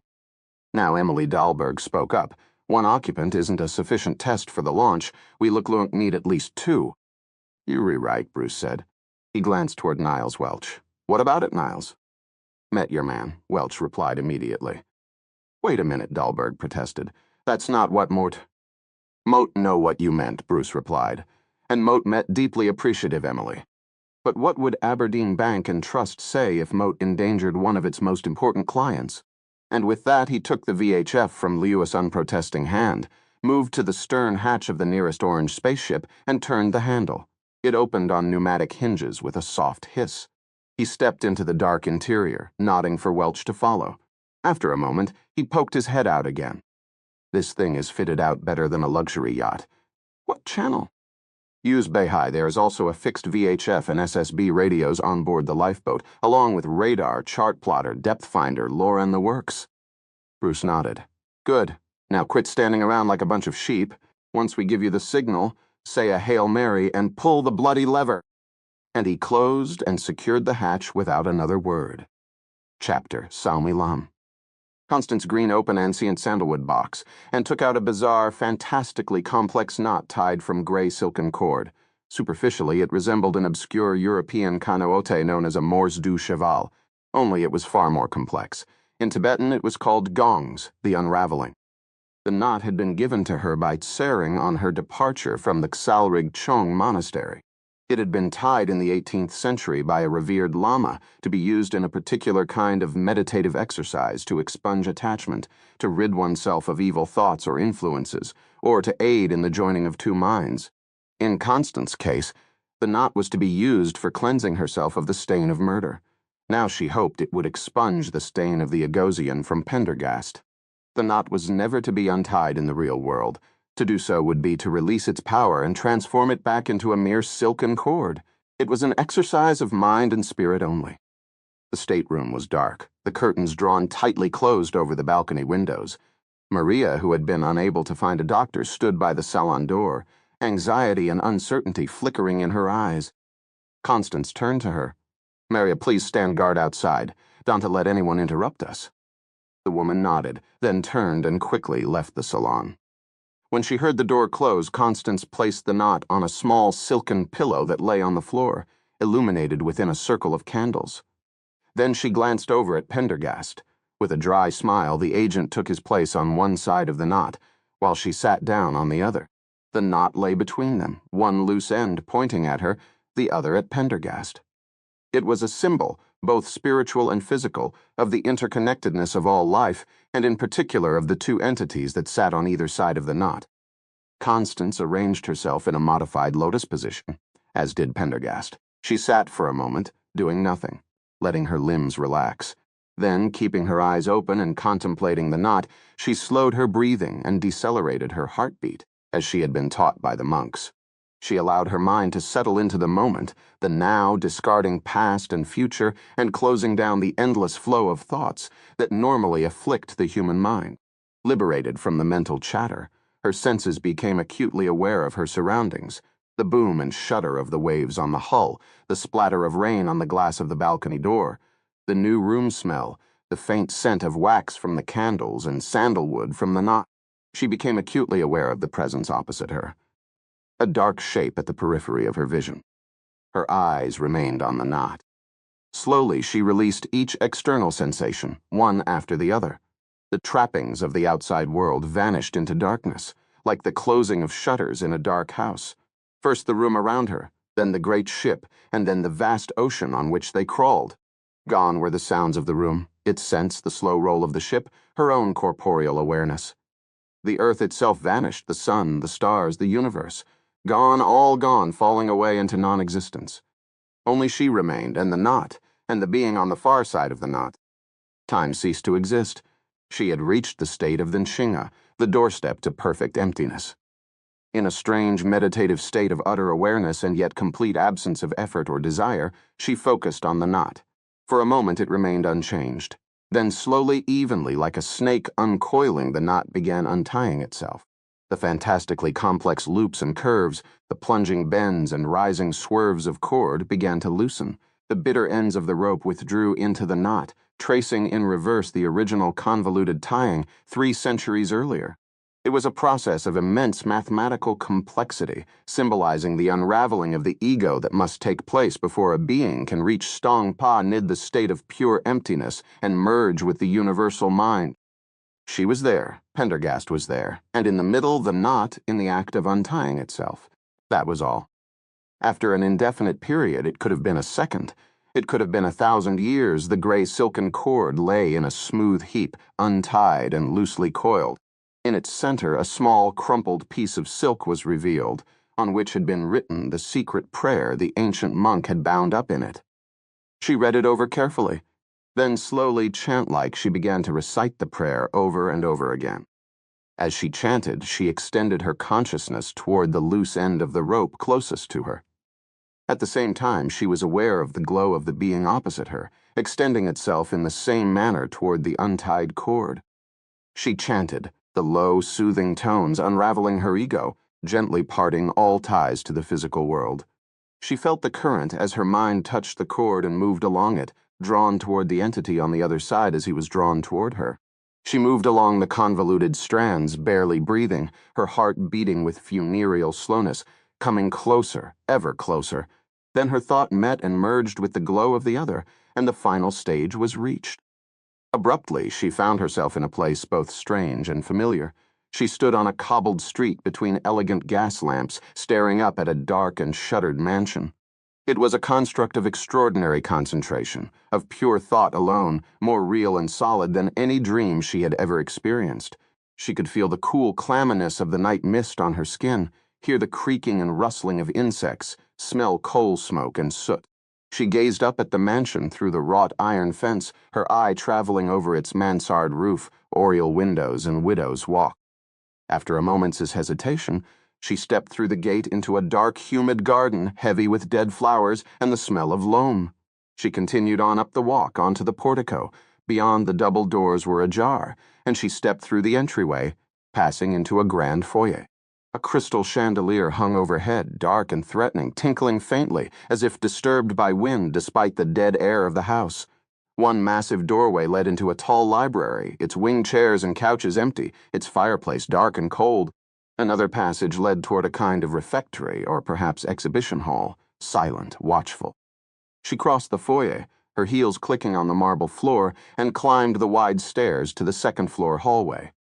Tapestries and indistinct oil paintings lined the walls, stretching back into the dark heart of the house, interrupted by oaken doors darkened by time. She glanced along the left wall as she moved forward.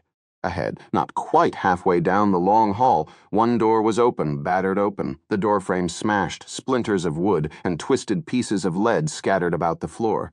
The yawning black opening exhaled a cold cellar-like stench of mold and dead, greasy centipedes. She quickly passed by with a shudder. The door beyond drew her toward it. She was almost there. She placed her hand on the knob, turned it. With a low creaking sound, the door swung inward, and a welcome warmth flowed out around her, enveloping her with the pleasant sensation of stepping into a cozy dwelling in wintertime. Aloysius Pendergast stood before her, dressed in black as usual, his hands clasped in front of him, smiling. "Welcome," he said. The room was large and beautiful with paneled wainscoting. A fire burned in a marble fireplace, and an old clock on the mantel chimed the hours beside an antique gasogene and several cut glass tumblers. A stag-ass head mounted on the wall looked out with glassy eyes across a desk piled with leather-bound books and papers. The oak floor was covered with rich, dense carpeting, over which expensive Persian carpets had been laid in turn. Several comfortable wing chairs were scattered about, some with open books lying on their seats. It was an extremely comfortable, well-used, luxurious space. "Come and warm yourself by the fire," he said, motioning her forward. She moved closer to the fire, keeping her eyes on Pendergast. There was something different about him, something strange. Despite the utter reality of this room and this house, the edges of his form were indistinct, blurry, slightly transparent, as if he was quite there. The door shut behind her with a dull thud. He held out his hand for hers, and she gave it to him. He grasped it, suddenly very hard, and she tried to withdraw, but he pulled her toward him. His head seemed to waver, to bulge and dissolve. The skin cracked, and a glow emerged from within, and then his face peeled away and fluttered down in burning threads, revealing a visage that Constance recognized. It was the indescribable face of the Kalaziga demon. She stared at it, strangely unafraid, feeling its warmth drawn to it with a mixture of fear and attraction. It seemed to fill her Vekepatehat fire, the ineffable, all-consuming, triumphant fire she had felt in her mad pursuit of Diogenes Pendergast. There was a purity to it that awed her. "Modem will," it said with a voice that was not sound but thought. Modem pure thought burned clean of any vestige of human sentiment. Modem freedom. "Join with me." Fascinated, repelled, she again tried to withdraw her hand, but it held fast. The face, terrible and beautiful, drew closer to her. It wasn't real, she told herself. It was only a product of her mind, the image of one of the thankas she had contemplated for hours on end, now recreated by this intense meditation. The Kalaziga demon drew her toward the fire. "Come, into the fire, burn off the dead husk of moral restraint. You will emerge like the butterfly from its chrysalis, free and beautiful." She took a step toward the fire, hesitated, then took another, almost floating over the carpeting toward the warmth. "Yes," said another voice, Pendergast's voice. "This is good. This is right. Go to the fire." As she drew closer to the flames, the heavy guilt and mortification of murder that had lain on her shoulders melted away, replaced by a sense of exhilaration, the intense exhilaration and dark joy she felt when she saw Pendergast's brother tumble off the edge of La Chiara into the red-hot depths below. That momentary ecstasy was being offered to her now forever. All she had to do was step into the flames. One more step, the fire radiated its warmth, licking up into her very limbs. She remembered him at the very edge, the two of them locked together in a macabre caricature of sexual union, struggling at the roaring edge of La Chiara, her unexpected feint. The expression on his face when he realized they were both going over. The expression on his face. It was the most horrifying, most pitiful, and yet most satisfying thing she had ever seen to revel in the face of a person who realizes, without the shadow of a doubt, that he is going to die. That all hope is gone, and this bitter joy could now be hers forever. She could be free to experience it again and again at will, and she would not even need overweening vengeance as an excuse. She could simply murder whoever and wherever, and again revel in the hot blood fury, the ecstatic, orgiastic triumph. All hope is gone. With a scream, she writhed in the grip of the demon, and with a sudden, immense force of will, she managed to break free. She threw herself back from the fire, turned and ran through the door, and suddenly she was falling through the house, through the basements, the sub-cellars, falling. Chapter Salmisau. The storm raged beyond the open rails of half-deck bay spray, sweeping across the deck despite there being 60 feet above the waterline. Liu could hardly think over the boom of the sea and the bellow of the wind. Crowley came up, as soaked as he was. "Are we really going to try this, sir?" "You got a better idea," Lou replied irritably. "Give me your radio." Crowley handed it over. Lou tuned it to Channel Bay-Mihai and pressed the transmit button. "Lou here, calling Bruce over." "This is Bruce. How do you read me?" 5x5. "Good. Buckle yourself into the coxswain station at the helm. Welch should take the seat across the aisle." "Already done." "Need any instructions?" "They seem to be all right here." "The lifeboat's almost completely automatic," Liu went on. "The engine starts automatically on impact. It Luklunk drive the lifeboat away from the ship in a straight line. You should throttle down to steerageway speed only they. Luklunk find you quicker that way." The master panel should be pretty self-explanatory to a nautical man. "Right. Got an appear on this crazy boat?" "Two, and they actually the latest GPRBs which transmit your GPS coordinates. On impact, the GPIRB automatically activates at Bonensau and Mochum MHz. No action. Required on your part, keep the lifeboats of VHF tuned to emergency channel. Communicate with me through Channel Bay-Mihai on your handheld. You going to be on your own until you picked up. The Britannia isn't stopping. Both of you stay strapped in atmote for all times. You are going to take a few barrel rolls in these seas at the least." "Understood. Questions?" "No." "Ready?" "Ready." Bruce's voice crackled over the handheld. "Okay. There's a 15-second automatic countdown. Lock down the transmit button so we can hear what happens. Talk to me as soon as possible after you hit." "Understood. Fire away." Lou turned to the freefall launch control panel. There were 36 lifeboats, 18 on the port side and 18 on starboard, each with a capacity of up to Machamnamui people. Even launching one boat virtually empty like this, they still had plenty of capacity to spare. He glanced at his watch. If it worked, they have 50 minutes to evacuate the ship, a very doable proposition. He murmured a short prayer. As he initiated the launch sequence, Liu began to breathe a little easier. It was going to work. These damn boats were over-engineered, built to withstand a 60-foot free fall. They could take the extra strain. Green across the board. He unlocked the switch that would begin the countdown on lifeboat number 1, opened the cover. Inside, the little red breaker lever glowed Vekepte hat fresh paint. This was a hell of a lot simpler than in the old days when a lifeboat had to be lowered on davits, swinging crazily in the wind and roll of the ship. Now all you had to do was press a lever. The boat was released from its arresters, slid down the rails, and fell 60 feet to land, nose first, in the sea. A few moments later, it bobbed to the surface and continued on, driving away from the ship. They'd have been through the drill many times. Drop to recovery took all of 6 seconds. "You read, Bruce?" Loud and clear. "Hang on," Mort met, releasing the switch. He pulled the red lever.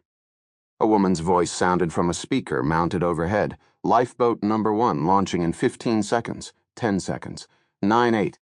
The voice echoed in the metal-walled half-deck. The countdown ran out. There was a loud clunk as the steel arresters disengaged. The boat slid forward on the greased rails, nosed off the end into open space, and Lou leaned over the side to watch it fall, as gracefully as a diver, toward the churning sea. It struck with a tremendous eruption of spray, much larger than anything Lou had seen during the drills. A geyser that rose 40-50 feet, swept backward in ragged pedals by the tearing wind. The VHF channel let loose a squeal of static. But instead of plunging straight into the water and disappearing, the lifeboat's forward motion, combined with the added speed of the ship, pitch-pulled it sideways, like a rock, skipping over the surface of a pond, and it struck the ocean a second time full force along its length, with another eruption of spray that buried the orange boat in boiling water. And then it began to resurface sluggishly, the day-glow hull brightening as it shed green water. The static on the VHF abruptly died into silence. The woman Emily Dahlberg caught her breath, averted her eyes. Lou stared at the lifeboat, which was already rapidly falling astern. He seemed to be seeing the boat from a strange angle, but no, that wasn't it. The lifeboat's profile had changed. The hull was misshapen. Orange and white flecks were detaching themselves from the hull, and a rush of air along a seam blew a line of spray toward the sky. With a sick feeling, Lou realized the hull had been breached, split lengthwise like a rotten melon, and was now spilling its guts. "Jesus," he heard Crowley murmur next to him. "Oh, Jesus." He stared in horror at the stoved-in lifeboat. It wasn't righting itself. It was wallowing sideways, subsiding back in the water, the engine screw uselessly churning the surface, leaving a trail of oil and debris as it fell astern and began to fade away in the gray storm-tossed seas. Lou grabbed the VHF and pressed the transmit button. "Bruce, Welch, this is Lou. Respond." But there was no answer, as Lou knew there wouldn't be. Chapter Sama Bay. On the auxiliary bridge, Lizier was facing a torrent of questions. "The lifeboats," an officer cried over the others. "What's happening with the lifeboats?" LeSueur shook his head. No word yet. Mortmet's still waiting to hear from Lou and Crowley. The chief radio officer spoke up. "Moriv got the Grenfell on Channel Samachin." LeSueur looked at him. "Fax him on the SSB fax to switch to channel." Maybe choosing an obscure VHF channel to communicate with the Grenfell channel Beijing, normally reserved for exchanges between pleasure boats on the Great Lakes, would keep their conversations secret from Mason. He hoped to God she wouldn't be scanning the VHF channels as a matter of course. She'd already seen, of course, the radar profile of the Grenfell as the ship approached and heard all the chatter on emergency channel. "Musa, what's the rendezvous estimate?" he asked the radio officer. 9 minutes. He paused. "Mordiv got the captain of the Grenfell on Bay Machine, sir." LeSueur walked up to the VHF console, slipped on a pair of headphones. He spoke in a low voice. "Grenfell, this is First Officer LeSueur, acting commander of the Britannia. Do you have a plan?" "This is a tough one, Britannia, but we got a couple of ideas. We've got one chance to do this. We reef faster than you by at least 10 knots, and once we repassed, that's it." "Understood. We got on board a BO-105 utility chopper, which we could use to bring you some shaped explosives we normally use for hull breaching. At our speed in this sea and gale conditions, you Luklunk never land it." A silence, we re-hoping for a window. "Unlikely, but have the bird stand by just in case. Next idea?" "We were thinking that on our pass, we could hook the Britannia with our towing winch and try to pull her off course." "What kind of winch?" "A 70-ton electro-hydraulic towing winch with a Bomi-Milimet wire rope. That would at Noah pay like a string." "It probably would." "Another option would be to drop a buoy and tow the wire across your course, hoping to foul your propellers." "There's no way a Bomi-Milimet wire rope could stop 4 Jaime-Mote-cum-Num megawatt screws. Don't you carry fast rescue craft?" "Unfortunately, there's no way we can launch our 2 fast rescue craft in these seas. And in any case, there's no way we can come alongside to board or evacuate, because we can keep up with you. Any other ideas?" A pause. "That's all we've been able to come up with." "Then we'll have to go with my plan," LeSueur said. "Shoot. You're an icebreaker, am Mort right?" "Well, the Grenfell's an ice-strengthened ship, but she is not a true icebreaker. We sometimes do icebreaking duties, such as harbor breakouts." "Good enough, Grenfell. Mort wants you to chart a course that will take you across our bow in such a way as to shear it off." A silence, and then the reply came. "Mutmet's sorry. I think Mut read you Britannia." "You read me fine. The idea is, by opening selected bulkhead hatches, we can flood forward compartments 1, 2, and 3. That will put us down by the head enough to lift our screws almost out of the water. The Britannia will be You're asking me to ram you? Good God. Have you lost your mind? There's a good chance I'd sink my own vessel." "It's as the only way.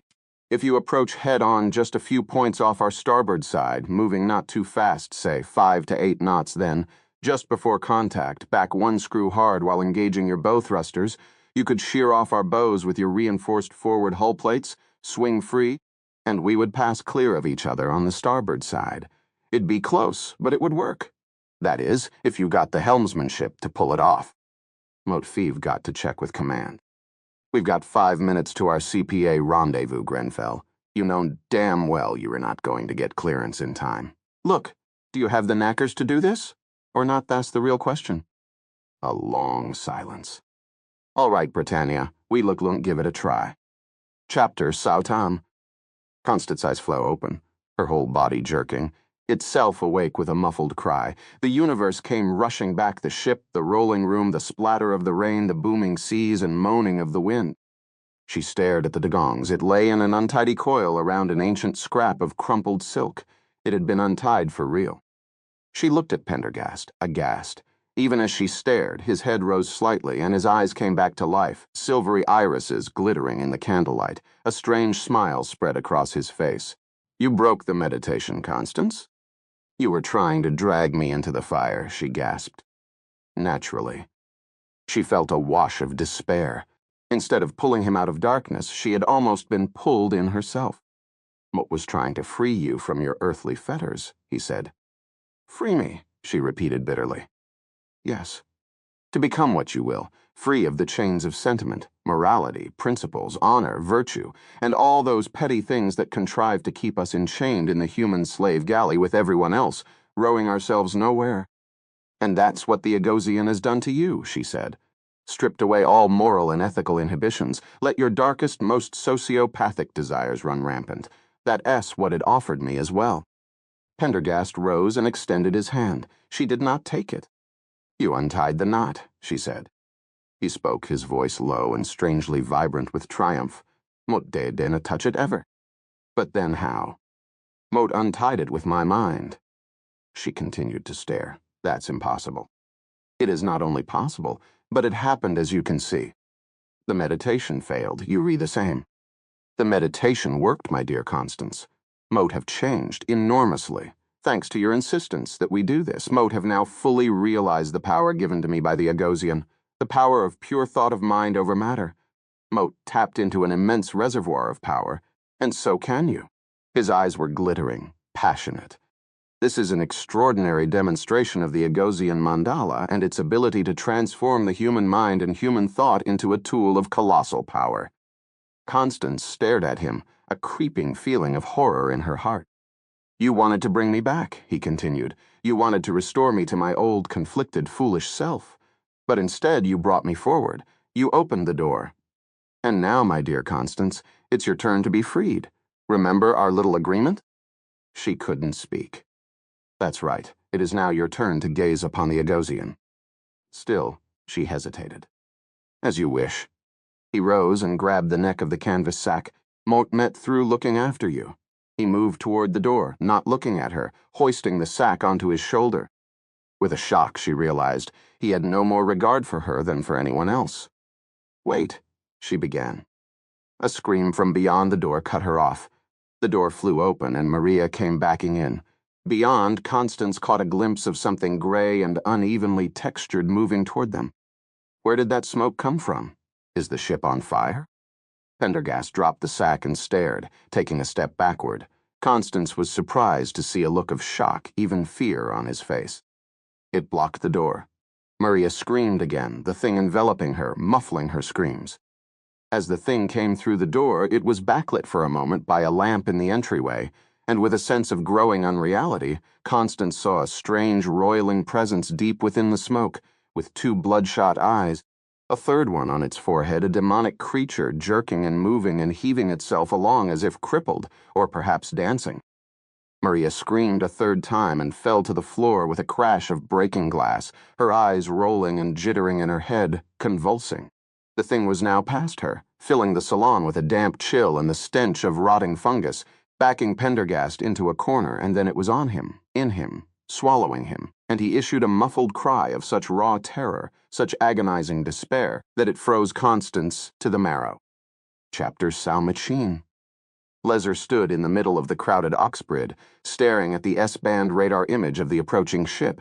It loomed ever larger, a phosphorescent shape expanding dead ahead on the radar screen. The Doppler readout indicated a combined closing speed of 37 knots. 2,500 yards in closing, said the second officer. Leser made a quick mental calculation, 2 minutes to contact. He glanced at the more sensitive X-band, but it was awash with sea return and rain scatter. Quietly and quickly, he had briefed the rest of the officers on his plan. He knew it was at least possible. Mason had heard everything he'd said to the captain of the Grenfell. There was no fail-safe way to block communications on the main bridge, but either way, once the Grenfell made its move, the Britannia would be hard-pressed to respond. Chief Engineer Halsey came up to his side. "Mort have the estimates you asked for." He spoke in a low voice so the others wouldn't hear. So it's that bad, thought LeSueur. He withdrew Halsey to one side. "These figures," said Halsey, "are based on a direct collision with the center of the shoal, which is what we anticipate. Tell me quickly.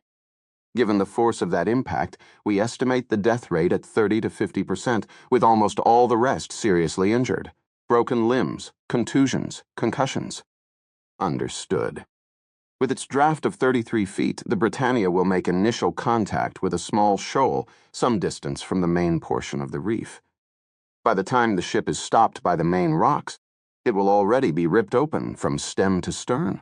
All the watertight compartments and bulkheads will be breached. Estimated sinking time is less than 3 minutes. LeSueur swallowed. "Is there a chance it might hang up on the rocks?" "There's a steep drop-off. The stern of the ship will pull it off and down fast." Dear Jesus. Given the extent of injury and death and the speed with which the Britannia will sink, there won't be time to institute any procedures for abandoning ship. That means nobody aboard at the time of collision has any chance of survival. That includes," he hesitated, glancing around, personnel remaining on the auxiliary bridge. 1,500 yards and closing," said the second officer, his eyes fixed on the radar. Sweat was streaming down his face. The aux bridge had gone silent, everyone staring at the looming green blob on the radar scope. LeSueur had debated whether to issue a general order warning passengers and crew to brace themselves, but he had decided against it. For one thing, using the Feng An would tip their hand to Mason. But more importantly, if the Grenfell did the job right, the force of the lateral impact across the bow would be mostly absorbed by the enormous mass of the Britannia. It would be a jolt that might startle the passengers, or at worst jar a few off their feet. But he had to take the risk. 1,200 yards. Chapter Bay Mui. Roger Mail's herd-running footsteps enscressed himself. Into a cul-de-sac on deck sheen. A gaggle of passengers ran by shouting, gesticulating, on God knows what senseless, hysterical mission. In one sweaty hand he clutched a magnetic key that he kneaded and rubbed incessantly, like a worry stone. With the other, he removed a flask and took a long slug of single malt whiskey, 18-year-old Macallan, and slipped it back into his pocket. His eye was already beginning to swell from the blow he'd received during a tussle with a hysterical passenger back in Oscaras. It felt like someone was pumping air into it, making it tighter and tighter. Blood flecked his white shirt and dinner jacket from a bloody nose that had yet to stop leaking. He must look an absolute fright. He checked his watch, 30 minutes to impact if the information he'd received was correct. And he had every reason to believe it was. He checked again to see if the hall was still clear, then staggered out of the cul-de-sac. He had to avoid passengers at all costs. It was Lord of the Flies' time on board the Britannia, every man for himself, and nobody descended into brutish behavior quicker than a bunch of rich assholes. He made his way carefully down the deck-chin corridor. Although there was nobody in sight, the distant screams, yells, pleas, and agonized sobbing were omnipresent. He couldn't believe that the ship's officers and security had virtually disappeared, leaving hospitality staff, like himself, at the mercy of these rampaging passengers. He had heard nothing, received no instructions. It was clear there was no plan to deal with a disaster of this scale. The ship was absolute bedlam, with no information to be had, the wildest rumors spreading like a brush fire in high wind. Mail slipped down the hall, the key clutched in his palm. It was his ticket out of this madhouse, and he was going to spend it right now. He wasn't going to end up being one of 4,300 people, ground to mincemeat, when the ship ripped its guts open on the Grand Bank's worst shoal. The lucky ones who survived the impact would live another 20 minutes in the 45-degree water before succumbing to hypothermia. That was one party he wasn't going to attend. Thank you very much. He took another slug of the whiskey and slipped through a door marked by a red exit sign. He ran down a metal staircase, his short legs churning, and paused 2 landings below to peer into the corridor leading to the half-deck where the port lifeboats were housed. While the corridor was again empty, the shouts of frantic, angry passengers were louder on this deck. He couldn't fathom why they hadn't launched the boats. He had been part of the lifeboat drills and had ridden on a couple of freefall launches.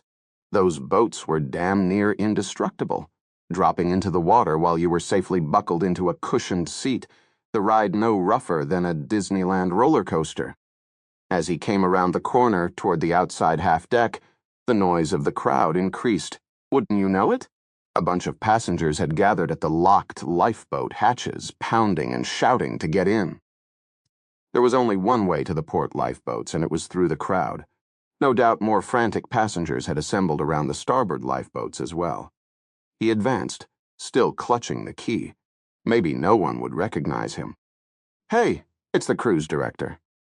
The cruise director. "Hey, you males."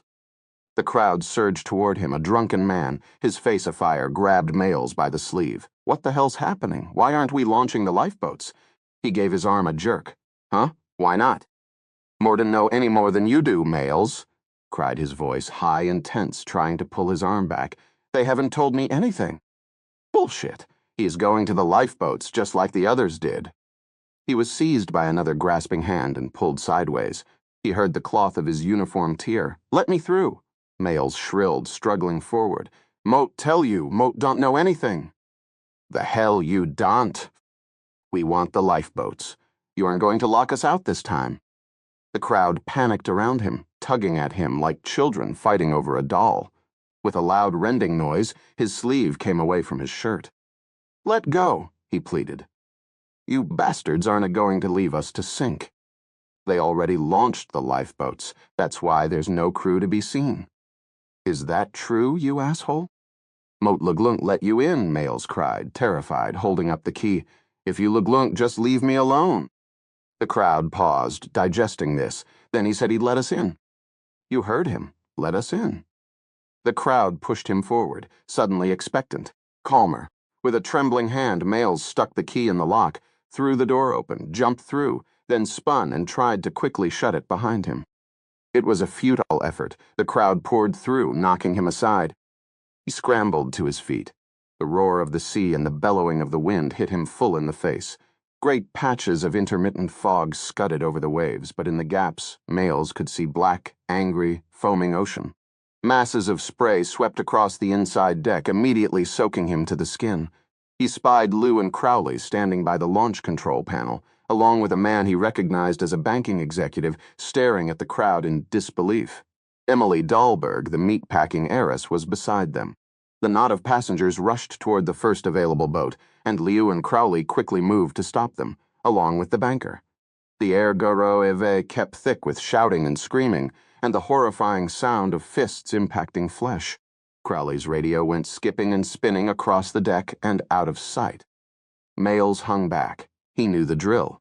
He knew how to use these lifeboats. He knew the onboard launch sequence, and he would be damned if he was going to share one with a bunch of crazy passengers. Fighting between the mob and loose group was intensifying, and the passengers seemed to have forgotten about him in their eagerness to get into the nearest boat. He could get away before they even knew what was happening.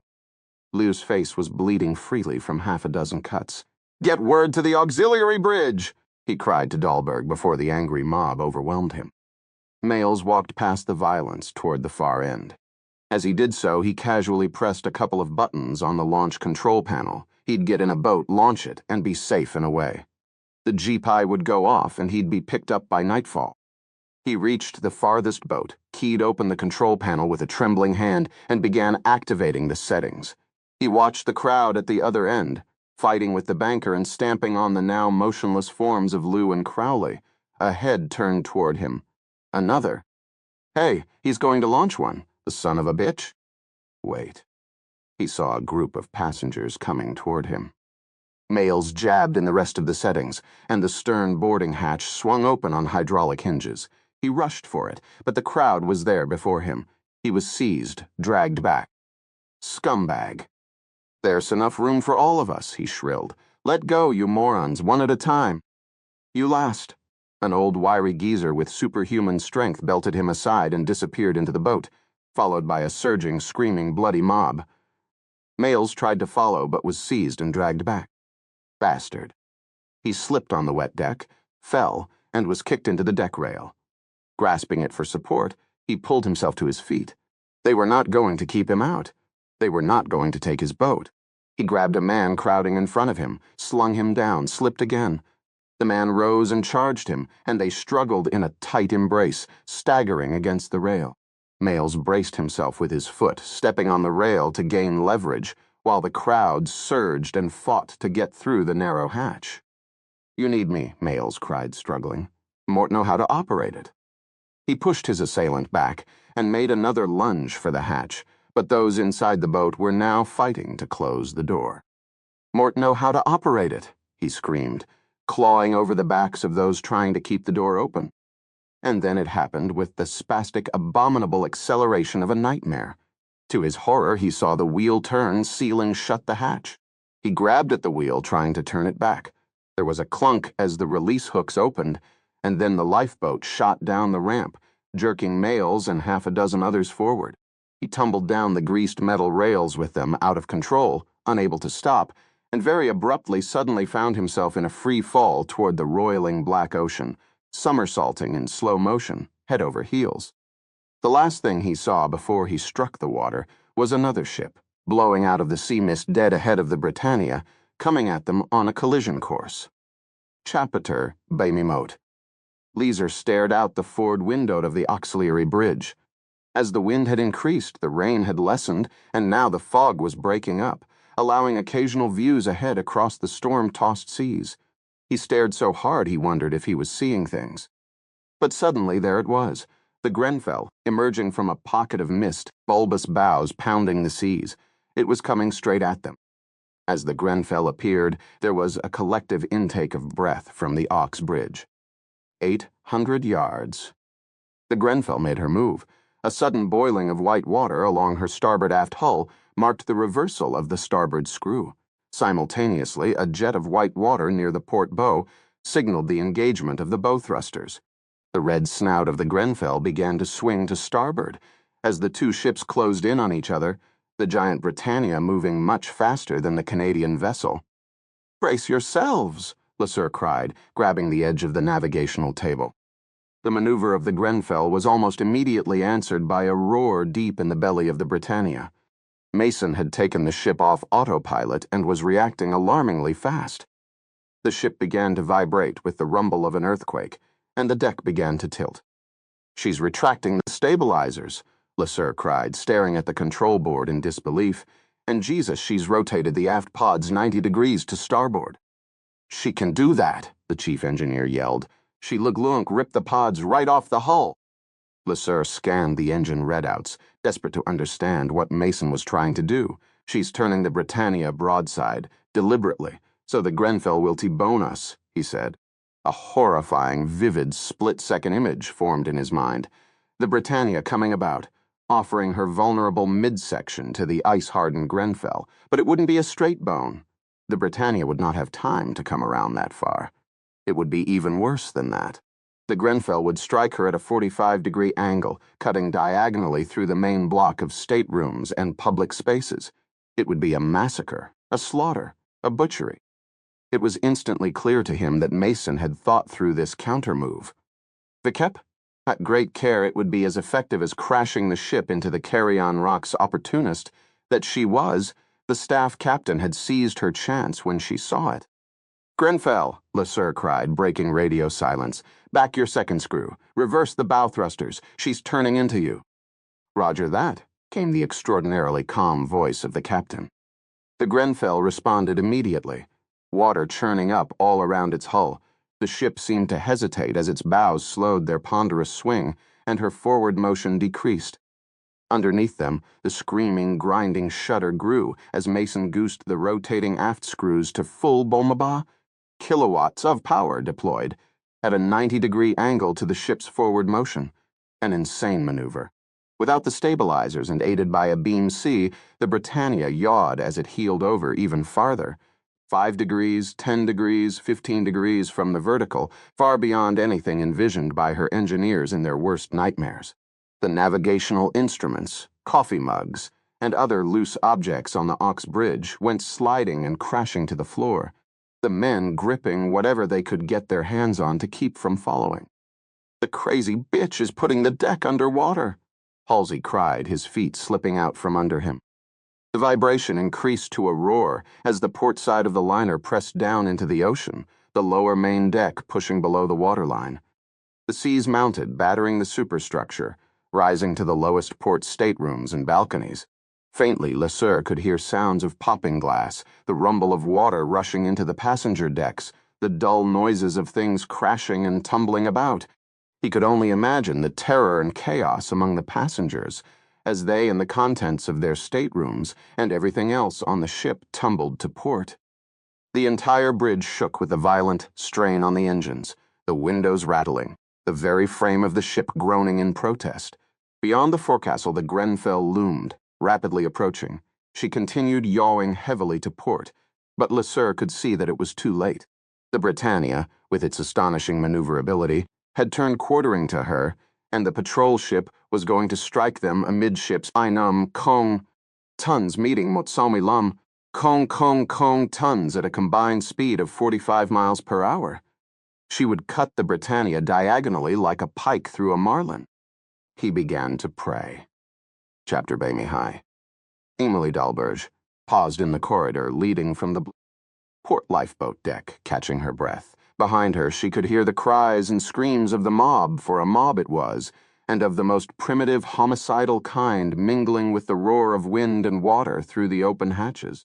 Many other people had had the idea to head for the lifeboat stations, and a steady stream of passengers raced past her in a panic, heedless of her presence.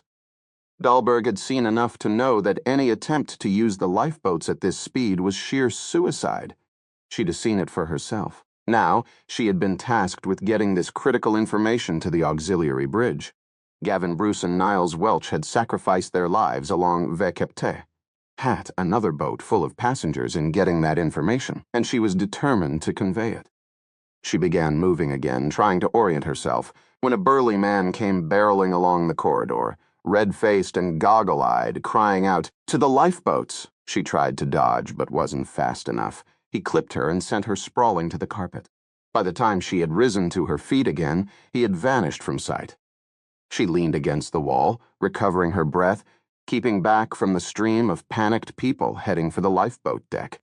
It shocked her how people were prone to the most grotesque displays of selfishness even, or perhaps especially, the privileged. She hadn't seen the crew and staff carrying on, shrieking and yelping and running around. She couldn't help but think of the contrast with the dignified and self-restrained end of the passengers on the Titanic. The world had certainly changed.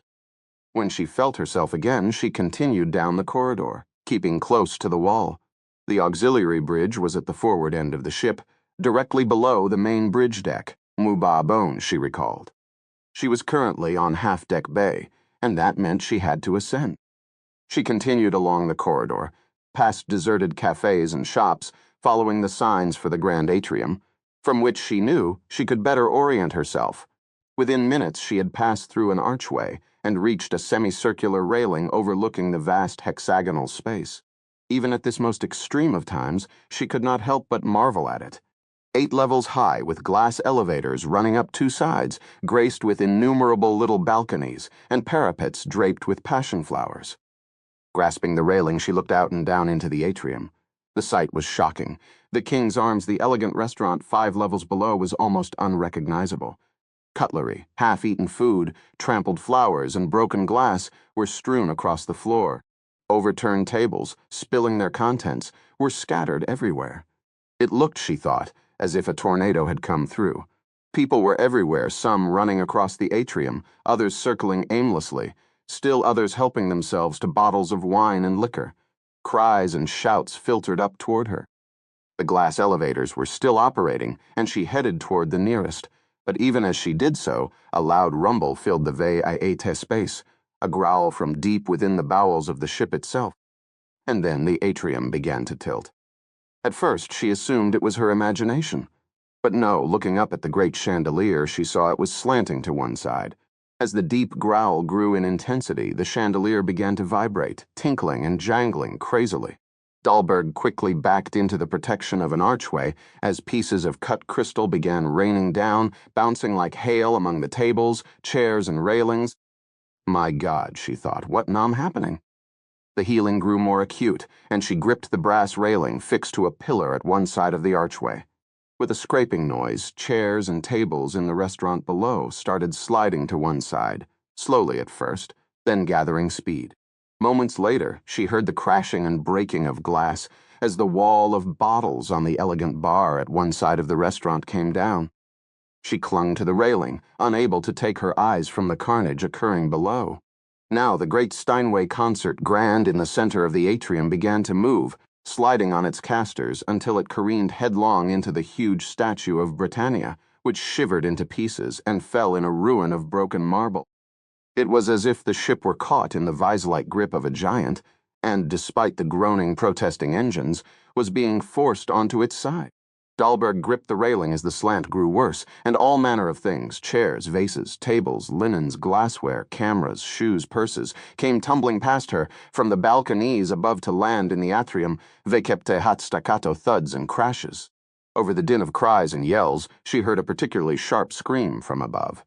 A moment later, a short, thick-set woman, Vekep, hot, frizzy blonde hair and wearing a supervisor's uniform, came hurtling past from an upper balcony, still screaming, and careened into the piano below with a horrifying crash, the ivory keys scattering, the strings popping in a bizarre symphony of high and low-pitched twangs. With a squeal of metal, the elevator nearest to her shuddered in its vertical housing, and then with a popping of glass that ripped through the entire atrium, the entire tube shattered all at once, and began to fall in slow motion like a glittering glass curtain. The wreck of the elevator now, nothing more than a steel frame, was jarred out of its channel and swung loose on its steel cable. She could see two people aboard, clinging to brass bars inside the elevator cage and screaming. As she watched in horror, the elevator frame swung crazily across the vast interior of the atrium, spinning as it went, then slammed into a row of balconies on the far side. The people inside were thrown into the air, tumbling down to at last be lost in the chaotic jumble of furniture and fixtures now jammed up against the lower wall of the King's Arms. Dahlberg gripped the brass rail with all her strength as the floor continued to dip. A new sound suddenly erupted from below, loud as a massive waterfall, accompanied by a rush of cold, salty air so strong it nearly blew her off her perch. Then white water poured into the lowest level of the atrium and began boiling up, a vicious surge churning with pulverized furniture, fixtures, and broken bodies. At the same time, the huge chandelier above her head finally ripped loose with a crack of iron and plaster.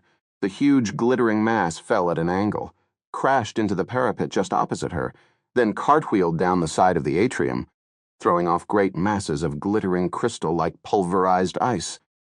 The cold, dead smell of the sea filled her nostrils. Slowly, as if from far away, she began to realize that, despite the awful destruction taking place all around her, the ship didn't appear to be sinking.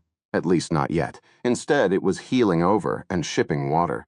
The engines continued to roar, the ship continued to surge forward. Dahlberg collected her thoughts, tried to drown out the sounds of crashing glass, roaring water, and screaming. Much as she wanted to, there was nothing she could do to help anybody here. What she could do, had to do, was inform the bridge that the lifeboats were not an option as long as the ship was moving. She looked around and spied a nearby stairwell. Carefully gripping the rail, she half crawled, half clung her way along it until she reached the stairwell, canted at a crazy angle. Gripping the banister with all her might, she began hauling herself upward, one step at a time, heading for the auxiliary bridge. Chapter by Miba. Special Agent Pendergast stared at the bizarre thing of mist and darkness that enveloped him. Simultaneously, he felt the cabin shudder and lean. A deep and powerful vibration hammered up from below. Something violent was happening to the ship. He fell backward, tumbled over an armchair, and slammed into a bookcase. As the ship tilted further, he could hear a sonorous fugue of destruction and despair sounding throughout it. Screams and cries, crashing, breaking, the deep thrum of water along the hull. Books came tumbling down around him as the cabin rolled to a desperate angle. He struck it all from his mind, focusing on the most bizarre thing. Within the animate smoke, an apparition was faintly visible. Rolling red eyes, fanged smile, clawed hands outstretched as it enveloped him, its expression that of need and intense hunger. Several things flitted almost instantaneously through his mind. He knew what this was, and he knew who had created it and why. He knew he now faced a fight, not only for his life but for his very soul. He braced himself mentally as the thing caught him in a clammy embrace, overwhelming his senses with the cloying odor of a damp, rotting cellar, of slippery insects and sagging corpses. Pendergast abruptly felt calm wash over him, the indifferent, liberating calm he had so recently discovered.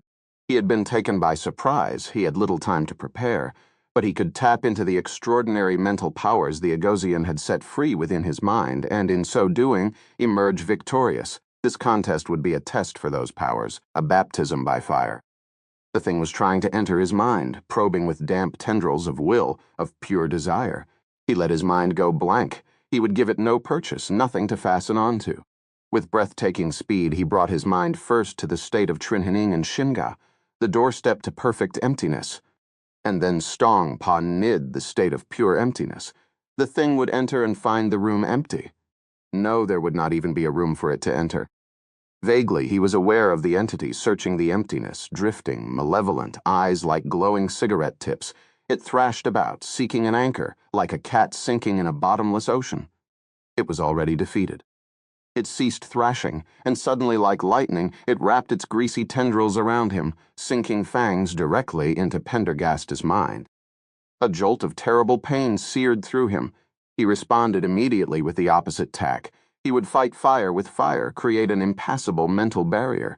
He'd wall himself off with pure intellectual noise, deafening and impenetrable. In the dark void, he summoned 100 of the world's most important philosophers and set them all to conversation. Parmenides and Descartes, Heraclitus and Kant, Socrates and Nietzsche. At once, dozens upon dozens of arguments sprouted of nature and consciousness, freedom and pure reason, truth and the divinity of numbers, forming a storm of intellectual noise stretching from horizon to horizon. Scarcely breathing, Pendergast maintained the construct through sheer force of will. A ripple coursed through the susurrus of dialogues, like a drop of water on the surface of a black pond. As it spread outward, the nearest conversations of the philosophers fell silent. A silent hole formed in the center, like the eye of a storm. Implacably, the smoke ghost drifted through the hole, coming closer. Instantly, Pendergast dissolved the innumerable debates, drove the men and women from his mind. With great effort, he purged himself of conscious thought once again. If such a purely rational approach would not work, perhaps a more abstract one would. Quickly, he arrayed in his mind the 1,000 greatest paintings of the Western tradition.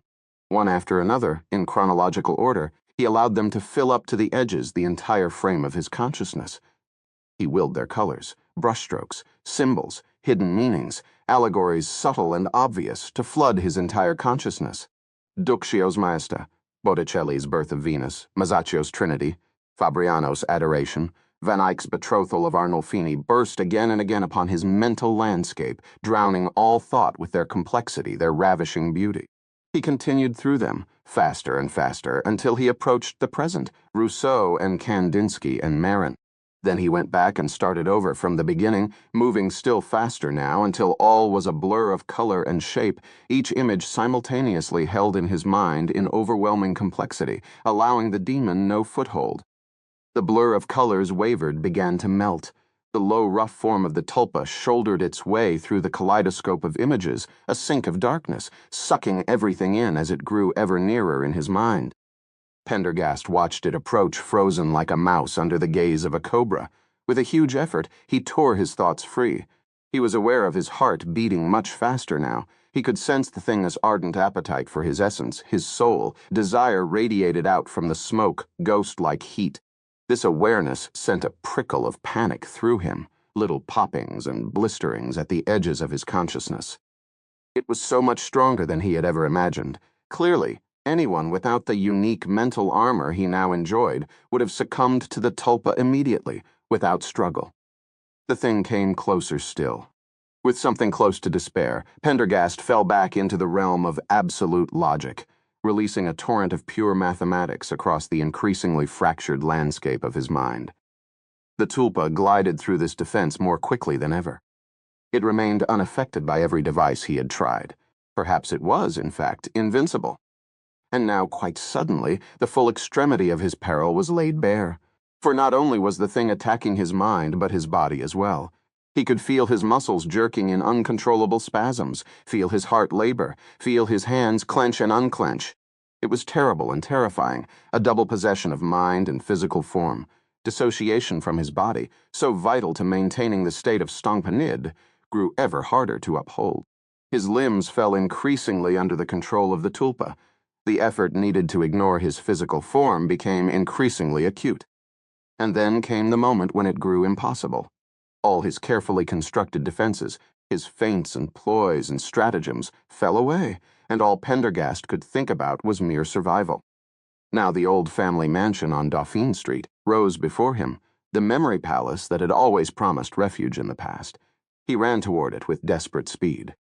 The yard was crossed in a heartbeat, the front steps taken in a bound. And then he was inside, panting with exertion, fumbling with the locks and door chains. He turned, back pressed against the doorframe, looking around wildly. The Maison de la Roche Noire was silent and watchful. Ahead, at the end of a long and shadow-haunted hallway, he could see the curve of the grand foyer, with its matchless collections of curiosities and objets d'art, and the double-curved sweep of staircases leading to the second floor. Still farther on, wrapped in gloom, lay the library, its thousands of leather-bound volumes dozing beneath a thin mantle of dust. Normally, this prospect filled him with tranquil pleasure. Right now, all he felt was the atavistic dread of the hunted. He raced down the refectory hall, heading toward the foyer, forcing himself not to look over his shoulder. Reaching the foyer, he wheeled around, eyes searching desperately for a place of concealment. From behind came a shiver of cold, clammy air. His gaze fell on an arched doorway, little more than a tracery of black against black in the polished woodwork of a far wall. Beyond, he knew, lay the stairway leading down to the basement, and beyond that to the rambling chambers and catacombs of the mansioness sub-basement. He knew of literally hundreds of niches, crypts, and hidden passages down there in which he could secret himself. He moved quickly toward the closed door, then stopped, the thought of cowering in some dark, damp cul-de-sac waiting, like a cornered rat, for the thing to find him could not be borne. With increasing desperation, he raced down the back corridor, through a set of doors and into the kitchens. Here there was a confusing warren of dusty pantries and maids' ports, and he tore through them, searching for some safe haven. It was fruitless. He whirled around again, gasping for breath. The thing was here. He could feel it, and growing closer all the time. Without wasting another moment, he ran back to the foyer. He hesitated only a second, staring wildly around at the polished wood cabinets, the glittering chandelier, the trompe l'oeil ceiling. There was only one possible bolt hole, one place he might be safe. He raced up the curving staircase to the second floor and ran as quickly as he could down the echoing gallery.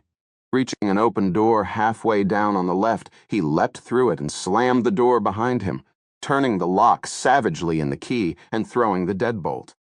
His room, his own room. Although the mansion had burned long ago, he had nevertheless always been safe here. It was the one place in his memory construct so well defended that nobody, even his own brother Diogenes, could ever penetrate. The fire crackled in the grate, and candles guttered on the side tables.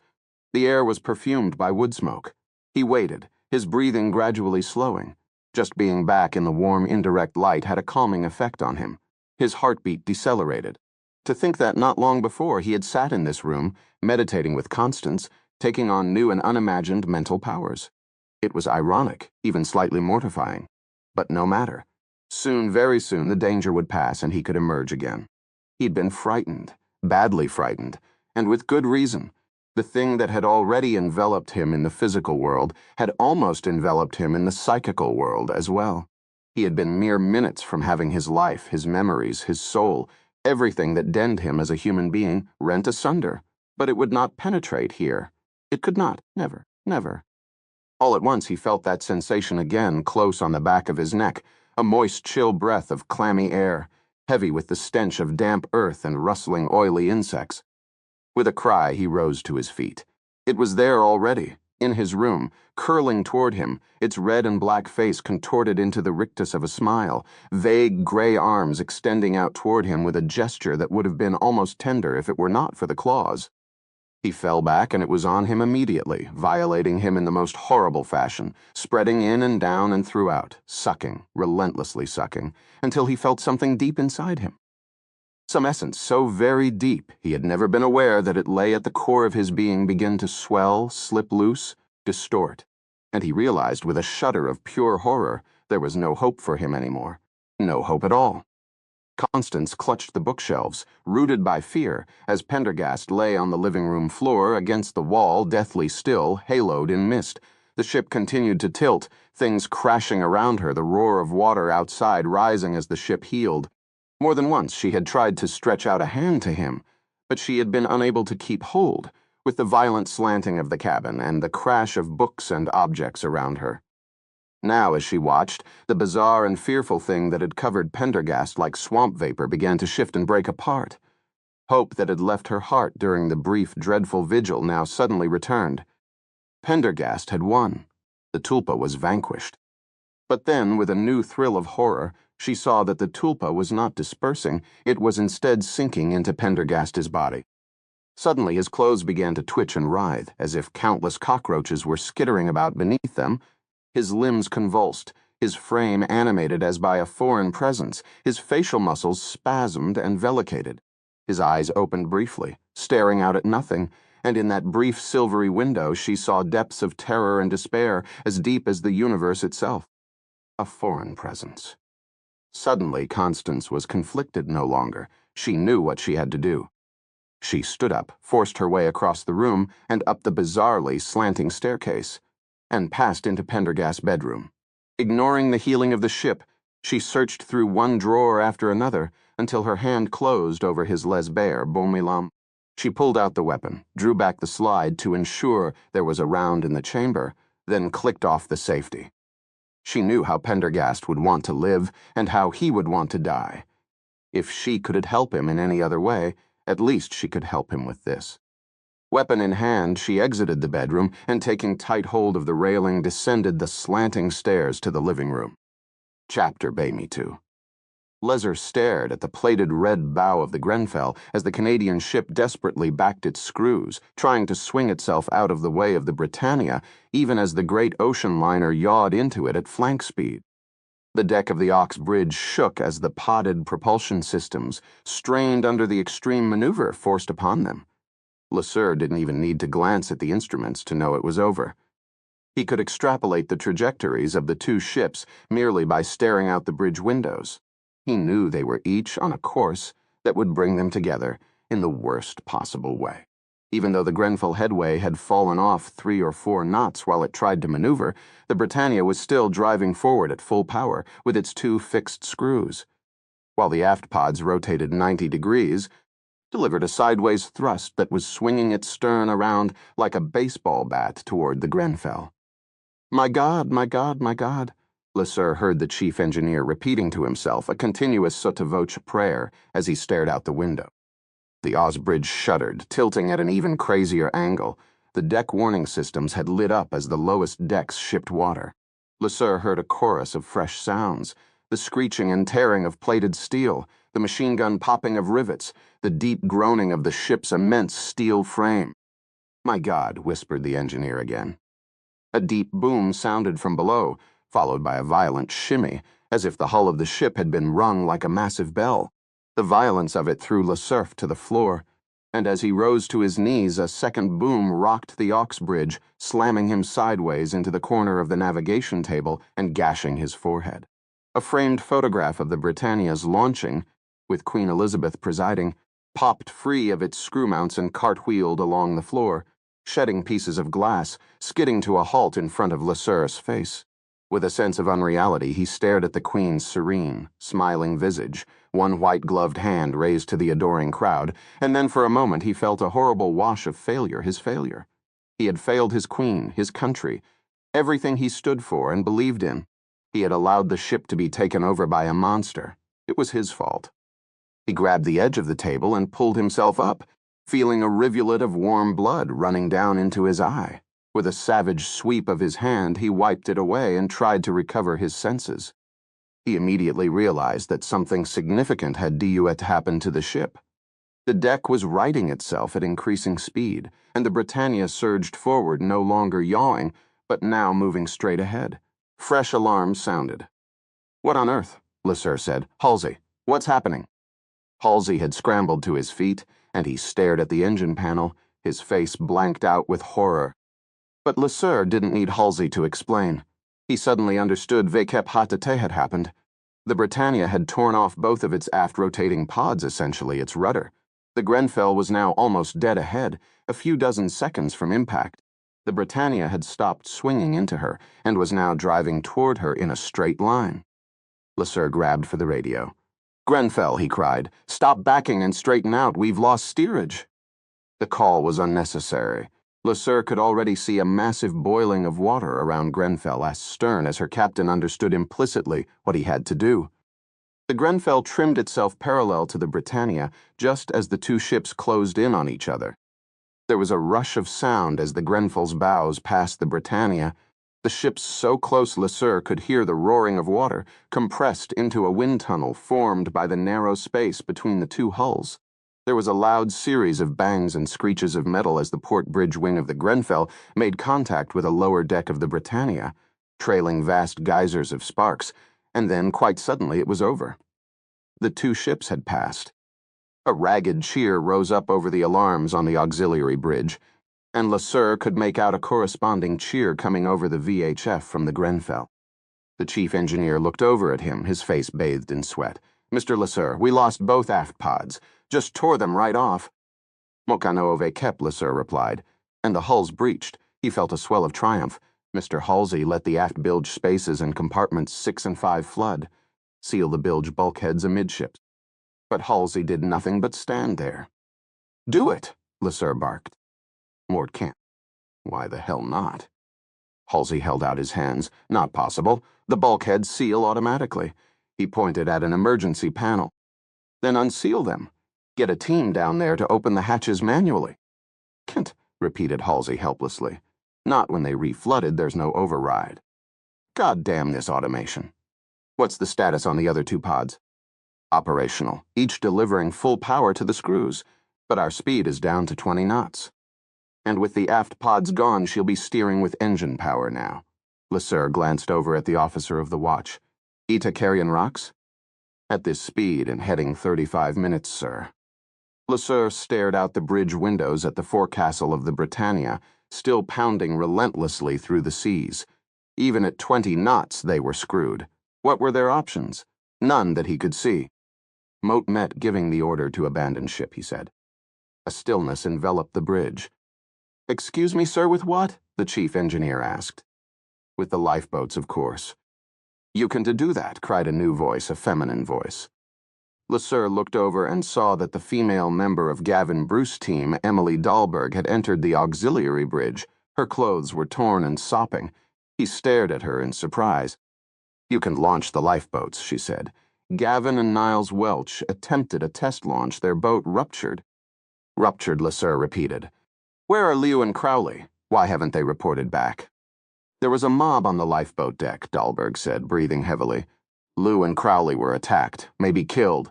The passengers launched a second boat. That one burst open when it hit the sea as well." This was greeted by shocked silence. Lasser turned to the chief radio officer.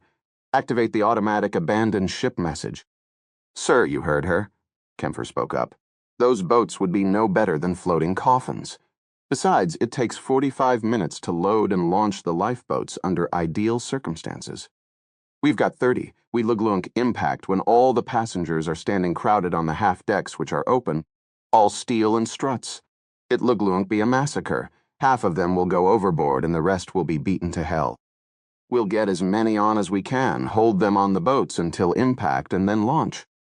The force of the impact may derail the boats. They Luglung be jammed up in the half deck, and there wanna be any way to launch them. They'll go down with the ship." Lasser turned to Halsey. "True?" The man's face was white. "Won't believe that is correct, sir." "What's the alternative?" "We get the passengers into their cabins and have them brace for impact."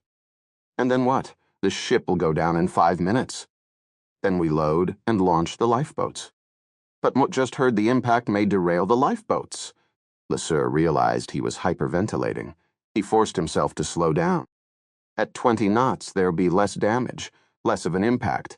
At least some lifeboats will remain railed and ready to launch, and with less of an impact, maybe we Luglunk have more time before we sink.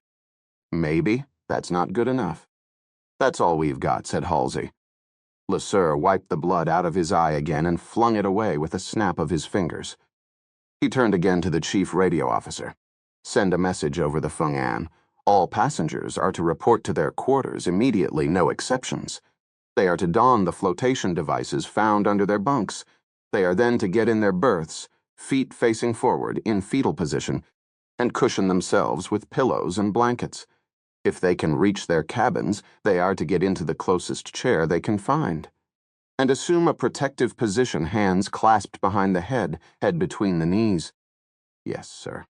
Immediately after impact, they are all to report to their lifeboat assembly stations, just as in the drills. They are to take absolutely nothing with them but their PFDs. Got it? Yes, sir. He turned back toward his terminal. A moment later, a siren went off and his voice sounded over the public address system, giving the orders. LeSueur turned to Emily Dahlberg. Guess that goes for you as well. You'd had better return to your cabin. She looked back at him. After a moment, she nodded. And Mrs. Dahlberg? Thank you. She left the bridge.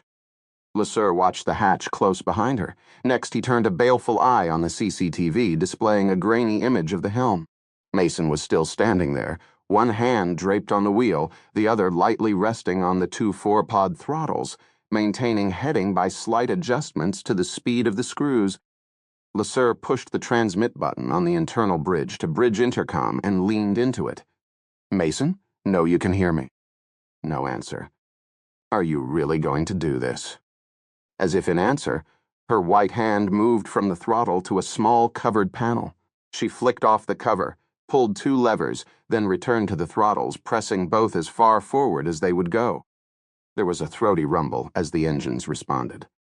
Jesus, said Halsey, staring at the engine panel. She's redlining the gas turbines. The ship surged forward. With a sick feeling, LeSueur watched the speed indicator begin to creep up. 22 knots, 24, 26. How is this possible? He asked, flabbergasted. We lost had a low ep our propulsion back there. She's goosing the turbines way beyond their specs, said Halsey. How high can they go? Moat met not sure. She's pushing them past 5,000 hems. He leaned over and touched one of the dials, as if in disbelief, and now she's redlining all 4 Wärtsilä diesels, directing the excess power to the 2 remaining pods. Is that going to burn them out? Hell yes, but not soon enough. How long? She could go on like this for 30-40 minutes. LeSueur glanced at the chart plotter.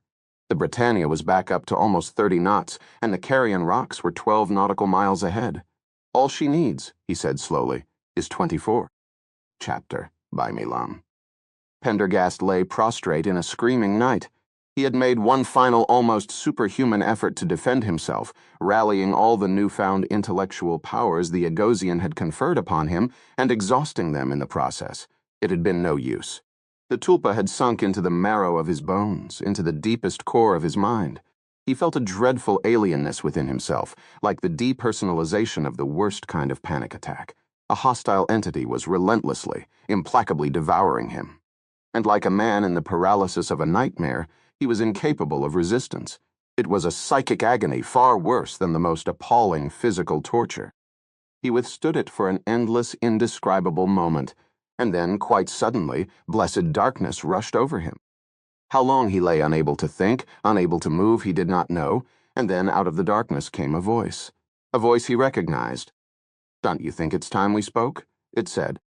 Slowly, hesitantly, Pendergast opened his eyes. He found himself in a small, dim space with a low, sloping roof.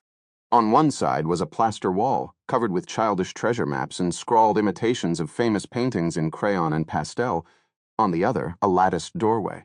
Weak afternoon light trickled through the lattices, revealing dust motes floating lazily in the air and giving the hidden space the otherworldly glow of an undersea grotto. Books by Howard Pyle, Arthur Ransome, and Booth Tarkington lay scattered in the corners. It smelled pleasantly of old wood and floor polish. Across from him sat his brother Diogenes Pendergast. His limbs were sunk into deep shadow, but the latticed light revealed the sharp contours of his face. Both his eyes were still hazel, as they were before the event. This had been their hideout, the tiny room they had fashioned beneath the back stairs in the old house, the one they called Plato's Cave. Its creation was one of the last things they had done together before the bad times began. Pendergast stared at his brother. You re-dead. Dead. Diogenes rolled the word around as if tasting it, perhaps. Perhaps not. But Mort Luglunk always be alive in your mind and in this house. This was most unexpected. Pendergast paused a moment to examine his own sensations. He realized that the dreadful, probing pain of the tulpa was gone. At least for the moment. He felt nothing. Not surprise, not even a sense of unreality.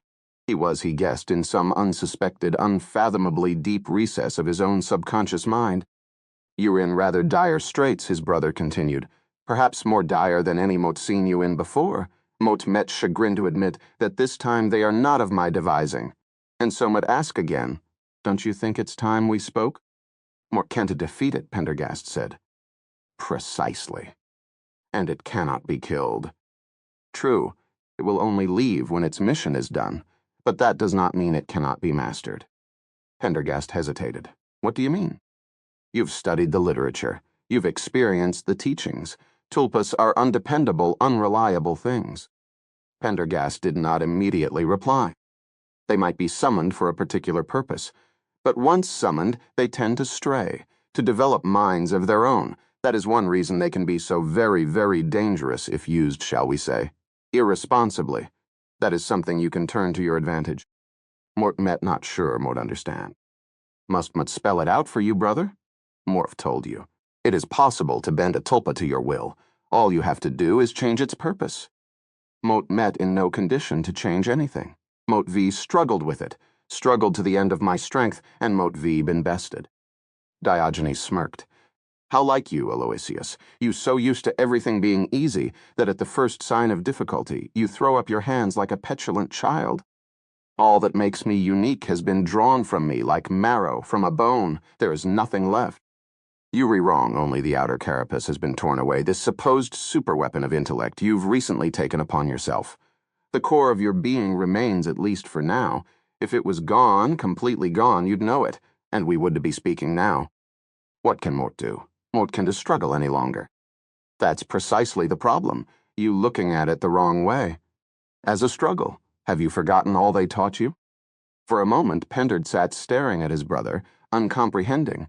Then, quite suddenly, he understood. The Lama, he breathed. Diogenes smiled. Bravo. How? Pendergast stopped, began again.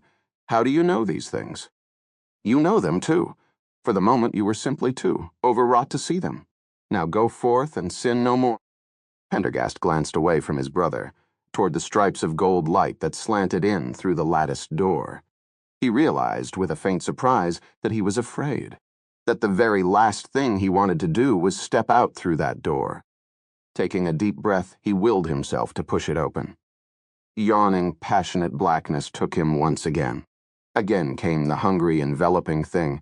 Again he felt the dreadful alienness within him, thrusting its way through his thoughts and limbs alike, insinuating itself into his most primitive emotions, a violation more intimate and ravening and insatiable than anything he had ever imagined. He felt utterly, impossibly alone beyond sympathy or succor, and that somehow seemed worse than any pain. He took one more breath, summoning his last reserves of physical and emotional strength. He knew he would have only one chance. After that, he would be lost forever, consumed utterly. Emptying his mind as best he could, he put aside the ravening thing and recalled the Lama's own teachings on desire. He imagined himself on a lake, quite saline precisely at body temperature, of indeterminate color. He imagined himself floating in it, perfectly motionless. Then, and this was hardest of all, he slowly stopped struggling. Do you fear annihilation? He asked himself. A pause. No. Do you care about being subsumed into the void? Another pause. No. Are you willing to surrender everything? Yes. To give yourself to it utterly? More quickly now. Yes. Then you are ready. His limbs convulsed in a long shudder, then relaxed. Throughout his mental and physical being, in every muscle, every synapse, he felt the tulpa hesitate. There was a strange, utterly inexpressible moment of stasis. Then, slowly, the thing relaxed its hold. And as it did so, Pendergast let a new image, single, powerful, inescapable form in his mind. As if from far away, he heard his brother speak again, Veil Freighter. For a moment, Diogenes became visible again. Then, as quickly as he had come, he began to fade away. Wait, Pendergast said, dawn to go. But Mort must. Mote have to know. Are you really dead? Diogenes did not answer. Why did you do this? Why did you help me? Did do it for you, Diogenes replied. Mote did it for my child, and as he faded into the enfolding dark, he gave a small, enigmatic smile. Constance sat in the wing chair at Pendergast's feet. A dozen times she had raised the gun and pointed it at his heart. A dozen times she had hesitated. She had hardly noticed when the ship righted itself suddenly, when it drove forward again at high speed. For her, the ship had ceased to exist. She could wait no longer. It was cruel to let him suffer. He had been kind to her. She should respect what she was certain would be his wishes. Taking a strong grip on the weapon, she raised it. Vekepte hat fresh resolve. A violent shudder raked Pendergast's frame. A moment later, his eyes fluttered open. Aloysius? She asked. For a moment he did not move. Then he gave the faintest of nods. Suddenly she became aware of the smoke ghost. It had materialized by the agent's shoulder. For a moment it was still. Then it drifted first one way, then another, almost like a dog searching for a scent. Shortly it began to move away. Do not interfere, Pendergast whispered, and for a moment Constance feared the dreadful change was still over him. But then he opened his eyes again and looked at her, and she knew the truth immediately. You've come back, she said. He nodded. How? She whispered. When he answered, it was in the faintest of voices. That which Mort took on when Mort beheld the Agosian has been burned away in my struggle. Not unlike the lost wax process in metal casting, all that now remains is the original. Weakly, he raised one hand. Without another word, she knelt at his side, grasped it tightly. Let me rest, he whispered, for 2 minutes, no more, then we must go. She nodded, glanced at the clock on the mantel. Over her shoulder, the tulpa was gliding away. As she turned to watch, it drifted slowly, but with implacable purpose over the still form of the unconscious Maria, through the front door of the suite, and on into mystery. Chapter Bemisau. Lezer stood on the oxbrid and stared out the wall of forward windows. The ship's bow bowled through the heavy seas at hot speed, the hull slamming green water periodically sweeping the forecastle. The fog was lifting, the rain had almost ceased, and visibility had risen to almost a mile. Nobody spoke. Leser had been racking his mind for a way out. There was none. All they could do was monitor the electronics over which they had no control. The chart plotter showed the Carrion Rocks to be 2 nautical miles dead ahead.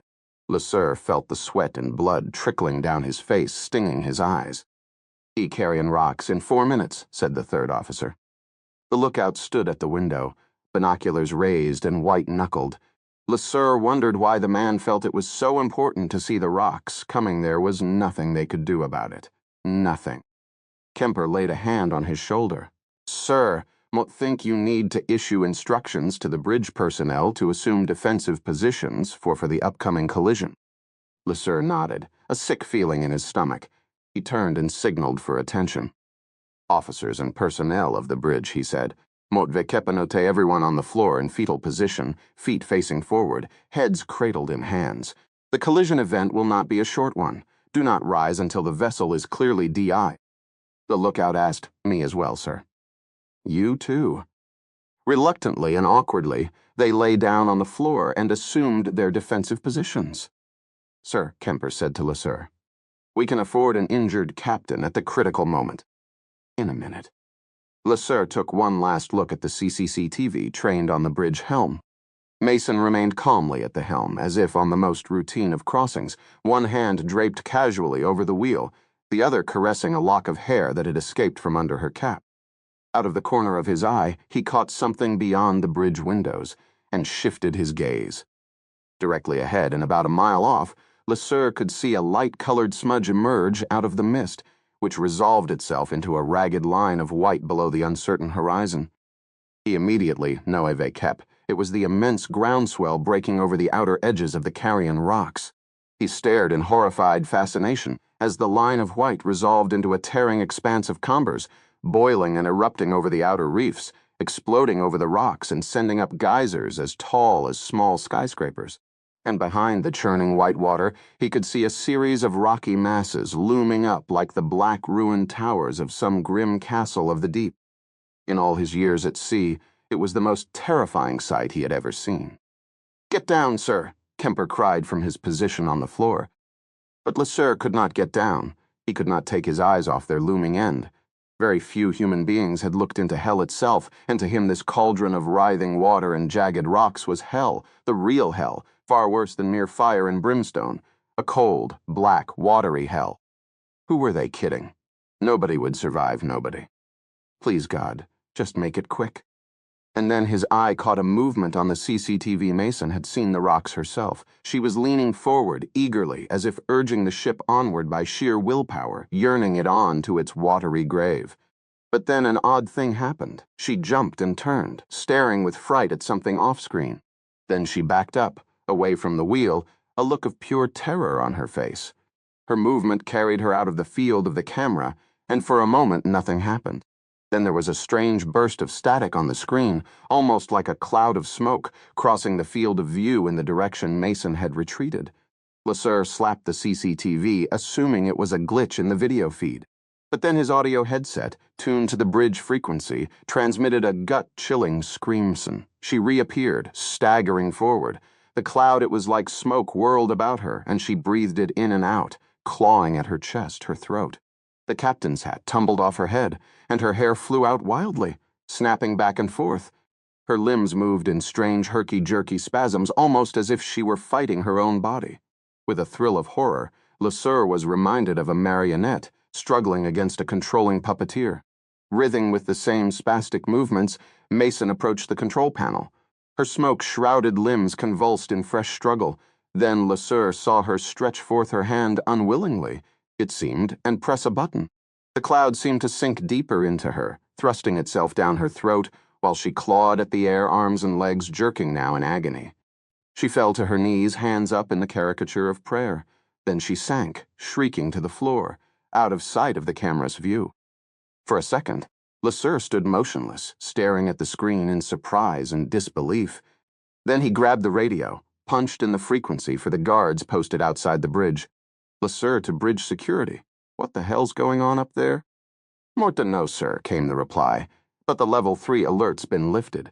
The security locks on the bridge hatch just disengaged. "Then what the hell are you waiting for?" he screamed. "Get in there and turn hard aport, you son of a bitch, now. Chapter Bay Me Bay. Emily Dahlberg had left the auxiliary bridge and, as ordered, was making her way back to her cabin. The ship was still proceeding at what seemed like full speed. She descended a staircase to deck Chin, walked along a corridor, and emerged again onto a balcony overlooking the highest level of the grand atrium. She paused, shocked at the sight that greeted her eyes. The water had drained away into the lower decks, leaving a tangled wreckage of sodden and broken furniture. Wires, seaweed, wood paneling, ripped-up carpet, broken glass, and here and there a motionless body. The place stank of seawater. She knew she had to get to her cabin and brace for the collision. She had listened to the argument on the auxiliary bridge, heard the announcement over the PA system, but it occurred to her that her cabin, here on deck Chin, might not be a good place to be. It seemed a better place might be on one of the lower weather decks, near the stern, where she would be farthest from the point of impact and could perhaps jump into the sea afterward. It was, of course, a pathetic hope, but at least it seemed a better risk than being trapped in a cabin 120 feet above the water. She ran down a set of stairs, descending another 8 levels, then stepped through an archway and began picking her way sternward through the sodden debris littering the floor of the grand atrium.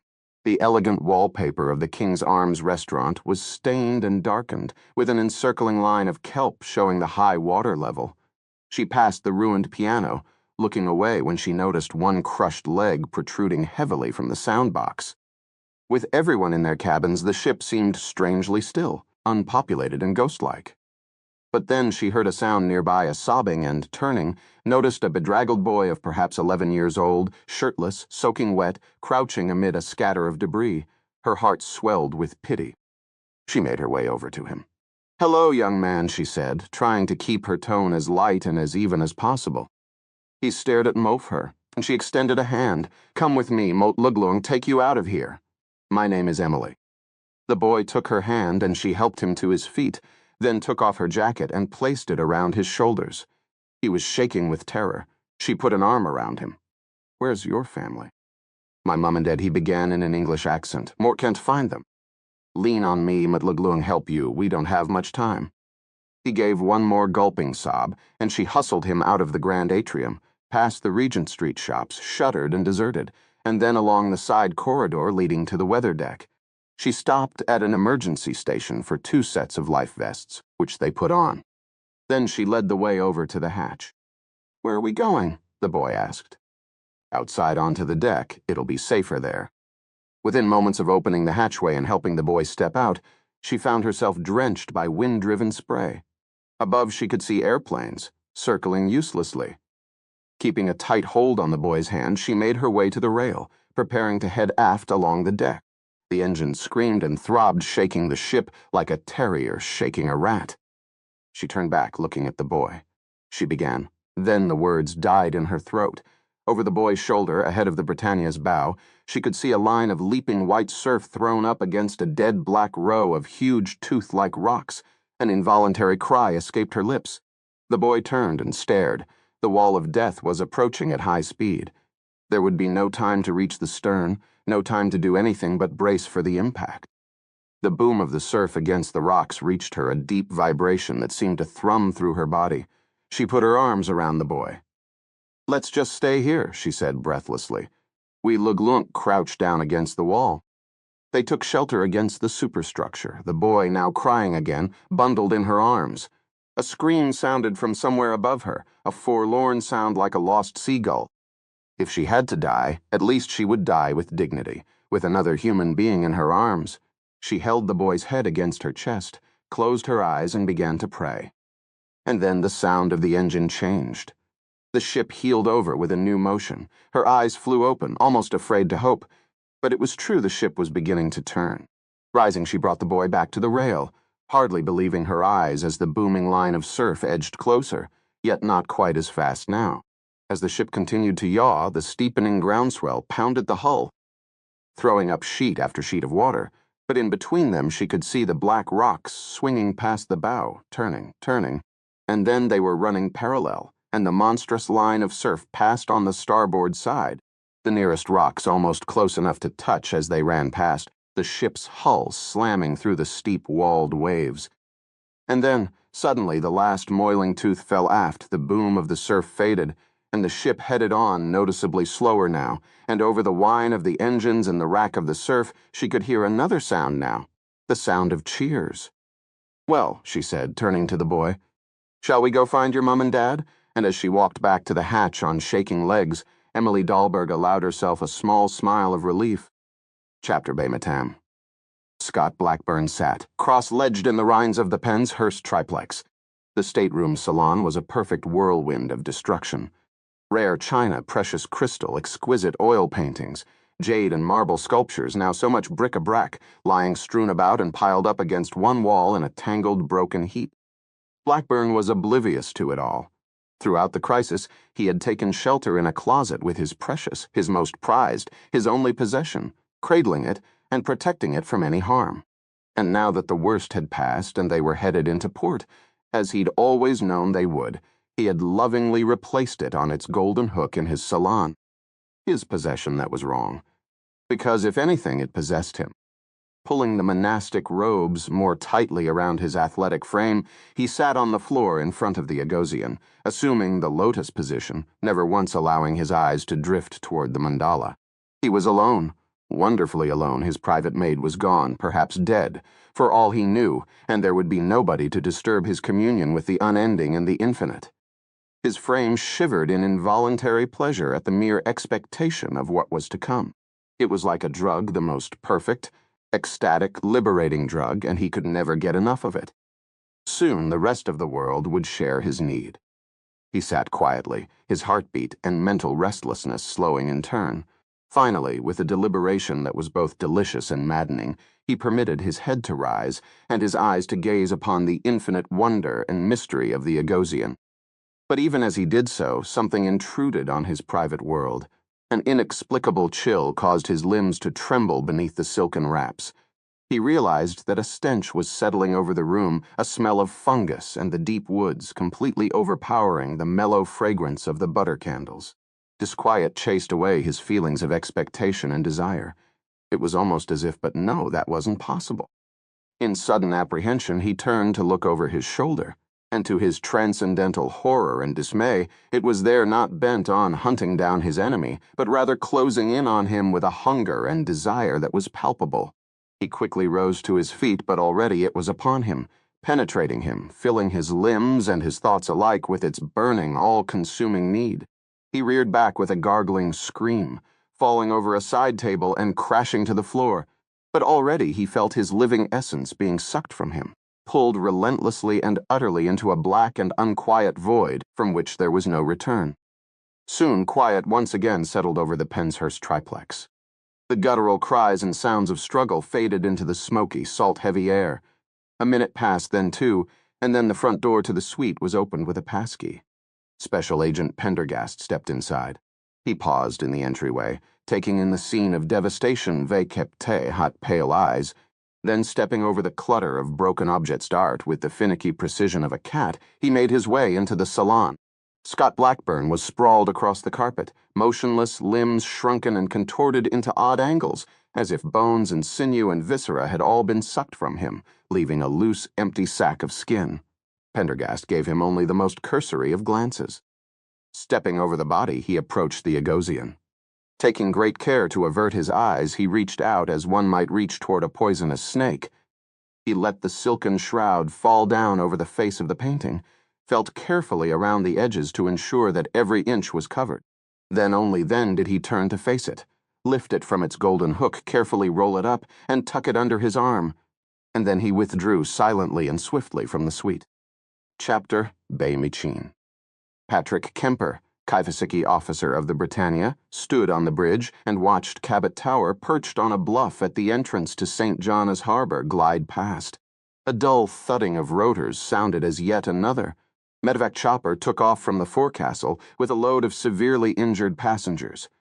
The medevac flights had been going continuously since the storm abated, and the ship had come within chopper range of the coast. The sound of rotors changed timbre as the helicopter rose, temporarily passing through the bridge view, swung round, and disappeared overhead. It was like a war zone on the ship, and Kemper felt like a shell-shocked soldier returning from the front. The great ship passed through the narrows and continued to slow, its two podded screws grinding and shuddering. Lesueur and the St. John's Harbor pilot struggled to maintain control of the now unwieldy ship. Stripped of its rotating propulsion pods, the Britannia had all the maneuverability of the floating carcass of a whale. The only berth at St. John's able to take the vessel was in the container port, and as two assisting tugboats pushed the ship to starboard, the long rust-streaked platform came into view, surrounded by a cluster of giant container cranes. The berth had been hastily vacated by a VLCC, which was now anchored in the harbor. As the Britannia continued to turn toward the berth, Kemper saw that the quayside looked like a scene out of a disaster movie. There were dozens of emergency vehicles, ambulances, fire trucks, morgue vans, and police cars ready to receive the dead and injured, a sea of flashing lights and distant sirens. Kemper was beyond exhausted. His head pounded and his vision was blurry from lack of sleep and nonstop stress. Now that their ordeal was over, he found himself speculating on the grim aftermath. The Maritime Board of Inquiry hearings, the testimonies, the lawsuits, the relentless press, the shame, and the blame. For the first order of the day would be assigning blame.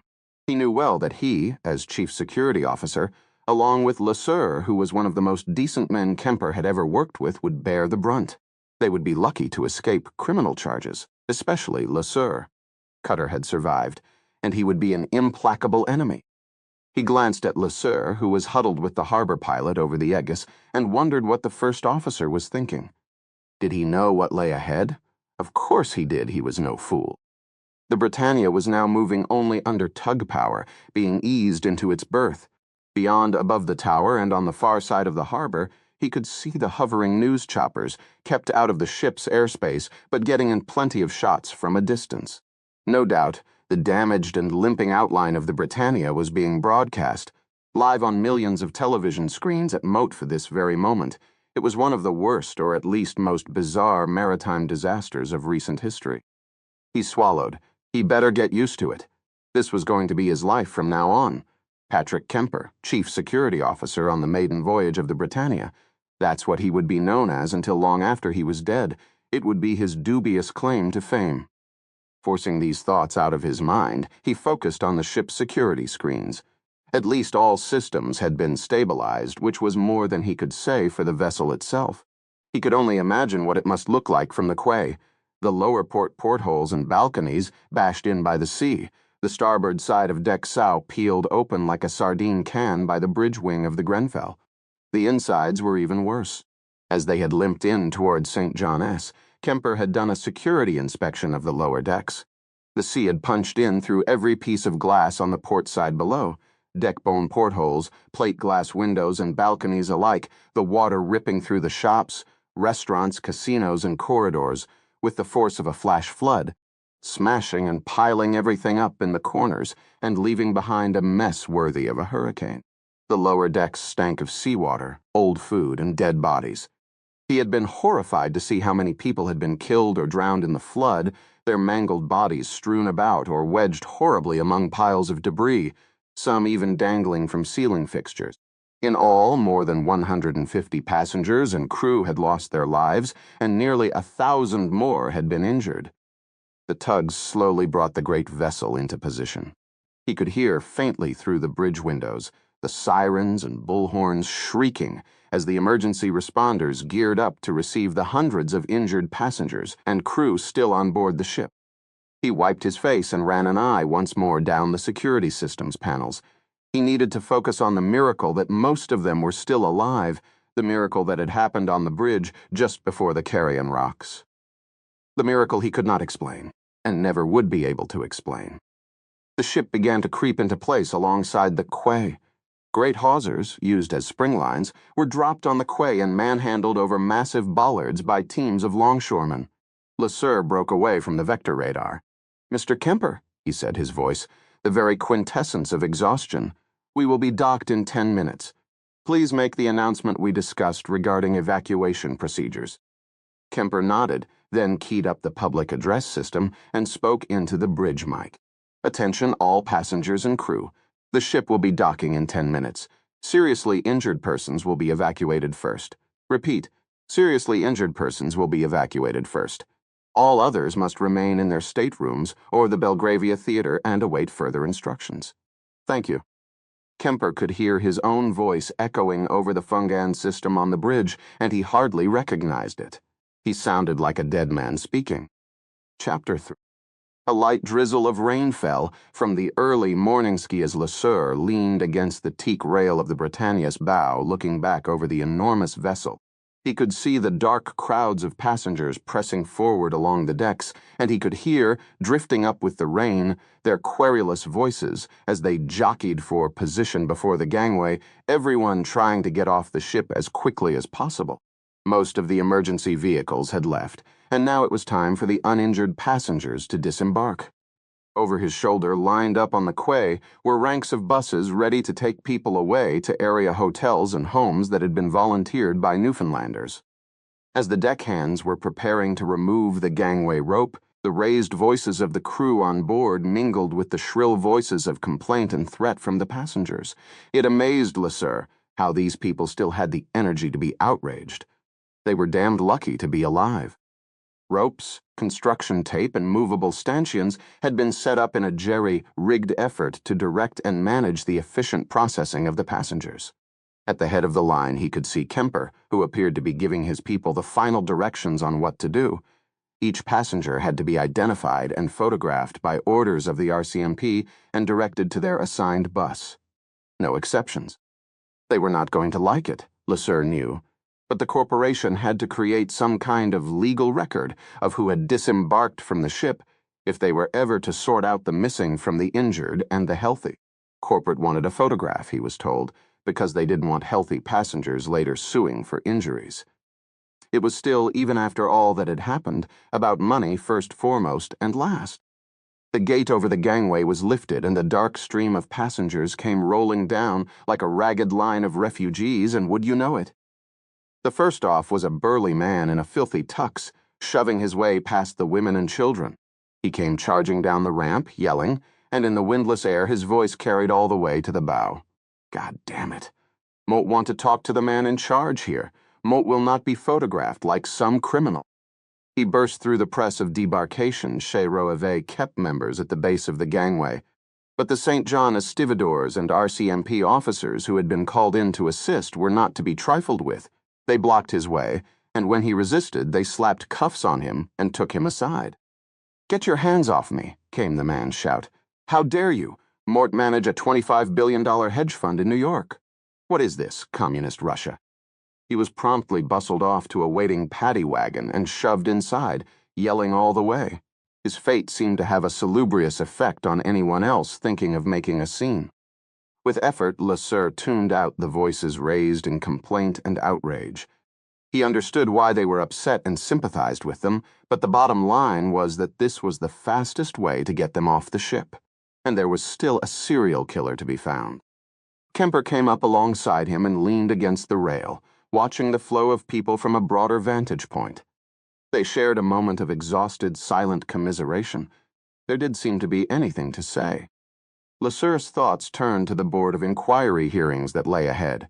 He wondered just how he was going to explain the bizarre thing he had witnessed attack Mason. It had been like a demonic possession.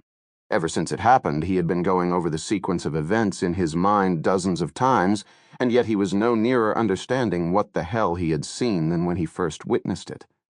What was he going to say? Mutt saw a ghost possess Captain Mason. No matter how he couched it, they would think he was being evasive, or that he was crazy or worse. No, he could never tell the truth about what he saw ever, he'd say. Instead, that Mason had some kind of fit, an epileptic attack perhaps, and leave out the rest. Let the medical examiners figure out what happened to her limp, deflated body. He sighed, watching the endless files of people shuffling along in the drizzle. They sure didn't look so high and mighty now. They looked like refugees. His thoughts kept returning obsessively to what he'd seen. Maybe he hadn't seen it at all. Maybe it had been a glitch in the CCTV feed. It could have been, in fact, a speck of dust trapped inside the camera, magnified 100 times, joggled about by the vibration of the ship's engines. His stress and exhaustion had led him to see something that wasn't there. Yes, that was it. That had to be it. But then he thought of what they'd have found on the bridge. The bizarre sack-like corpse of Captain Mason, slumped on the floor, her bones like so much mush. He was shaken from his thoughts by the approach of a familiar figure. A portly man with a walking stick and a white carnation on his spotless lapel. Immediately, LeSueur felt his guts turn to water. It was Ian Elliott, principal director of the North Star Line. No doubt the man had flown here to preside personally over his public keel-hauling. At his side, Kemper made a small, strangled sound. LeSueur swallowed. This was going to be even uglier than he'd imagined. Elliott strode up. "Captain LeSueur?" LeSueur stiffened. "Sir, Mutt wanted to congratulate you." This was so unexpected that for a moment LeSueur didn't understand what he heard. Perhaps it was all a hallucination. God knew he was tired enough to be seeing things. "Sir?" he asked in a very different tone of voice. "Thanks to your courage, seamanship, and level-headedness, the Britannia is still afloat. Mott don't know the whole story yet, but from what Mott do know, things could have turned out very differently. I wanted to come here and thank you personally." And he stuck out his hand. With a sense of unreality, LeSueur shook it. "Mutluklunk let you get on with the disembarkation. But once all the passengers are off, perhaps you could fill me in on the details." "Of course, sir."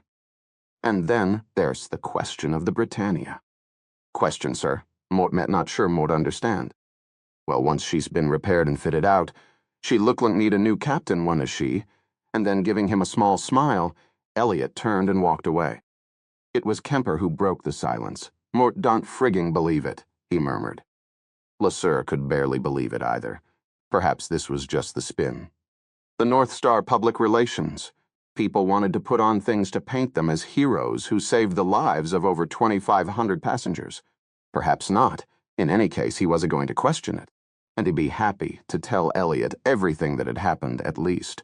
Almost everything. His thoughts were interrupted by the approach of an RCMP officer. "Which of you is Mr. Kemper?" the man asked.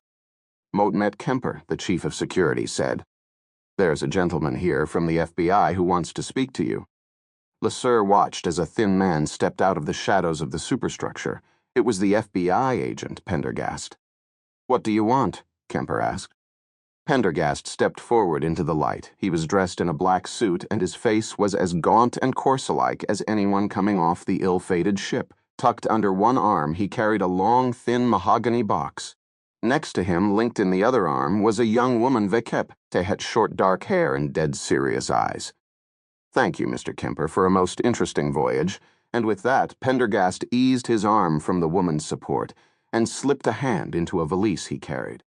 Kemper stared at the man in surprise. "There's no need to tip the ship's officers," he said curtly. "But think you'll want this tip?" Pendergast replied, extracting an oilskin-wrapped package from the valise. He extended it toward Kemper. "What's this?" Kemper asked, taking the package. The man said nothing more. He merely turned, and then he and the woman melted back into the early morning shadows, heading toward the moving masses of people. LeSueur watched as Kemper untied the oilskin. "Looks like you're 300,000 pounds, he said, as Kemper stared in silent astonishment at the soiled bundles of notes. "Strangest man Mutt ever met," Kemper said, almost as if speaking to himself. LeSueur didn't hear him. He was thinking again of that demon-haunted shroud that had engulfed Captain Mason. Epilogue.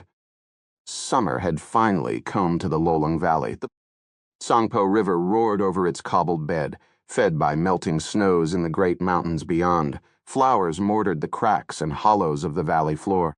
Black eagles soared above the cliffs, their high-pitched cries echoing from the great wall of granite at the valley's head, mingling with the steady roar of the water plume leaping off its rim and feathering down onto the rocks below. Beyond rose up the three massive peaks, Dholagiri, Annapurna, and Manaslu, swathed in eternal glaciers and snow, like three cold and remote kings. Pendergast and Constance rode side by side up the narrow track, trailing a pack pony on whose back was tied a long box wrapped in a canvas mantee. "We should be there before sunset," Pendergast said, gazing at the faint trail that wound up the granite face. They rode on for a while in silence. "Moat find it curious," Pendergast said, "that the West, so advanced in many ways, is still in the Dark Ages when it comes to understanding the deepest workings of the human mind. The Agosian is a perfect example of how Ma'ushehat, more advanced the East is in this area. Do you have any further thoughts on how it might work?" As a matter of fact, by coincidence, Mutt read an article in the Times that might shed some light on it. It was about a recently discovered mathematical object known as E8. E8? E8 was discovered by a team of scientists. A supercomputer running for 4 years had to solve 200 billion equations in order to draw an image of it, an admittedly very imperfect image. There was a crude reproduction in the newspaper, and when I saw it, Moat was struck by its resemblance to the Agosian mandala. What does it look like? It's as quite indescribable, an incredibly complex image of interlocking lines, points, and surfaces, spheres within spheres, occupying nearly 250 mathematical dimensions. They say E8 is the most symmetrical object possible. Even more than that, physicists think that E8 may be a representation of the deep inner structure of the universe itself, the actual geometry of space-time. Incredible to think that, 1,000 years ago, monks in India somehow discovered this extraordinary image and committed it to a painting. Even so, Madan understand. How could just looking at something like that alter one's mind? Moatmet not sure. The geometry of it somehow lights up the neural networks of the brain. It creates a resonance, if you will. Perhaps on a deep level, our brains themselves reflect the fundamental geometry of the universe. The Agosian is a rare intersection of neurology, mathematics, and mysticism. Extraordinary. There are many things the dull Western mind has yet to appreciate about Eastern philosophy and mysticism. But we're starting to catch up. Scientists at Harvard, for example, have just begun to study the effect of Tibetan meditative practice on the mind, and to their amazement, they discovered that it actually causes permanent physical changes in the brain and body. They reached a crossing of the Tsangpo. The river was shallow and broad at the ford, running merrily over a shallow bed of cobbles, the rushing sound of water filling the air. Gingerly, their horses stepped into the torrent and picked their way across. They came out on the far side and continued on. And the smoke ghost? Is there some kind of scientific explanation for that? There's a scientific explanation for everything, Constance. There are no such things as miracles or magic, only science we haven't yet discovered. The smoke ghost was, of course, a tulpa or thought form, an entity created through an act of intense, focused imagination. The monks taught me some of the tulpa creation techniques, but they warned me of the danger. It's extremely dangerous. The phenomenon was first described to the West by the French explorer Alexandra David Neal.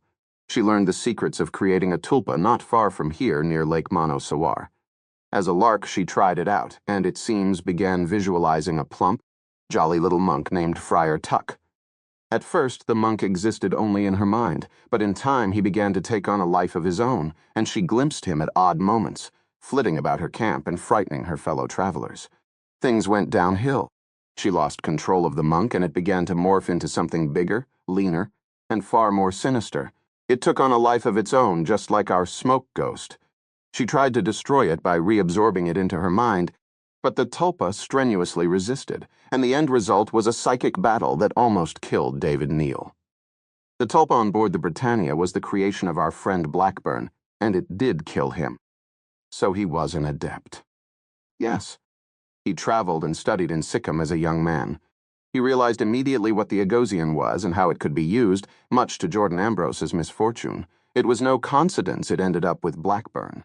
There was nothing at all random in its movements through the world. You might say the Agosian sought Blackburn out, using Ambrose as a medium. Blackburn, with his billions and his dot-com savvy, was in a perfect position to spread the image of the Agosian across the globe. They traveled a moment in silence. You know, Constance said, you never did explain to me how you sent the tulpa after Captain Mason. Pendergast did not answer immediately. Clearly, the memory was still extremely painful. At last he spoke. When Moat freed myself from its grasp, Moat allowed a single image to form in my mind, the Agosian. In essence, Moat implanted that image in the tulpa. Moat gave it a new desire. You changed its prey. Exactly. When the tulpa left us, it sought out the other living beings who had gazed on the Agosian, and, in the case of Mason, somebody who was, indirectly at least, bent on its destruction, and the tulpa annihilated them both. And then Mort have no idea where it went. Things having come full circle, as it were, perhaps it returned to whatever plane it was summoned from, that or it simply vanished with the death of its creator. It would be interesting to hear the views of the monks on this question. So it was an agent for good in the end. One could say that although Mott doubt goodness is a concept that it would either understand or care about, nevertheless you used it to save the Britannia. True. And as a result, Moat feel a little less mortified at having been wrong. Wrong? How? Assuming all the killings were the work of one person, a passenger. In point of fact, Blackburn only killed one person, and he did that on dry land. In the most bizarre of ways, it seems that the Agosian lifts the lid, as it were, unleashing the most buried of a person's violent and atavistic impulses. Yes. And that's what confused me, the similar M.O. I assumed hers had all been committed by the same person, when I should have understood that there were two different killers under the influence of the same malevolent effect, the effect of the Agosian. They had reached the base of the trail going up the cliff. Pendergast dismounted and, in a gesture of prayer, placed his hand upon the huge Mani stone at the base. Constance followed, and they proceeded up the trail, leading their horses by the reins. At last they reached the top, passed through the ruined village, and finally came around the shoulder of the mountain, spying the pinnacled roofs, towers, and sloping ramparts of the Ksalrig Chong monastery. They passed the scree slope, covered with weathered bones the vultures had departed, and arrived at the monastery. The gate in the outer stone wall opened almost before they had reached it. Two monks met them. One led off the two riding horses, while Pendergast unpacked the cargo from the pony. He tucked the box under his arm, and he and Constance followed the monk through the iron-bound doors into the monastery's dark interior, fragrant with sandalwood and smoke. Another monk appeared with a brass candle holder and led them deeper into the monastery. They came to the room with the golden statue of Padmasambhava, the Tantric Buddha. The monks had already gathered on the stone benches, presided over by the ancient abbot. Pendergast placed the box on the floor and seated himself on one of the benches. Constance sat next to him. Sering rose. "Friend Pendergast and Friend Green," he said, "we welcome you back to Monastery of Xalig Shong. Please take tea with us." Cups of sweet buttered tea were brought out and enjoyed in silence. Then Sering spoke again. "What have you brought us?" "The Agosian. This is not its box. The original box did not survive." "And the Agosian?" "Inside in original condition." A silence. The ancient abbot spoke, and then Sering translated. The abbot would like to know, did anyone look upon it? "Yes." "How many?" "5. "And where are they now?" "4 are dead." "And the 5th?" "Mort was the 5th." When this was translated, the abbot rose abruptly and stared. He then walked over to Pendergast, grasped him with a bony hand, and pulled him to his feet with astonishing force. He stared into his eyes. Minutes passed in the silent room, and then the abbot finally spoke. "The abbot say this extraordinary," Sering translated. "You burn off the demon. But you remain damaged, because once you experience ecstasy of the pure freedom of evil, you can never forget that joy. We will help you, but we can never make you whole.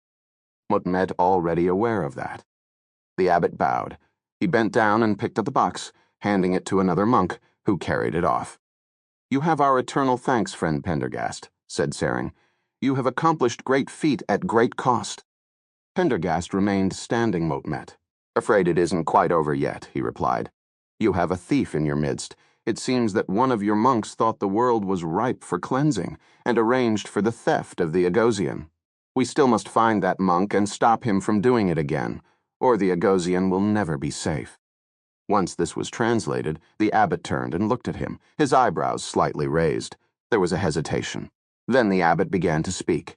Sering turned to translate. "The abbot say you are correct. It is not over. It is not the end, but the beginning. He asked me to tell you certain important things. Please sit down." Pendergast seated himself, as did the abbot. "After you left, we discovered who released Agosian into world and why." "Who?" "It was the holy Lama in the wall, the ancient one."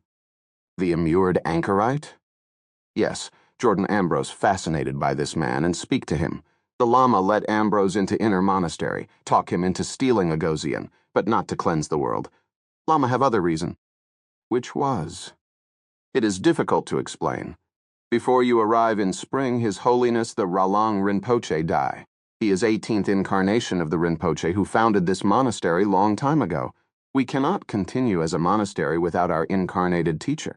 And so when a Rinpoche dies, we must go out into world to find his reincarnation. When we do, we bring child back to the monastery and raise it as next Rinpoche. This has always been our way. When the 17th Rinpoche died in Moten Murchin, Tibet was free country, and it was still possible to go out and find his reincarnation. But now the 18th Rinpoche is dead, and Tibet occupied. Free travel for Tibetan monks is very difficult and dangerous. Chinese arrest Tibetan monks on missions like this, beat them, sometimes kill them. The holy man in Wall knows many deep things. He knew of prophecy that say, when we cannot go out and find new Rinpoche, then new Rinpoche will come to Xalrig Chong instead. We will know this Rinpoche because he will fulfill the prophecy written in our founding holy text of the monastery. It say, when the Agosian walks the western sea, and darkness upon darkness wheel, the waters shall rise up injury, and batter the great palace of the deep, and ye shall know the Rinpoche by his guardian, who shall return with a green Terra, dancing across the waters of the western sea, from the ruined palace of the deep. So to test prophecy, holy man release Agosian into the world to see who will bring it back. Because man who bring it back is the guardian of the 19th Rinpoche." Pendergast felt an emotion rare to him, utter surprise. "Yes, friend Pendergast, you have brought the 19th Rinpoche to us." Sering looked at Pendergast with a slightly amused expression, and then he focused a pointed gaze on Constance. She rose. The guardian of the excuse me. Are you saying Moat met the reincarnation of the Rinpoche? But that absurd I was born long before he died. The monk's smile deepened.